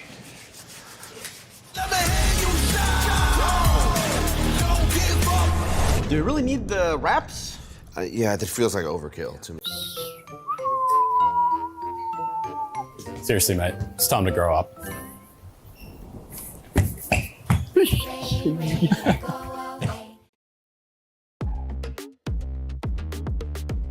Into our final best of one of the day here. Just like we saw Enterprise play around with the planes and the little content piece just before we got back here. And we also welcome back Dave on the casting desk. Now, Dave, earlier today we called this one of the more difficult games to predict. Do we still feel that way?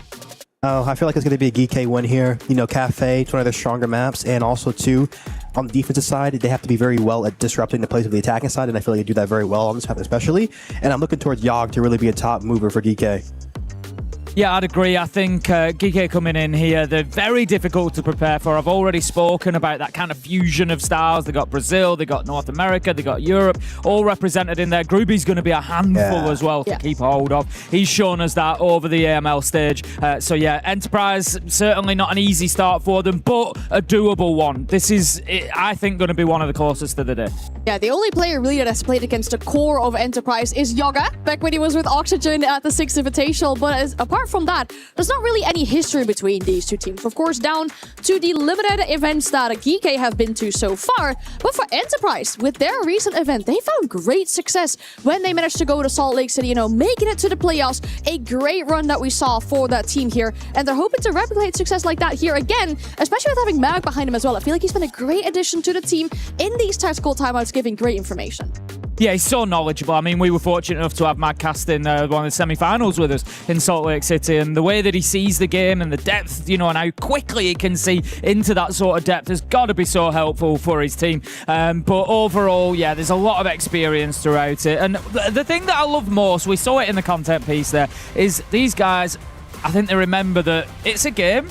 and it is about having a bit of fun as well. And the teams that have fun, you know, there's room for being serious, of course, and professional, but I think the teams that have fun often are the ones that bring out those big performances as well. Yes, and of course, Aaron, you mentioned them playing well in the last major. Sometimes in my career, I experienced coming off of a good major could lead into, you know, a rocky kind of phase where the team isn't really working as hard, or not as hard, but just you kind of relax a little bit. And I feel like if they haven't really stepped on the gas again in this offseason and really been able to prepare, I feel like some teams will be coming at them, you know, with that intensity, and they could come out a little slow here. But let's see how they start this tournament out.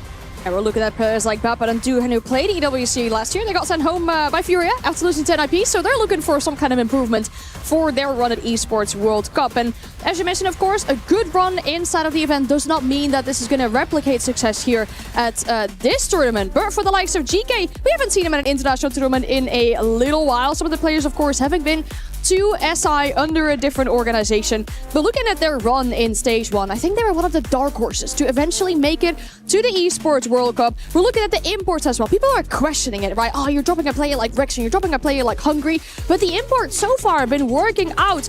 People put their question marks with Ask. He's been showing up. The same with Yaga as well. And they absolutely deserve to be here. Yeah, it was a little bit of a slow burn start for them at the very beginning of Stage 1. They found their feet and moved on, I think. Yog just needed to adapt a little bit into that European game. We saw him sometimes just getting caught a little bit solo. And as soon as we started seeing him playing for the team more and playing that part, it was absolutely electric. Like you say, you know better than I do, Dave, how good a player Yog is. And he really started then shining and everyone else around him. So definitely a big centre to this team, and they're going to be tough to break down. Yeah, and of course, Yog just been playing the game for so long too, you know, bringing that experience, but also coming into a region where they're not really used to his playstyle. So I feel like he can get even more more out of himself with this team. And Cafe is the map selected for this best of one here. GK will be starting out on the defense. That gives him a little bit of a benefit though going into this one. Of course, and I feel like too, Cafe is a very attacker-sided map because it really does force a defense to play aggressive to break these attacking plays. You know, Capital's a very strong operator on this map. The Grim's very strong. The Montagne's very strong. So we're going to have to see what they use to ban and what they're going to leave open and how they're going to counter that. Yeah, I think avoid that top floor. I'll always say it. Avoid that top floor. Keep yourself down to, you know, the lower two floors so you can spread yourself out a little bit more. Get a bit more active in the map. I think that's going to be a key for GK here. Just get themselves out, get active, give Enterprise lots of problems to solve. And if Enterprise can handle the cheese, then I feel like Enterprise is going to have a good run on the attacking side. But if they're struggling against that aggression, then I feel like it's going to be a GK game. It is a cheese fight because you mentioned it. GK might be an annoying team to play against. People say that, right? Yes. Especially playing them on this map, they're very into just getting you out of your plays and making you extremely uncomfortable, and they're not afraid to make those plays, so that's what you really need coming on the defense side of Cafe.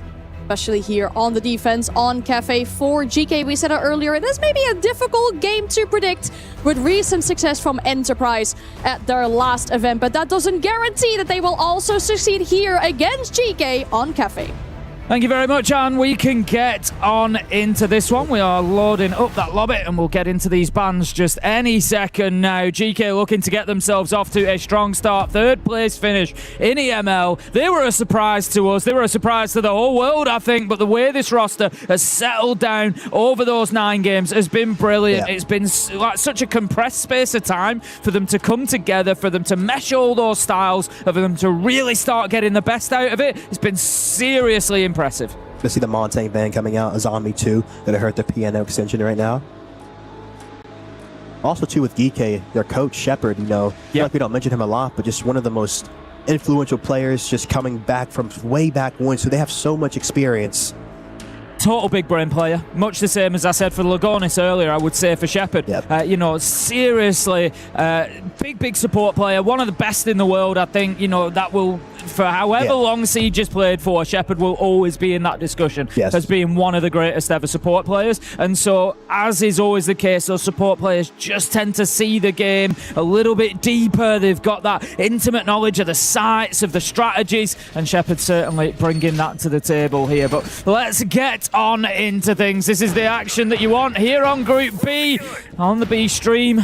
It's going to be Enterprise versus GK, and we're going to start off down in the bottom floor, which makes me very happy. Yes. No top floor defenses here, at least not yet. We're going to be down in the kitchen. I'm just having a look at just how far spread GK are here. Do they play down at the bottom, or do they move around? Although, I'm not sure if we're going to have a little rehouse coming through. We'll see how that one plays out. I think that's what Groovy is asking for. Looking at their strategy too here, hiding the Cade behind Bake Bar. They banned the Monty, they banned the Grim, so it's going to be hard for them to move these positions out. Rehost is going to get approved here. We're going to go to a rehost. Looking at this attack line too, looks like there's going to be a clear coming out from Enterprise. The Gridlock, the Buck, it's just going to be a standard issue. A lot of the time you want to take the Vert, go for either your VIP clear or go for the plant style. And it just really depends how much execute utility the DK is bringing. And I feel like a lot of the time, if you see a little bit of weakness in VIP, it's sometimes more advantageous to go for that VIP clear if you have good time from the roam clear. But if you're on low time, really the hatch drop and being able to make the vert and lock the angles out really does come into the attacker favor here. We see quite a lot of focus around VIP, obviously. Yes. We know that it's a strong location. We see quite a number of different ways of playing it. Often, when we think about these key power positions, if we think about server stairs on bank, for example, it's going to be Warden or Smoke. That's it. Whereas with VIP, we get a little bit more variation. We get Warden, we get Smoke, we get Clash, we get Tubarão.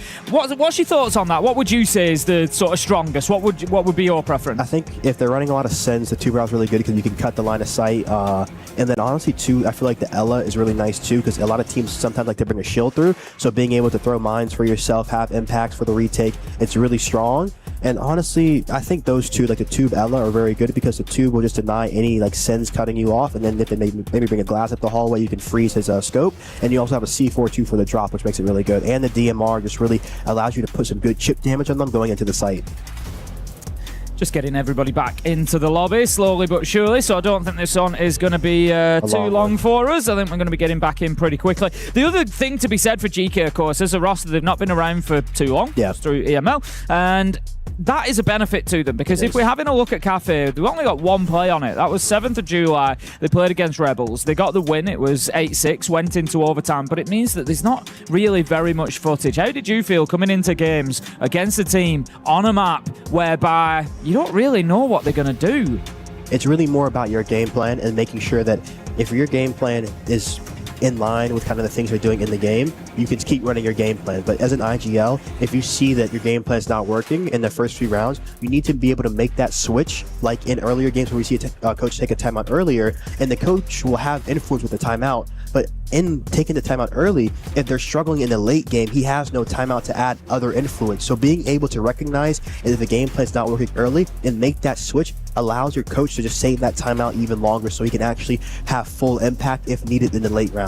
So when we look at, often we talk about ag.als and we talk about that hidden work, that's another element there that the ag.als, if you're coming in on a map that maybe you're not expecting or you can't prepare for fully, your ag.als are really on overtime at that point. Exactly. Okay then, I think we are very close, hopefully, to getting this one started. But just looking at the record for Enterprise on Cafe, they are certainly no slouches either. 2nd of 9 in terms of their preference, which we generally, when we're talking about preference, we look at where do they normally pick or ban it within that pick-ban phase, and also a little bit of their results on there as well. So quite a high preference map for Enterprise, 4 and 2. We've seen them play it, so there's going to be a lot more footage available for GK to have prepared for this. And coming in being a top 1, top 2 map, you really would expect Shepard to have been zoning in on that, focusing, and it's likely that GK have thought, actually, let's let that through the ban because we know it's probably going to come, and then we can be fully prepared for it. But we're looking along the list, there's some actual big names in there as well that they've played on this map. They played against Twisted Minds where they got the win. That was back in Salt Lake City. Also played Shopify Rebellion there, which was a loss that they took. So a little bit 50-50 for them on the big international stage in these games, but we will see how this one shakes out. Certainly plenty more history for Enterprise on Cafe. Just having a look whilst I'm there. Enterprise starting on the attack. Only a 45% win rate for them on the attack of Cafe. 57% defensive win rate with very limited information, to be fair, for GK. Just the one game, but maybe the attack win rate tells us a little bit more for Enterprise. If they can come away with a 3-3 here, I think that's the benchmark. Anything beyond that then is bonus territory for Enterprise. EK, I'm looking for a strong start here, really getting out running, especially on the defensive side. If they can make this game defensive side, it's going to be better for them here. Let's get things underway then. Round 1, we will be back in. Rehost dealt with, and we will still be down on that basement. There's not really a basement, on that ground floor site of Kitchen. And looking across that lineup, we've got the two brides, so it's going to be, it's going to be Gruby or Yogg that are going to be holding down VIP, I would expect. Yeah. And we'll see which one lands. Yogg's over there at the minute, so there's a good chance he's setting that up for himself. I agree, I like the two bride in that position because it feels a little bit more aggressive as well, because he's got the Nitro, so he can play that Nitro. We see it so often. If the sense comes out, boom, Nitro just goes through. I don't care what's on the other side of it. I'm just going to obliterate the lot. So we'll see how effective he is in there. I think he's going to have a Blackbeard up in his face at some point from Cairo, if I'm honest. I think that's going to be the play. Get down there and really start pushing him around. Seeing here, they have the Cade. No EMP charges coming out, so they're going to have to use the Habana to get rid of the hatch. You can hop onto the side with 2 pellets to destroy the Cade charge. They should do that, but it's going to be tough getting the emo wall open because they usually Cade that from coat side, so they should not be able to have the angle onto Coffee double door, which is really good for stopping the plant denial. Let's see, yeah, Gruby probably going to be playing down on the whiskey side. It's going to be great because if they do send that Blackbeard in, he has that help with the smoke grenades too here. Sarks has got himself positioned inside of court check here, just down at the bottom of bottom red. I'm not sure how aware of that Jigsaw is. You would expect him to know that there's going to be somebody in there, but that TCSG, as you commented earlier, Dave, one of the best guns in the game right now, especially at that kind of close range, coming around there. Sarks could be a real danger, so something they need to be aware of. But we've also got a presence from Bappen already on those white stairs. It is indeed Yoga who's going to be holding on to VIP, and I think he's going to be, given that they get in the hatch, coming under some pressure at some point. Getting the hatch right now, like I said, botting the sides off. Good Cade from Ask, not working to get the hatch here. C4's out. Struggling to get this hatch open right now. I wonder where this Cade is. C on this drone. Very nice Cade. So he needs to go for the farther side of it.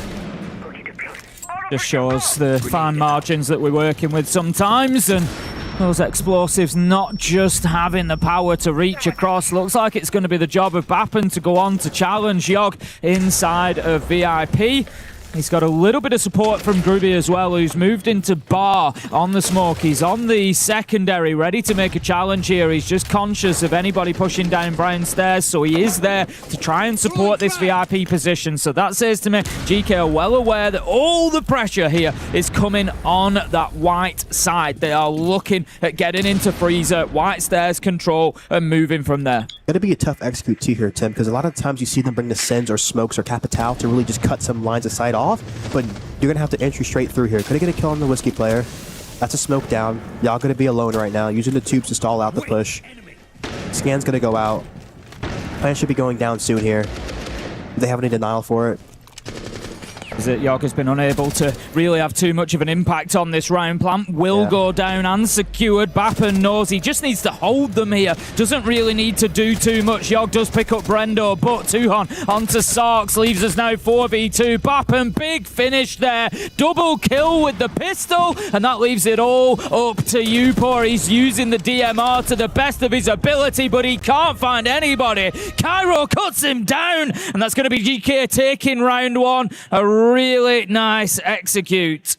Yeah, I mean, very clinical. I feel like DK didn't really have much potential to stop the plant once the smoke died, and really they weren't in a great position to really challenge them through, because a lot of the time when they go for that plant, you need people trying to cross through underneath the vert to stop that plant, because once that plant goes down, the retake is so difficult, because you're going to have that guy locking down red, locking down the gold staircase like you saw, and the white player too actually can spot for gold, so you only really have to watch for red in that situation. So great round from EP, knowing exactly what they needed to do to get that bomb down. Yep, clinical from them there, getting in, getting the space that they need. Not really taking too much either. Exactly. They didn't worry about VIP, so long as we can get past him. So put a little bit of pressure and then move in through the hatch. As soon as you've got the drop and you've got that presence inside of Kitchen and you're getting onto that default plant spot, they knew that there wasn't much that they could do. Bappen's, yeah, I'm just going to hold this down. Bottom Brown, no problem. VIP, I've got it all covered. So really, really clean stuff from Enterprise. Kind of an efficiency of movement, not going too big, not doing more than they needed to.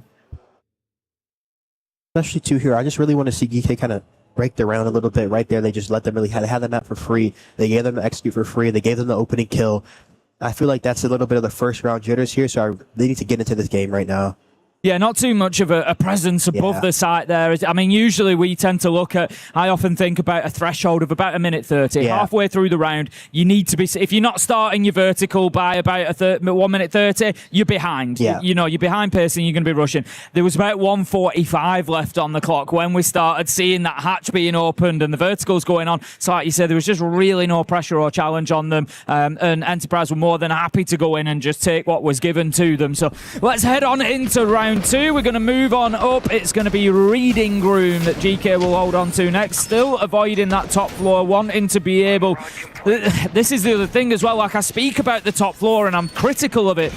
A, because the defensive win rate on top floor is generally pretty poor on Cafe, despite it being primary site choice for a lot of people. But...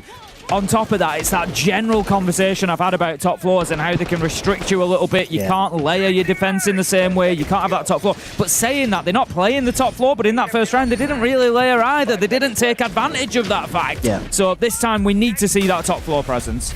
Reading here too, you're usually going to have a train extension right now. You're going to see the Mozzie doing that. Great from the trap operator right now. And what the Azami band does is it really nullifies the piano extension. You have to kind of play for more bathroom freezer control right now. So you're seeing the mirror come out. The Striker's a good pick too because you're able to, the Sentry should I say, you can play lower white here with the C4 like you're seeing Yogg do. He's probably going to play this hop out on white to stop the people on East Balcony right now. Going to see a lot of Aruni too with the Lamai band.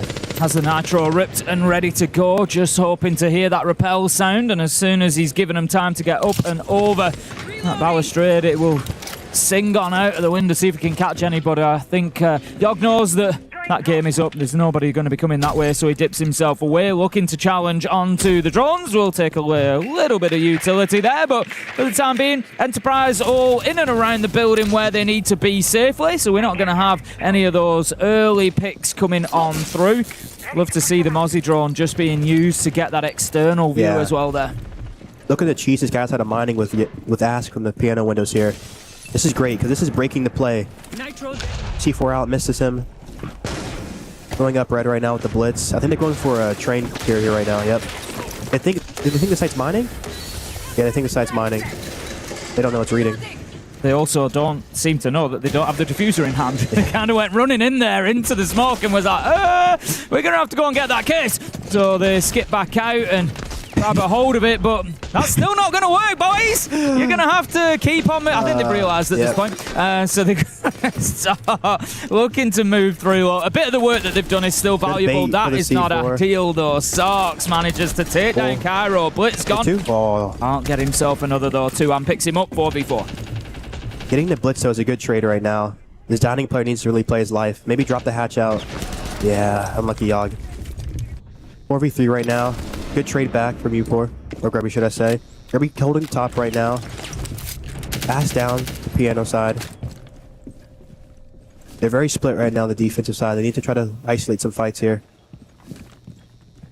Enterprise going to be doing everything they can to avoid those 1v1s, all 3 of them on the same side of the map, so they can now start working in numbers. We just see a little bit of a rotation actually coming out here. Brendo and Bappen have got themselves back outside of the map. One down towards VIP. Brendo's going to move in from underneath, and then Bappen gets himself back in to join his partner. So they're trying to create a pinch here. They know there's a player on white stairs. They're trying to force some action out of GK here by pushing up these white stairs. Challenge on in towards site. Brilliant play there. It was a long rotate from Brendo. That is so patient from Enterprise. They've taken the foot off the gas a little bit and said, look, we've got plenty of time on the clock. Let's use it. Brendo does a big rotate round to bottom VIP corridor, comes up white stairs and challenges both positions at once. Really nice from Enterprise. Unlucky too, a little bit of a goofy round to start. Thinking the site was mining, going for a rush plant there. But way to stay composed and make it work here.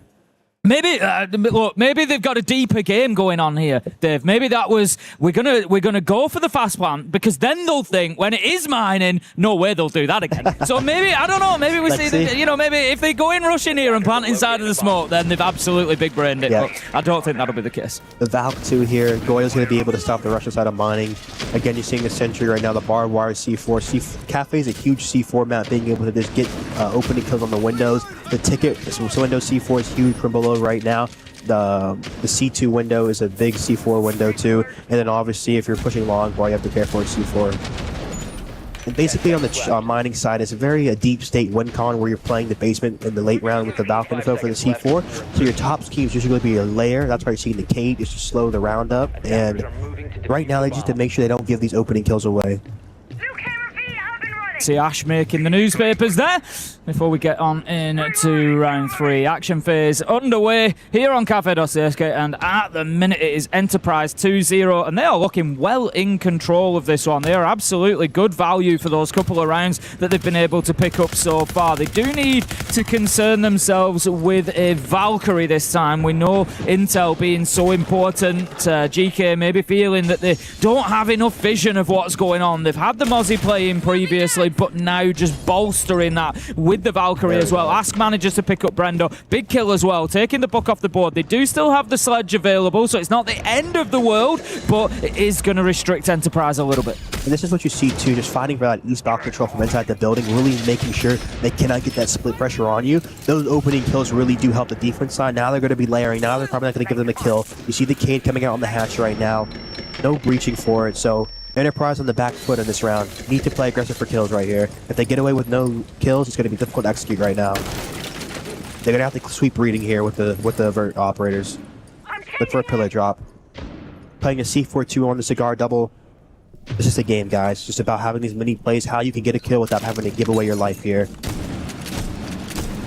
Jika just controlling and managing the round really well after getting that opening kill. A minute 30 through the round, we see the super shorty for Jigsaw just going to be starting a little bit of that vertical work. They'll be keen to get Cairo inside as soon as possible. He's currently outside of the map still on that sledge, and as you said, with a man down, they really do need to manipulate and use that verticality as much as they can. Cairo will now be in there and will do exactly that. Opens it up. Tuhan it is who ultimately manages to get the kill onto Ask, but he was in a bad position. Gruby taking damage on the Valkyrie, and GK starting to feel a bit of pressure in this round. Yeah, that reading fear really got him flustered here. Gonna be a hard end for the round. They have a player lower red right now for the retake. I want to see where EP try to end this. Maybe a dining side end since the wall is soft. Yep, gets another kill from the white side. Usually you want to flex that wall off too so they cannot sit on the white and hold the sight cross. In a bad spot for DK here. Might be an Enterprise round here if they end through mining. 4 versus 3, low health on a couple of the side of GK as well. Gruby and Yoga need to be careful of making the most of their hit points wherever possible. Enterprise are in a position to start putting this diffuser down. I don't think there's going to be any effect had from underneath. They know where Yog is. Manages to take him down. Tuhan with the Reaper. 4 versus 2 now. And the fight back is on, but it won't be successful for Upor as he gets taken out. 4 versus 1. Gruby taking damage. Surely a matter of time. Hits a beauty onto Bappen, but we'll get no more as Tuhan is there for the final kill. Enterprise cruising, picking up internationally where they left off in Salt Lake City. 3-0 right now and playing with the smiles on the faces just like they were back in the US. No, very good rounds from them. Just even, they're in a back foot on that round, but they're still stayed calm. They work together. They find the kill. They find where they want to end. They know the win column's below. Yog doesn't have a C4. She's trying to spray below. They're planting in a safe spot. They have the cut. They have the info. It's beautiful right now. Yeah, great stuff from Enterprise. And this is exactly what they showed us. This is what gained them so many of those neutral fans back in Salt Lake City. A lot of people were backing them, enjoying watching them. And it's exciting siege. It's good siege. They will go through. The fundamentals are always good as well. And right now they have attracted that timeout from GK. Feels like there's a little bit of nerves to me on the GK side as well. They've been better than this in EML. They're not showing us their best right now. Especially on the layer right there in the reading side. You know they're going to be making the vert. You have to be in a position where the vert gets made. You can get out safely. And honestly too, instead of the Goyle being in there, have your Goyle instead of dining. Have the Valk there ready for a C4 because he has to sledge the vert. When you sledge a vert, you can't really be too far away from the vert like the Ram or the Buck, so he has to be really on top of the vert so you can maybe bait, have a guy get sledged, you use the C4, it's another opening kill, you play your layer game. I'm not seeing them link up in these mid rounds. They were all really solo right there. GK going to be looking. I think the message from Shepard here, we often talk about these different types of tactical timeouts that coaches will have. Sometimes it's going to be a strategical, you know, very specific, come in and say what needs to be done, give a blueprint for the next couple of rounds. Sometimes you're going to have those more kind of emotional, mental timeouts where it's about, actually, come on, we need to settle down here. You're getting a little bit carried away with this, you know, don't let the nerves act like they are. They can't control us, and I think we're maybe going to have seen a little bit of that from Shepard. Just imparting, he's been here countless times, just imparting that experience and just, you know, really trying to settle his team down. Yeah, it's a big thing here. Round 4 will see us moving back through that rotation. It's going to be reading that they choose to go back to rather than going all the way down to the kitchen. We saw this in round 2. It was the site that Enterprise actually thought was mining and went in for a quick plant inside of the smoke, but were unsuccessful. Still able to get the round 1 though, and right now GK just needs something to get them started. Exactly. Just need to get their footing into this game, make the attacking side possible here. EP keep going. You said EP was 3-3 here. They're up 3-0 right now. Anything after this, like you said, it's going to be good. Bringing out the gridlock for the flanks. Especially with the gridlock buff, it's really tough to flank on it without the impacts, trying to shoot through them. Very tough. And the Monty C4 playing horizontal right now. They're contesting the top a little bit harder here with the Jaeger starting Shaiko. Maybe the words coming in from Shepard to get up in the faces of Enterprise and take these fights to them a little bit, make things a little bit less comfortable for them, don't give them so much breathing space. We've spoken a couple of times about how Enterprise have very quickly taken what they've been offered, and GK have been offering an awful lot to them when it's come to map control. Enterprise have certainly been on the better side of that. Right now. Yeah, they know that the Jaeger's there, so I think he's going to be finding himself in a tough position pretty quickly. Trying to sync up right here. See him rotating back. Everybody needs to play his life here. Oh, jeez. It's a nice shot. Dappen's feeling it.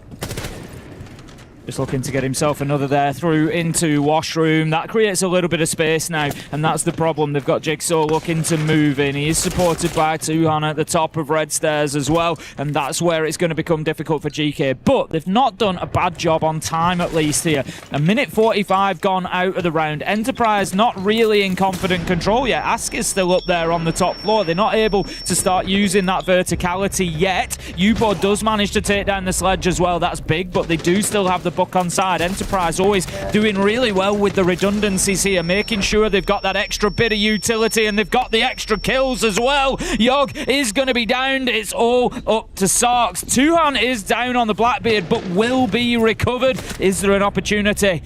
No, I was going to say, is there an opportunity at any point for Sarks to get near his teammate, but there won't be as Bappen finishes him off. And that's now a 1 versus 4 with only 30 seconds left to go. Surely this diffuser should start going down soon.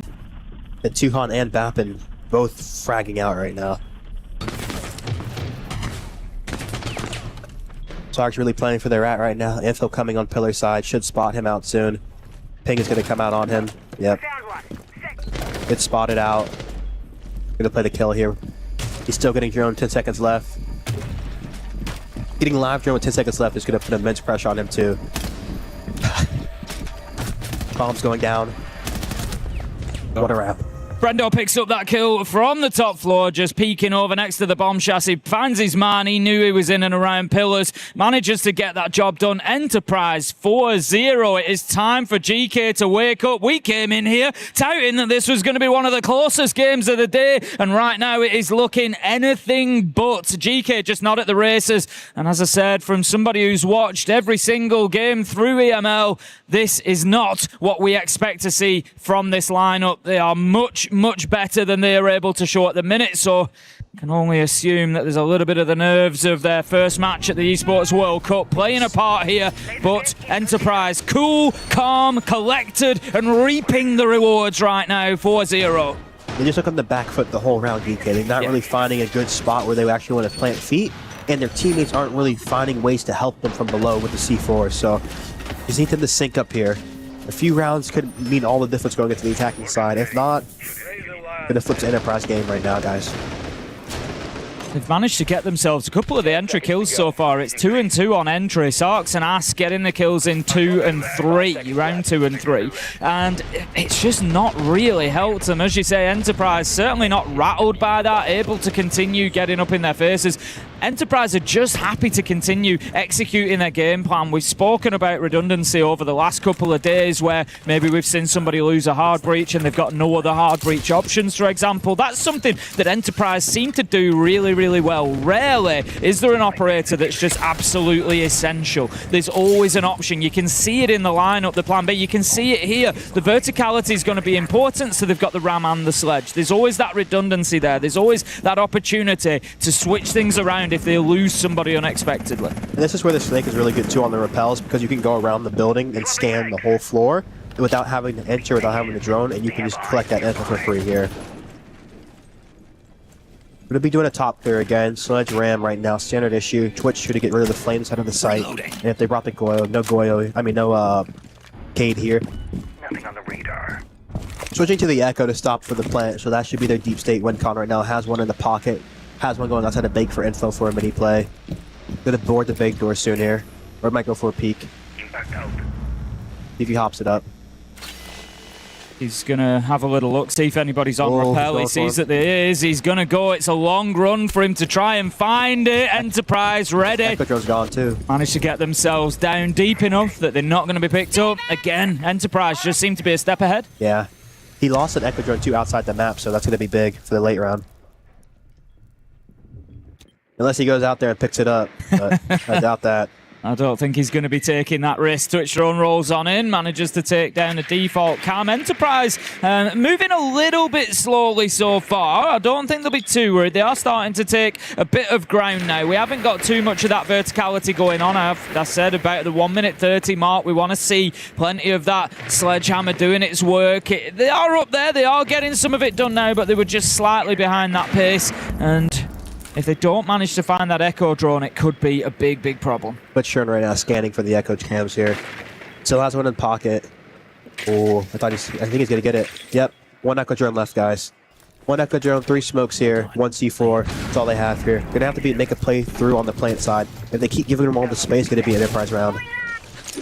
Yogg is still inside of VIP. He's using those Zoto canisters to prevent the push coming down. Last time, Enterprise didn't really challenge onto him directly. They just kind of diverted past him. This time, it looks like it's going to be a bit more aggressive, but Yogg is ready. Manages to flip to the pistol, find the kill. Nitro in hand, Groovy onto 2-hand. 5 versus 3 now. Enterprise need to find a way. They've got in. They're able to start putting this diffuser down. There's an Echo drone to stop them, though. Are they able to find it? I don't think they will. Jigsaw manages to take down Upo. They're going for the plant again. Will they run out of Echo stuns? Yogg manages to find another. The kills come in. Sarks gets the one that matters. Stops the plant, stops the round. And that's going to be the first for GK. Will that be the foundation, the bedrock that they need to build on? Big round from Yogg right there in VIP. Saw how the 2 round was really able to slow the walk from Bappin and really just give him that chance to get that kill there. And honestly, too, great play on the flank from the smoke, giving them problems on the execute. That's what you have to do, especially if they want to take that surround really slow.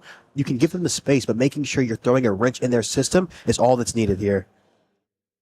DK going to be looking to get round 6 as well. The best they can hope for here on defense, of course, being the 2 rounds now. It would be a 4-2 half. Enterprise, they're going to be confident, I'm sure, that they can come in, get this one and take a 5-1 half, which would be an absolute achievement for them coming in, maybe.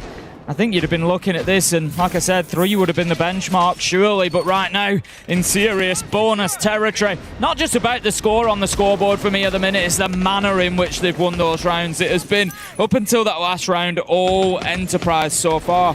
If we look across the side of GK, the kills are sorely lacking right now. Groovy and Sark, 7 between them, but a couple of those coming out of the last round. Other than that, 1 for Upo, 1 for Ask, 2 for Yogg. Just need to get them into the game a little bit more. So coming out here, mining again. They don't have the strongest win con from below, no pulse. Usually you see that a lot, so you can actually have that C4 and the shotgun capability up. It's going to be mainly on their mid-floor clear here, or should I say the top floor clear, making sure they give them space, but they don't give them the kills with it here. And they really need to make sure they use these C4s a lot better in this mid-round here. I'm looking towards Yogg and towards Ask to get some C4 kills right now. Bringing out the Lion too to slow down Geeke. He's going to slow down their cheese plays here towards outside of the map. Soul's not a sight too, just to scan for any ISOs. Ruby might go for a rat here. Proning in the shop side here, asking us to play to shoot drones for him. They're going to drone him out. They spot Groovy. I don't know if he knows. I'm not.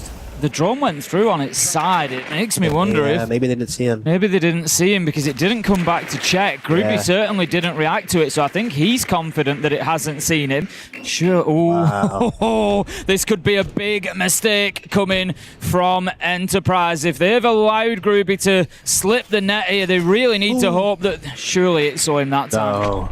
Surely they've got to be aware of his presence. The best they can hope for is that it's the shield that goes in and that they can at least front this up so it's not too much of a surprise. They're not aware of his position. It's too easy, but Groovy misses his... No, he doesn't. I thought he'd missed his opportunity, but he manages to find the kill onto Cairo. The trade is there. Jigsaw takes him down, but the kills continue to rain in for GK. Yupo, Sarks, Ask. I said they needed more kills across the board, and they've done it. They are spreading them around right now. Jigsaw with a second for the round. 1 versus 3. A minute 15 left on the clock, and GK, they're just going to drop away and give him his space. 1v3 clutch right now. Pretty much unwinnable. Better drop pillar right now. Destroys the camera. Info's gone. That's the best chance of winning, is always destroying the info, making the players have to play with you. First fight's going to be on the soul instead of mining right now. Goes passive here, playing the crossfire. It's really good. Walking into a 90-degree crossfire, it's going to be extremely hard. Gonna have to be a miracle round. Now, the last thing that they want to do as defenders here is be giving Jigsaw these 1v1s and the opportunity. So really being played well by GK at the minute, not overcommitting to... Oh, beautiful shot though, coming in from Jigsaw, can't back it up with any more. Yupo takes him down, 1 pump with the shotgun, gets the job done, and that is a 4-2 half. GK have really rescued at least a little bit of something at the end there. That was looking like it could have been a 5-1, a 6-0 even, so they've dug deep and they've got themselves back into this. And the cafe is too, it does lean attacker, so I feel like if anything, that's big they got those last 2 rounds. Really just for their momentum. And you see they were having the Thorn in their side.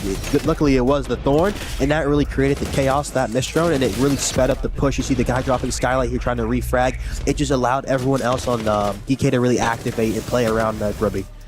Yeah, it was a big mistake. It was a big mistake from Enterprise. To be honest, it's probably the first that we've seen. Everything that they've done so far has been on point.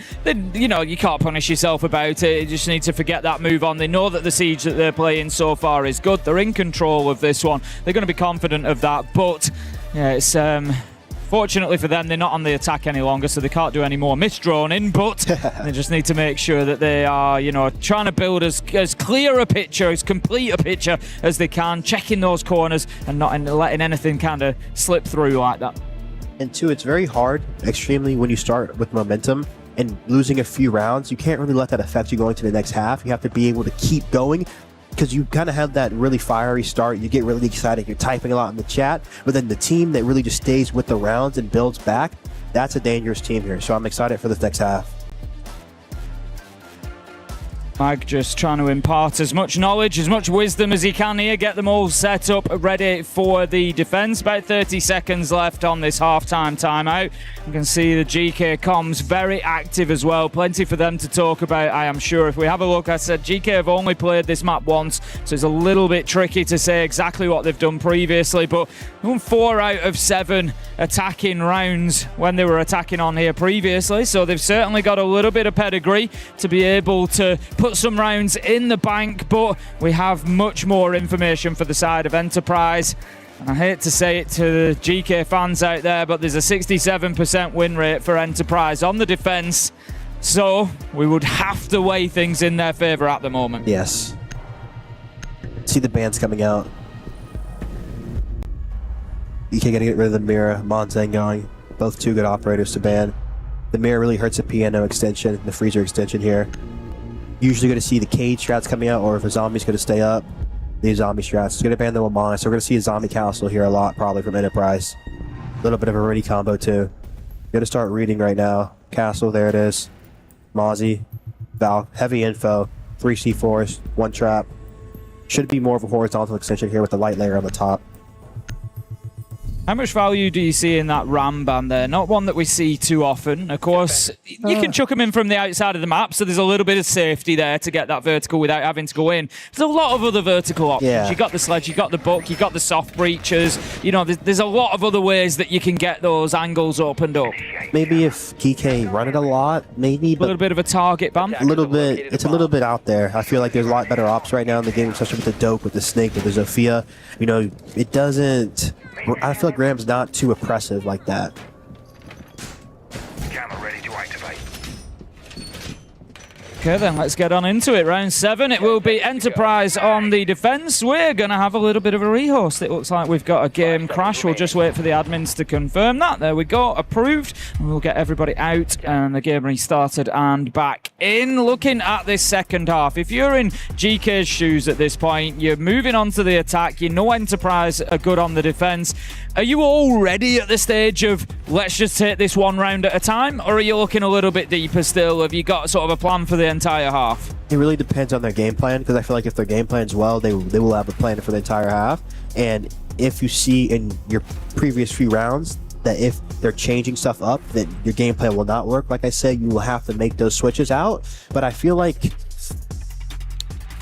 right now it's a little bit round by round, especially when you're coming back from a game, you're in a deficit, you really have to take it step by step, moment by moment. Oh, the deal in here, of course, just getting everybody back into the lobby.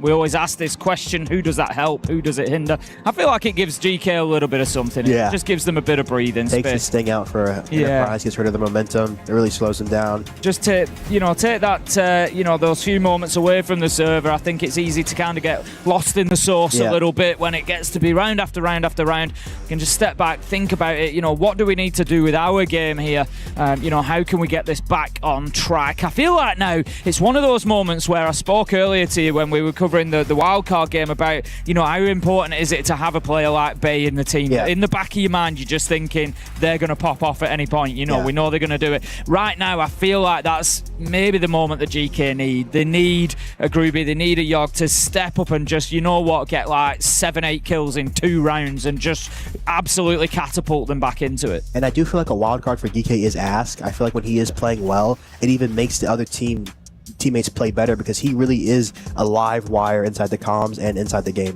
Only 2 kills for Ask so far. He's been very, very quiet so far. We've barely said his name at all, to be honest. So, yeah, as you say, getting, that extra little bit of value coming in. If we have a look at the side of Enterprise so far, Cairo's been a little bit quiet. Other than that, Brendo's the lowest on 3, but it's 3, 4, 7, 9 in terms of kills. So everybody just getting involved that little bit more than on the side of GK, who've got Ask and Yogg both down there on 2 kills apiece. And you feel like if they can squeeze that little bit more out of them, it'll put them towards that 100%, and then they can start getting themselves level, hopefully. We are nearly back into this one now. I can see the lobby coming together piece by piece. We will have you back into the action just as soon as we can do. But right now, I also feel like it's really important, as I often speak about swing rounds. It'll be interesting to get your perspective on this as well, Iconic. Like, I look at some rounds, it depends on the score. It's not always the same rounds, but this I would call a swing round now. We're on a 4-2. Yeah. So if the win comes in for Enterprise, it's 5-2. It's a 3-round deficit. You've got a massive cushion. You need 2 rounds to win the game. Whereas if GK can get this win, you're back. It's one round away. You're in touching distance. How much do you notice those sorts of things as a player? I feel like yes, because honestly, on the Enterprise side, you're feeling that confidence. You're feeling like you're kind of running away with the game, and now the game's creeping back. You get a little bit nervous. You get a little bit tight. You start to see them not cheering as much, typing as much. You can't really let that stuff affect you. You have to keep your presence the same, winning, losing, tied. You have to have the same mentality no matter what. If you allow them creeping back in the game to creep back into your mindset, it's going to affect you and slow you down, and ultimately let GK back into the game. You see Baffin typing, so they're feeling good, apparently. I don't think anything will stop Enterprise typing, given what we saw in Salt Lake as well. I think it's going to really take something. They were typing when they were losing. They don't care. They'll still keep going at you. But, as we say, one of those swing rounds coming along then, really important here. We either come out of this 5-2 or 4-3. Very different score lines for both of these sides. Enterprise is going to be wanting, of course, to get themselves that little bit of a cushion so they can start pushing forward. They will start their defenses in reading room. room. And a fairly standard lineup, couple of Nitros there, 3 across Mute, Mozzie and Valkyrie. So really sending a message there as to what the intention here is. Make it difficult for them to play above, not necessarily by fighting directly into them, but by doing it from below. Seeing the Hibana coming out too to clear these castles out. The IQ is going to be good too to stop the Valk. Nomad's great for just to stop the aggression from the defensive side. The Gridlock too to stop the red flank here. Snake's going to be big info here. Up an enemy.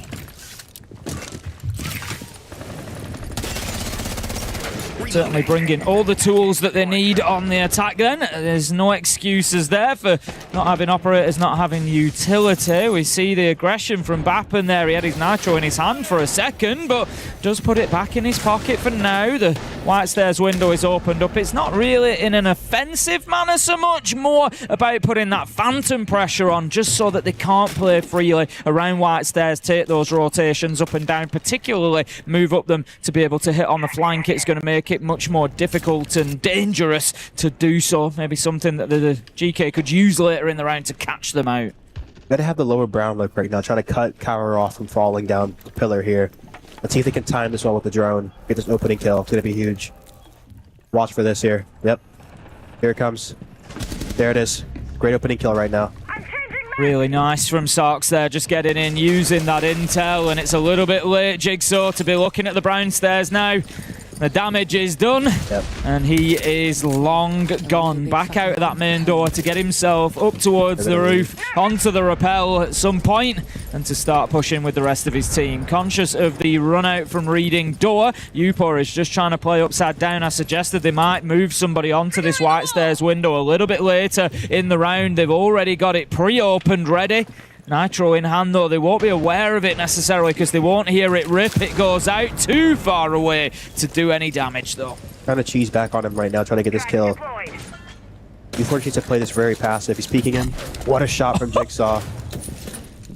Absolutely disgusting stuff. Down on his belly like a snake. He crawls across and finds his man. 4 versus 4. And if GK did not need to lose a death, it was right then. The snake gone as well, so you're losing a lot of intel. The vertical challenge is there, but Jigsaw, he is just gripping a hold of this game at the minute. 4 versus 3. It's going to be tough here too. No Habanas left to get the hatch open. They're going to be forced into a reading door execute right now. Good strategy here coming up from Enterprise. Plant's going down. Brown reticket to come out here. Need to style through the site side. Stop the brown flank coming through site. Yogg gets off. Out of ammo here. Yogg gets the kill. Yogg gets straight at bomb down. 2v1 right now. They have pillar control. They have laundry control. Gonna back up to 90. Gonna double up. Great play from the Valkyrie here. It'd be almost impossible for Groovy to win it. So retake in top 2. Great win cons coming out from EP. Really playing around them extremely well. 1v1. Wow. Going for the kill. Doesn't have no time. Great round. 5-2. Wow. Doesn't manage to grab the case on his way past, so no opportunity there for Groovy. The decision has been made, going for kills.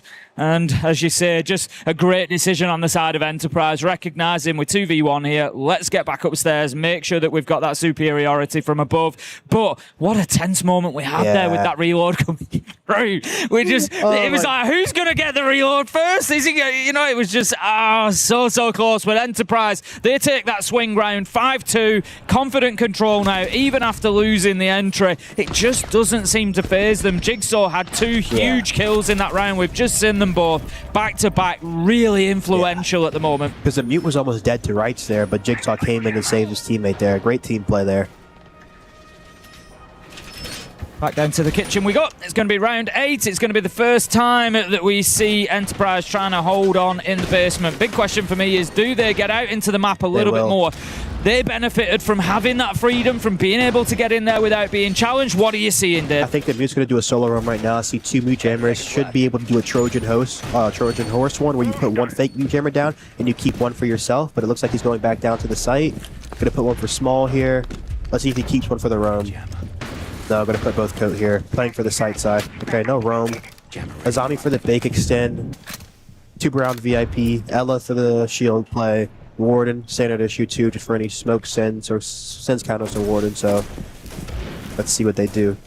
Probably opting to do a clean right now. No ram here, so they're bringing the Zof sledge. I want to see how they use the sense here, if they go VIP side or if they want to just use it for the hatch plant. You did mention, of course, the Ela, being particularly useful for that VIP hold, and that's the choice that Enterprise have gone for here. They're not going to be playing up against the shield. So as you were saying, sometimes you'll get the Blackbeard, the Blitz, just chasing down those white stairs, getting aggressive onto that white stairs player. That's not going to be the case here, but still, the Ela, I mean, the Scorpion's great at close range, and having those Geschmack mines as well, just to try and hold them back. A long-range challenge. Bappa needs to be very careful he doesn't give himself away. I'm interested to see why they reinforced that white wall like that, kind of cutting off the angle from Bappa playing inside a VIP here. Playing for a C4, got an opening kill on the front door right now. Another one. Oh! Yeah, these shotguns coming out hard. They get the kill on the VIP right now. Walking down to Red Yogg. Gets one, 3v3 right now. Going for the refrag on Coat, running up his red. Oh, wow. See, great team play from the Enterprise, not being afraid to really go for the refrag here. Taking the space back immediately. 3v1 for Sarks right now. 1 nade, 3 Senses left. Gonna be very difficult for him. It's just exactly like you said. That swing ground, they win it, they 5-2 up, that confidence starts building, and you can see it. You can see the way Kairos just sprinted up those stairs. I'm having the refrag. This is mine. And they will not be moved right now. Enterprise Sarks, fairly low health, trying to work his way in. He does have Diffuser in hand, and he's got a lot of time on the clock, so there's at least a couple of things there. Utility still in his pocket. He can start trying to do something about this, but you just have the feeling at the minute that Enterprise know how to play this. They sat deeper, they just tickling damage away from him. Sarks gets himself into a position to bait out the plant, see if he can move Enterprise in a little bit closer, but it's not going to make a difference. Tuhan is there for the final kill, and that leaves us 6-2. GK still not activating here on Cafe, and Enterprise running away with it right now. Bappa's telling them they're shaking right now. Ruby head in hands, not a good sign. Yeah, Enterprise being Enterprise, shouting across, gesturing, it's all in good spirits, but how much does that affect? Does that down to the individual players? Does that ever really affect it, or do you just not care? I mean, a lot of the times that would kind of fuel you, seeing someone talk to you like that, it really does allow you to kind of get that revenge, really fire you up in more intense competitors. Do you feel it when you get, if somebody's, mouthing off and then you get the kill on them in the next round, is it sit down? Because even in the grand finals against Dark Zero, in the mid-match breaks too, you're going to the bathroom with these players. So me and Chor would be taking a piss next to each other, and he'd be talking to me about the last map, and I'd be talking to him, and it's all in good spirit, but it's just that competitive edge that really allows you to just take the trash talk and really just want to respond to it. And I feel like the best competitors will use that as fuel, and some of these ones will shut down to it when they hear someone yelling at them. But usually when I hear someone yelling at me, I want to yell right back towards them. Even if we're losing, if we're winning, I'm still talking to them. That's it. It's every little battle, isn't it? Yes. It's fighting for every inch, and it's like if you quieten down, you're kind of letting them win that little battle, and it's like you've got to let them know that you're still in it. But right now, I'm not sure that GK are still in this. They've got 4 rounds to win in a row, and they have not looked on their best so far today, whereas Enterprise are looking fantastic, just like they did in Salt Lake City. I'm sure a lot of the fans are going to be enjoying watching this one, and they're going to be picking up even more of that neutral attention as well that they were so popular last time around. So as we stand 30 seconds into the round, it's going to be a fireplace mining hold, so top floor will be the battleground again for GK as they go in and start trying to take that control. Rear to be used here to lock off the red flank. Scanning pillar info right now. Capcan coming out. Wow, haven't seen Capcan in a while. The K charge here look like they're going to be giving top off, Kading the hatches here. Capcan goes down. Great opening kill from Sarks, another one. Let's see if they can capitalize on this here. Especially with the IQ having been brought along a couple of times as well, you think you do wonder how much value there's going to be in that Kaid. Obviously, it's going to slow down the intel game a little bit because you maybe have to draw on that little bit extra carefully. You've got to go through, check every doorway, because guess what? If you don't, you're going to end up on about 2 HP. Groovy, who walks through a Capcan trap, lucky not to find himself out of this round. Still 5 versus 4 in favour of GK and starting to take that top floor control now. Brendo playing lower red right now, securing this control. They're looking to get the train hatch open with the Habana trick right now. Ash should open up this red window just to put pressure inside. He's holding the sight cut right now. Push another Cade for the wow. Brilliant from Yogg here. Ash could maybe get a kill on the Cade rotating through if he's not careful. Let's see how they end this round right now. Got a breach above. 2 C4s left. They need to try to work a kill here. Asmus is across on the side. Finally gets him. Brendo's still lower red here. They're making angles for him in a very bad spot. He's going to take the fight here. Right now in EP, you really have to be aggressive, but not too aggressive to where you give them that kill back instantly. They get that kill back top right here. 1 C4 left for anything inside of train side right now. Let's see what they can put together here. The big problem for Enterprise right now is that all 4 of GK on full health, and they have time, they have presence to start moving forward and building a little bit of space. Fight comes in, the flash is going to stop it though. The utility used well. Brendo, Bappen, both have taken chip damage. 2 versus 4, 15 seconds. Is time going to get the better of GK? Yogg is down right now. Ask has the diffuser in hand. Is he going to start planting at any point? Surely. Sox manages to get the kill. You pour onto Brendo, and that's going to be GK taking themselves around, and it's 6-3. Great response right there. Way to stay calm and composed. That could have gotten bad right there.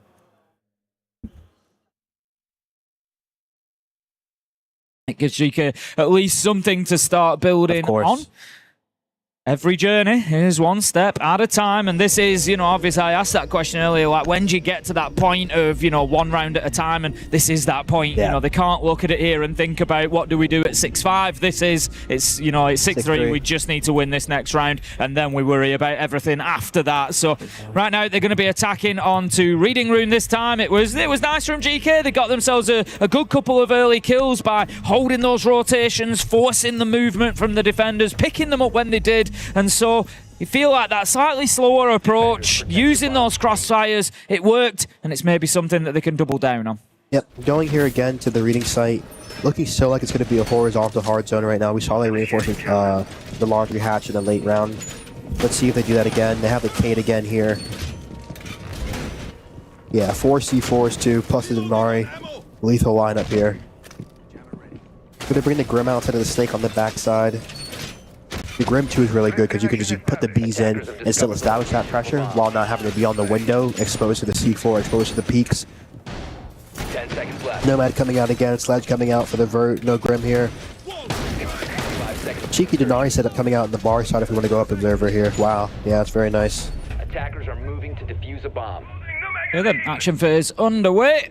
And it's going to be Enterprise again. They've got 3 more chances here, but you just know as each one of them slips away, as each round that GK are able to find themselves something, it gets more and more difficult. Saw the drone there, not going to be able to get out and get it for himself, but we'll just have a little bit of a look at where the approach is coming from. I like this aggressive use. It's much like we see from the Echo drones as well. The aggressive use of those Mozzie drones. How about that? Does a ton of damage to Sarks. If he could have got that kill, he takes the Dokkaebi offline as well. That could have been massive. Oh, we see this Inari setup coming out right now. Feels a little bit Ocean's 11 style. Gonna have to find a way through that. Gonna be nading this pixel shield right now. Just creating that initial pressure into the map, forcing them back into the Freezer extension here.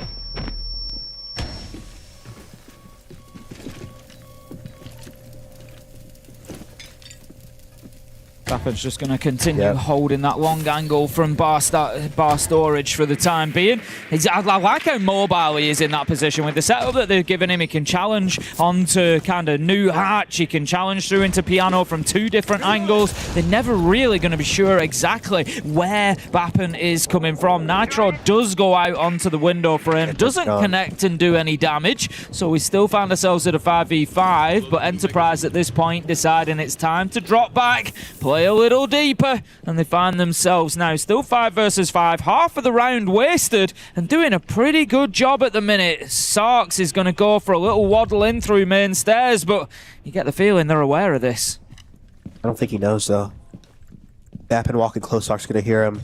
When does Sarks take the advantage here? Lets him deep.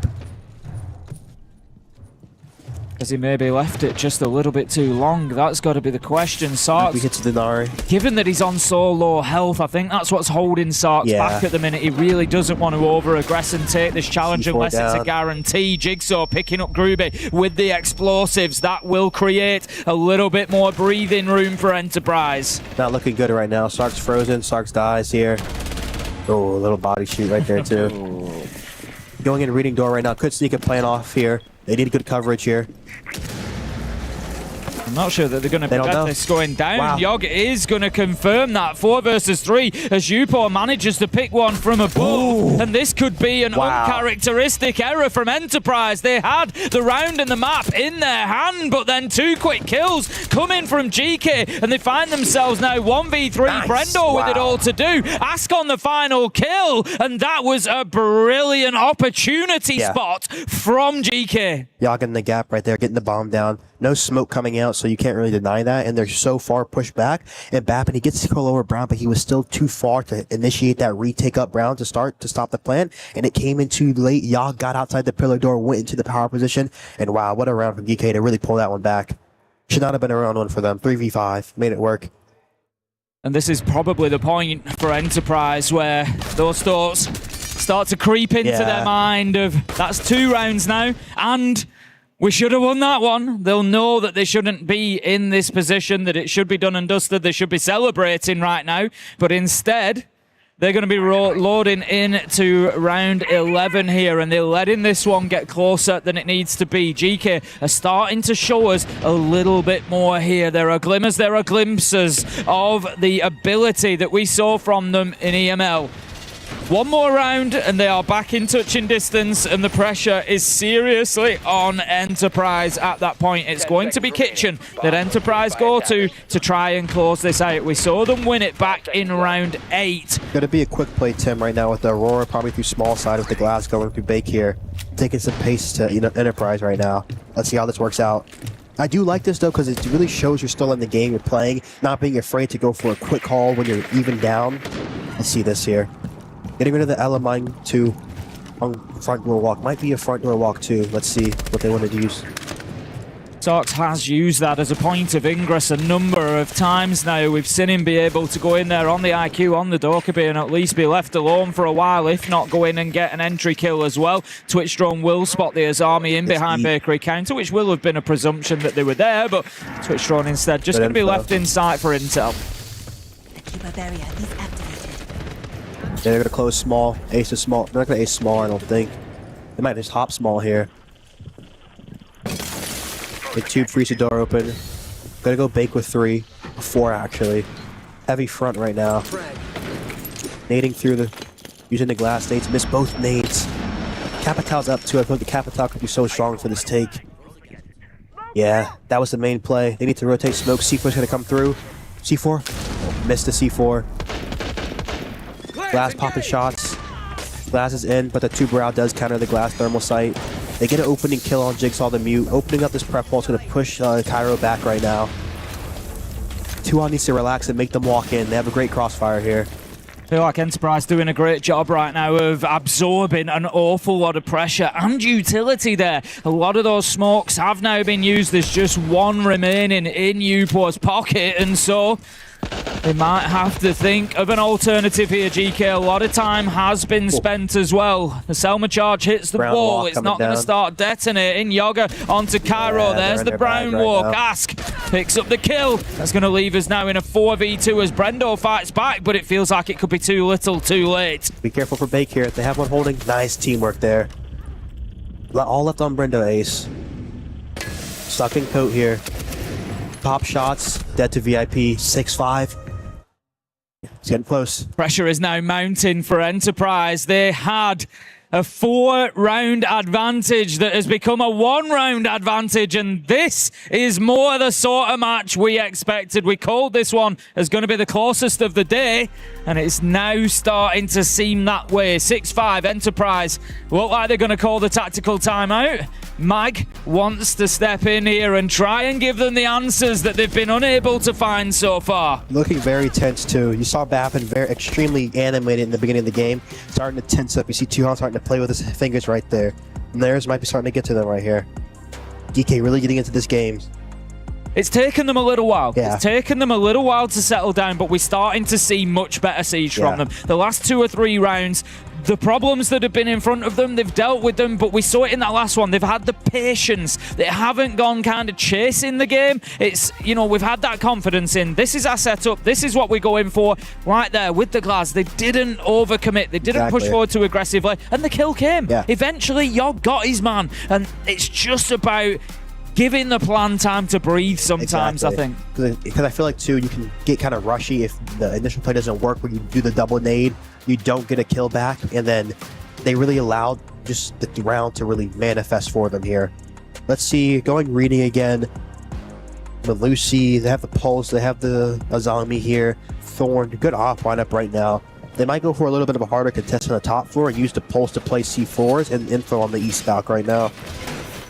I think they've been giving him so much space on the reading. Yeah. They're going to try to take it away from them here. I think it's really important to point out here, obviously earlier, you know, when they were really struggling, GK, I commented on how quiet Ask and Yogg had been. They were on 2 kills apiece, really struggling to get into the game. Look at the situation now. 7 for Ask, 6 for Yogg, 9, 7, 8. Everybody on GK now is up and running, is firing. If you look across at the side of Enterprise, it's almost a flip reversal. You've got Cairo still struggling on 3, not really getting himself into the game. Brendo on 6 there, so you've definitely kind of got 2 sides of the team on Enterprise. And right now, that team play from GK, that ability to facilitate Asking Yogg, get them into the game, allow them to start getting them kills, has given them that extra 10% that now sees them winning 3 rounds in a row to get themselves back into this one. One more will see us going to overtime. And most of Bappin's kills came too in the early rounds, so he's really gone quiet over the last few rounds here. Trying to play for a cheese play in Piano. Does he get drone? Pulse feeding him this info on who's on his repels. There's a DMR2 to shred all of his Kiba barriers. Gonna be troublesome for him playing. Used to call this the mark spot, all the way back on Old Cafe. Gonna be playing very aggressive right now. Also, too, when that repel line is their ace, you cannot hop out on the window. It blocks the hop out. They need to find a way to help Bappin here, unless they're gonna get this opening kill. Jigsaw trying to rotate right now. Nade goes out, peeking the upside down repel here. Oh no, flashes come out.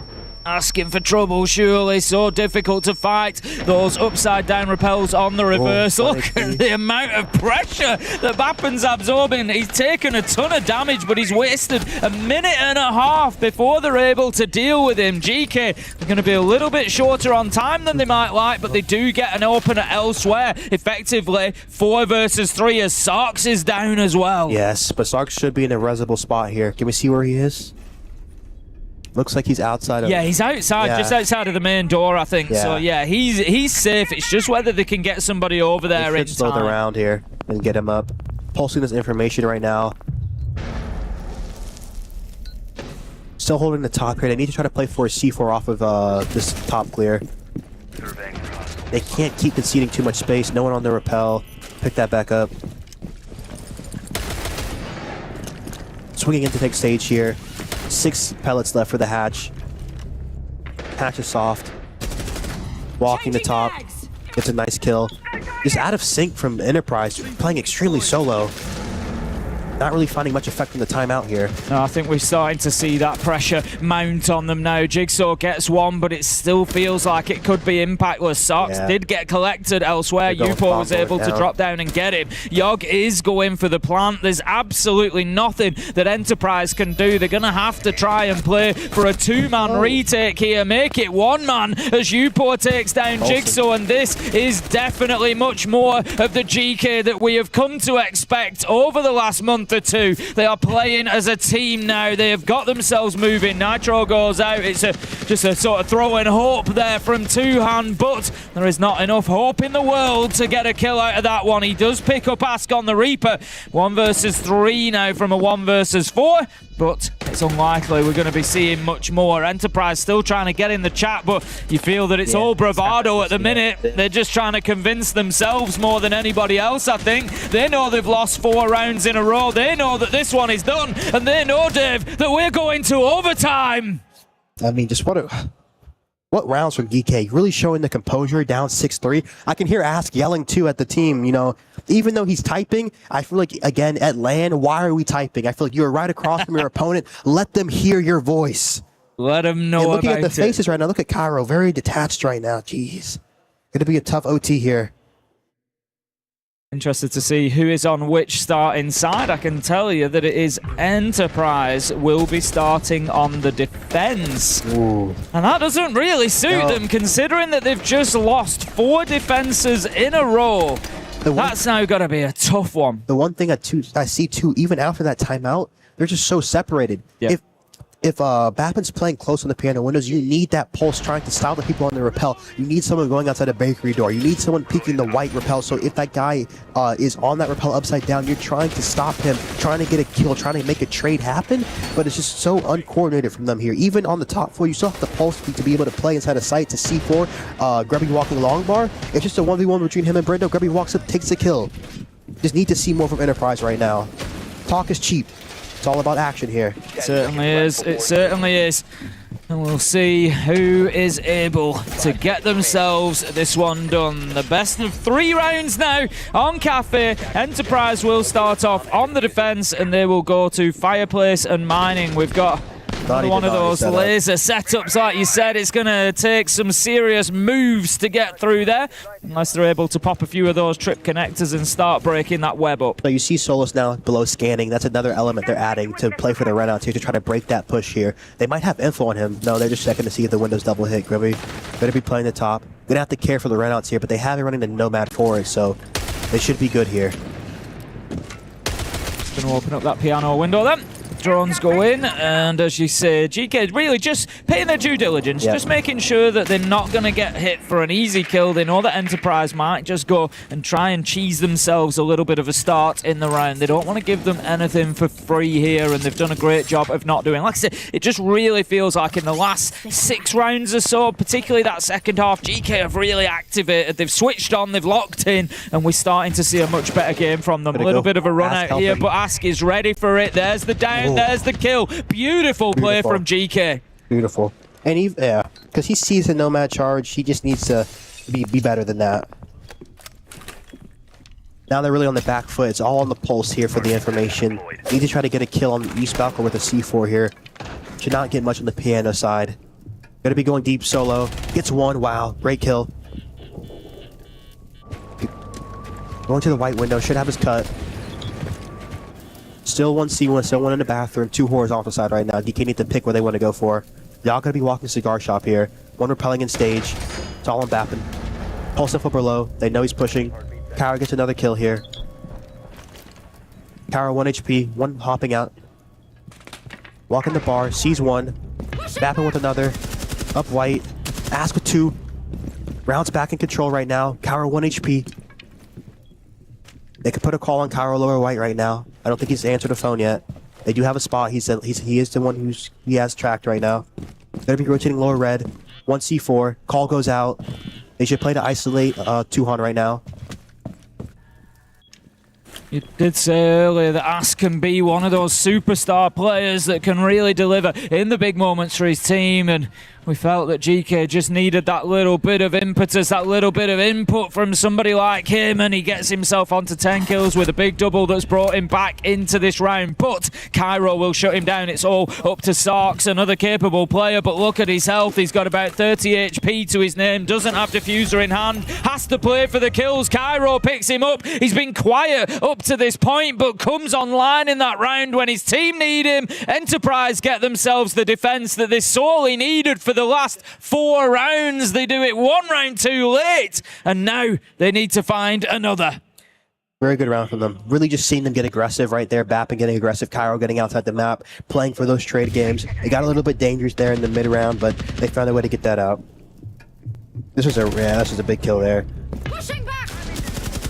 Just this from Ask, just allowed to walk across that top floor there, and the reaction with Bappin coming through the rotate. Beautiful stuff from him, but not quite enough to get the round for his team. This one at the minute is absolutely anybody's, but Enterprise do move on to the attacking half now. They did overturn the advantage that GK had, given that they'd won 4 attacks in a row, and now Enterprise, they won 4 themselves, and they're going to get the opportunity. They will be attacking onto Kitchen. If we have a look, it was 50-50. We saw it played twice. GK won it once on the defense, Enterprise won it once on the attack. What I would say is that GK won it much later. They won it in round 5. It was the first round that Enterprise won, and GK, they just didn't look like the same team back there in round 1 and 2. Yeah. So now that they've got themselves activated a little bit more, I think we're going to see something a little bit more similar to maybe what we saw in round 5, where they won this site. It was the Tubarão, the Yogg holding onto VIP that really won it out for them.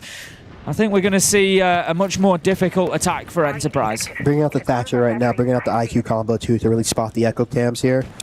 Going to deal with their win con for late. They need to try to make a play to break this push early. I think that's what the Pulse is going to be really good for here with the C4 shotgun capability.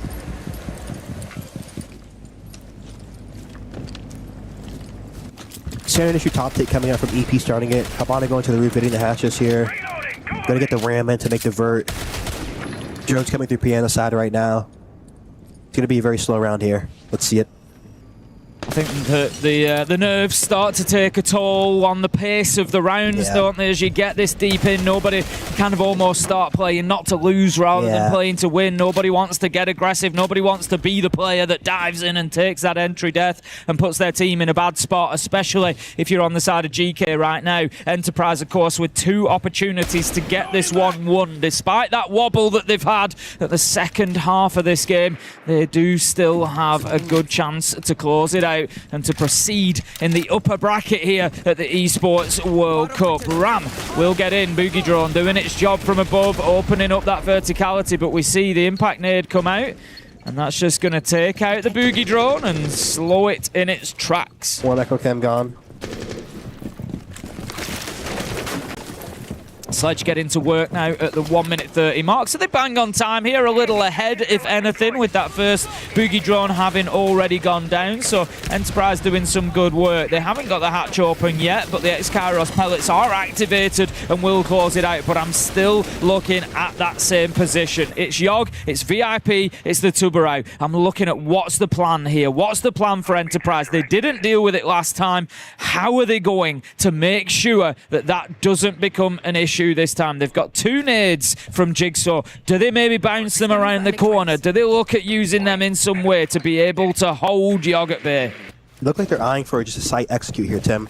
Especially with the Thatcher, IQ trying to get rid of these Echo drones, and their Thatcher and the Echo drone too. Going for the, great C4. Yogg from that position, able to deny the push. I'd said that it was my concern throughout. Enterprise were less worried about it than I, but they should have been a little bit more. The Zoto canister comes out to try and stop that push onto him that we've seen previously. And again, Yogg is doing a great job here at just holding back the tide. There's going to be a little bit of a wander down Brown Stairs, but Brendo has got into a position to put the diffuser down. Groovy, however, stops it. 5 versus 3 now. GK holding on and looking to take us to that 15th round. It's retake time for Enterprise. Walking through right now, low time, no chance. And Tim, it was really down to Enterprise. They really kind of let that round slip because even if you're in that spot to get the bomb down, you need your players on the vert covering. You see another player dropping the hatch. There's no need to drop the hatch. You already have a person on white. You need to make sure you hold the coffee double door where Groovy was able to vault through, stop the plant, and then prone and waste even more time off of the flames here. And you saw that they usually brought the Twitch drone in to be able to clear those flames early. They weren't able to clear those flames. They didn't use a nade for the flames, so it really allowed them to stall in the late round right there. And a great C4 from Yogg being able to break that initial play.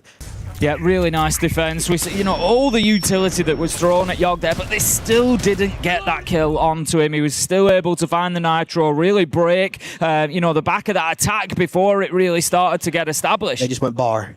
How do you feel about that? I'll tell you what, I feel nervous. I feel nervous for Enterprise. We have not seen a top floor site yet in 14 rounds, and Enterprise choose to go there now. I can tell you from over the last, I can't tell you the exact numbers right at this second, but over the last 2 or 3 years, this site has never got above 50% win rate for the defenders. I can tell you that now because I've watched it avidly, and It's a risk. It's a risk. But look, maybe it catches GK a little bit off guard. Yeah. It's not part of the rotation. It's not something they're going to be expecting. So now GK are having to plan. They're having to think about this quickly. Right now, too, Cena Soul is coming out. The Cade, too. Going to be good for the walls. Thorn. I would like to see a zombie here because this site is just so passive for the attackers because you can really just be able to be outside the map and really just stall time. Looking to Cade the red wall from up, it's a little bit questionable. Okay, they're gonna not put the Cade down. It's good. Gonna Cade freeze your walls here probably. Walls done. Yeah. You can kind of nade that. They have Idiots and Freezer protecting it. Let's see. Probably gonna be a C1 clear right now. Seeing 4 sets of nades coming out. Most of the ADSs are for the bar side too. This could get tricky right now. Ace coming out too. Going to be one of the best ops to be able to get this range breach off. Got rid of the ADS too. Wow. Big. Nearly didn't get away with that. Didn't get the ADS though. Didn't get the ADS. He blocked it. I think he did. He just managed to body block it, and it was, you know, we saw the shot land on the Jaeger's leg. We can see on his player card the little bit of damage that Cairo took, but it's taken and kept some really important utility online there. It's going to enable him to stay in that position, so good stuff from Enterprise by Loco management. It doesn't really matter. The outcome is the same, and it means that the Jaeger stays in position, but he's going to wish that he hadn't. The flashes come in, and Newport gets the tight angle from Skylight, and there's the entry. Now it's so difficult, too, because you have your Solus below 3 people on the site. You're forced to really make a play right now. If it goes 5v3, it could get bad. Oh. Good trade back. Good to be on the Solus below here, if they have that info or not on Jigsaw. Brando getting Enterprise back into They have a things. reading cam. They don't have a pillar cam right now, so there's no info. At least a little. 4 versus 3. GK need to not get dragged into rushing through this. They've got a couple of kills. They don't need to get overly aggressive, but they take the opportunity presented. Ask gets the kill onto Bap, and they can smell blood in the water now. They know they're like sharks circling. They want this match. They were 6-2 down, but here comes the jump out. Big play as Jigsaw just launches himself out of white window. The fight is on. Brendo gets one. 2v2, but Ask is the hero that they were asking for. 2v1 right now. He's going to be getting the plant down, but the Solus is underneath. This could be the win condition. He has to move away. They can't find the kill. Jigsaw, he's going to go back to it again. He has to just shoot through the floor. He will manage to land some shots, but Ask is going for it again. Yoga downstairs gets the kill, and GK Look at the emotion. From 6-2 Look down. at the emotion. They fight their way back in This is and Siege. win it in round 15. This is EWC. This is Siege. Wow.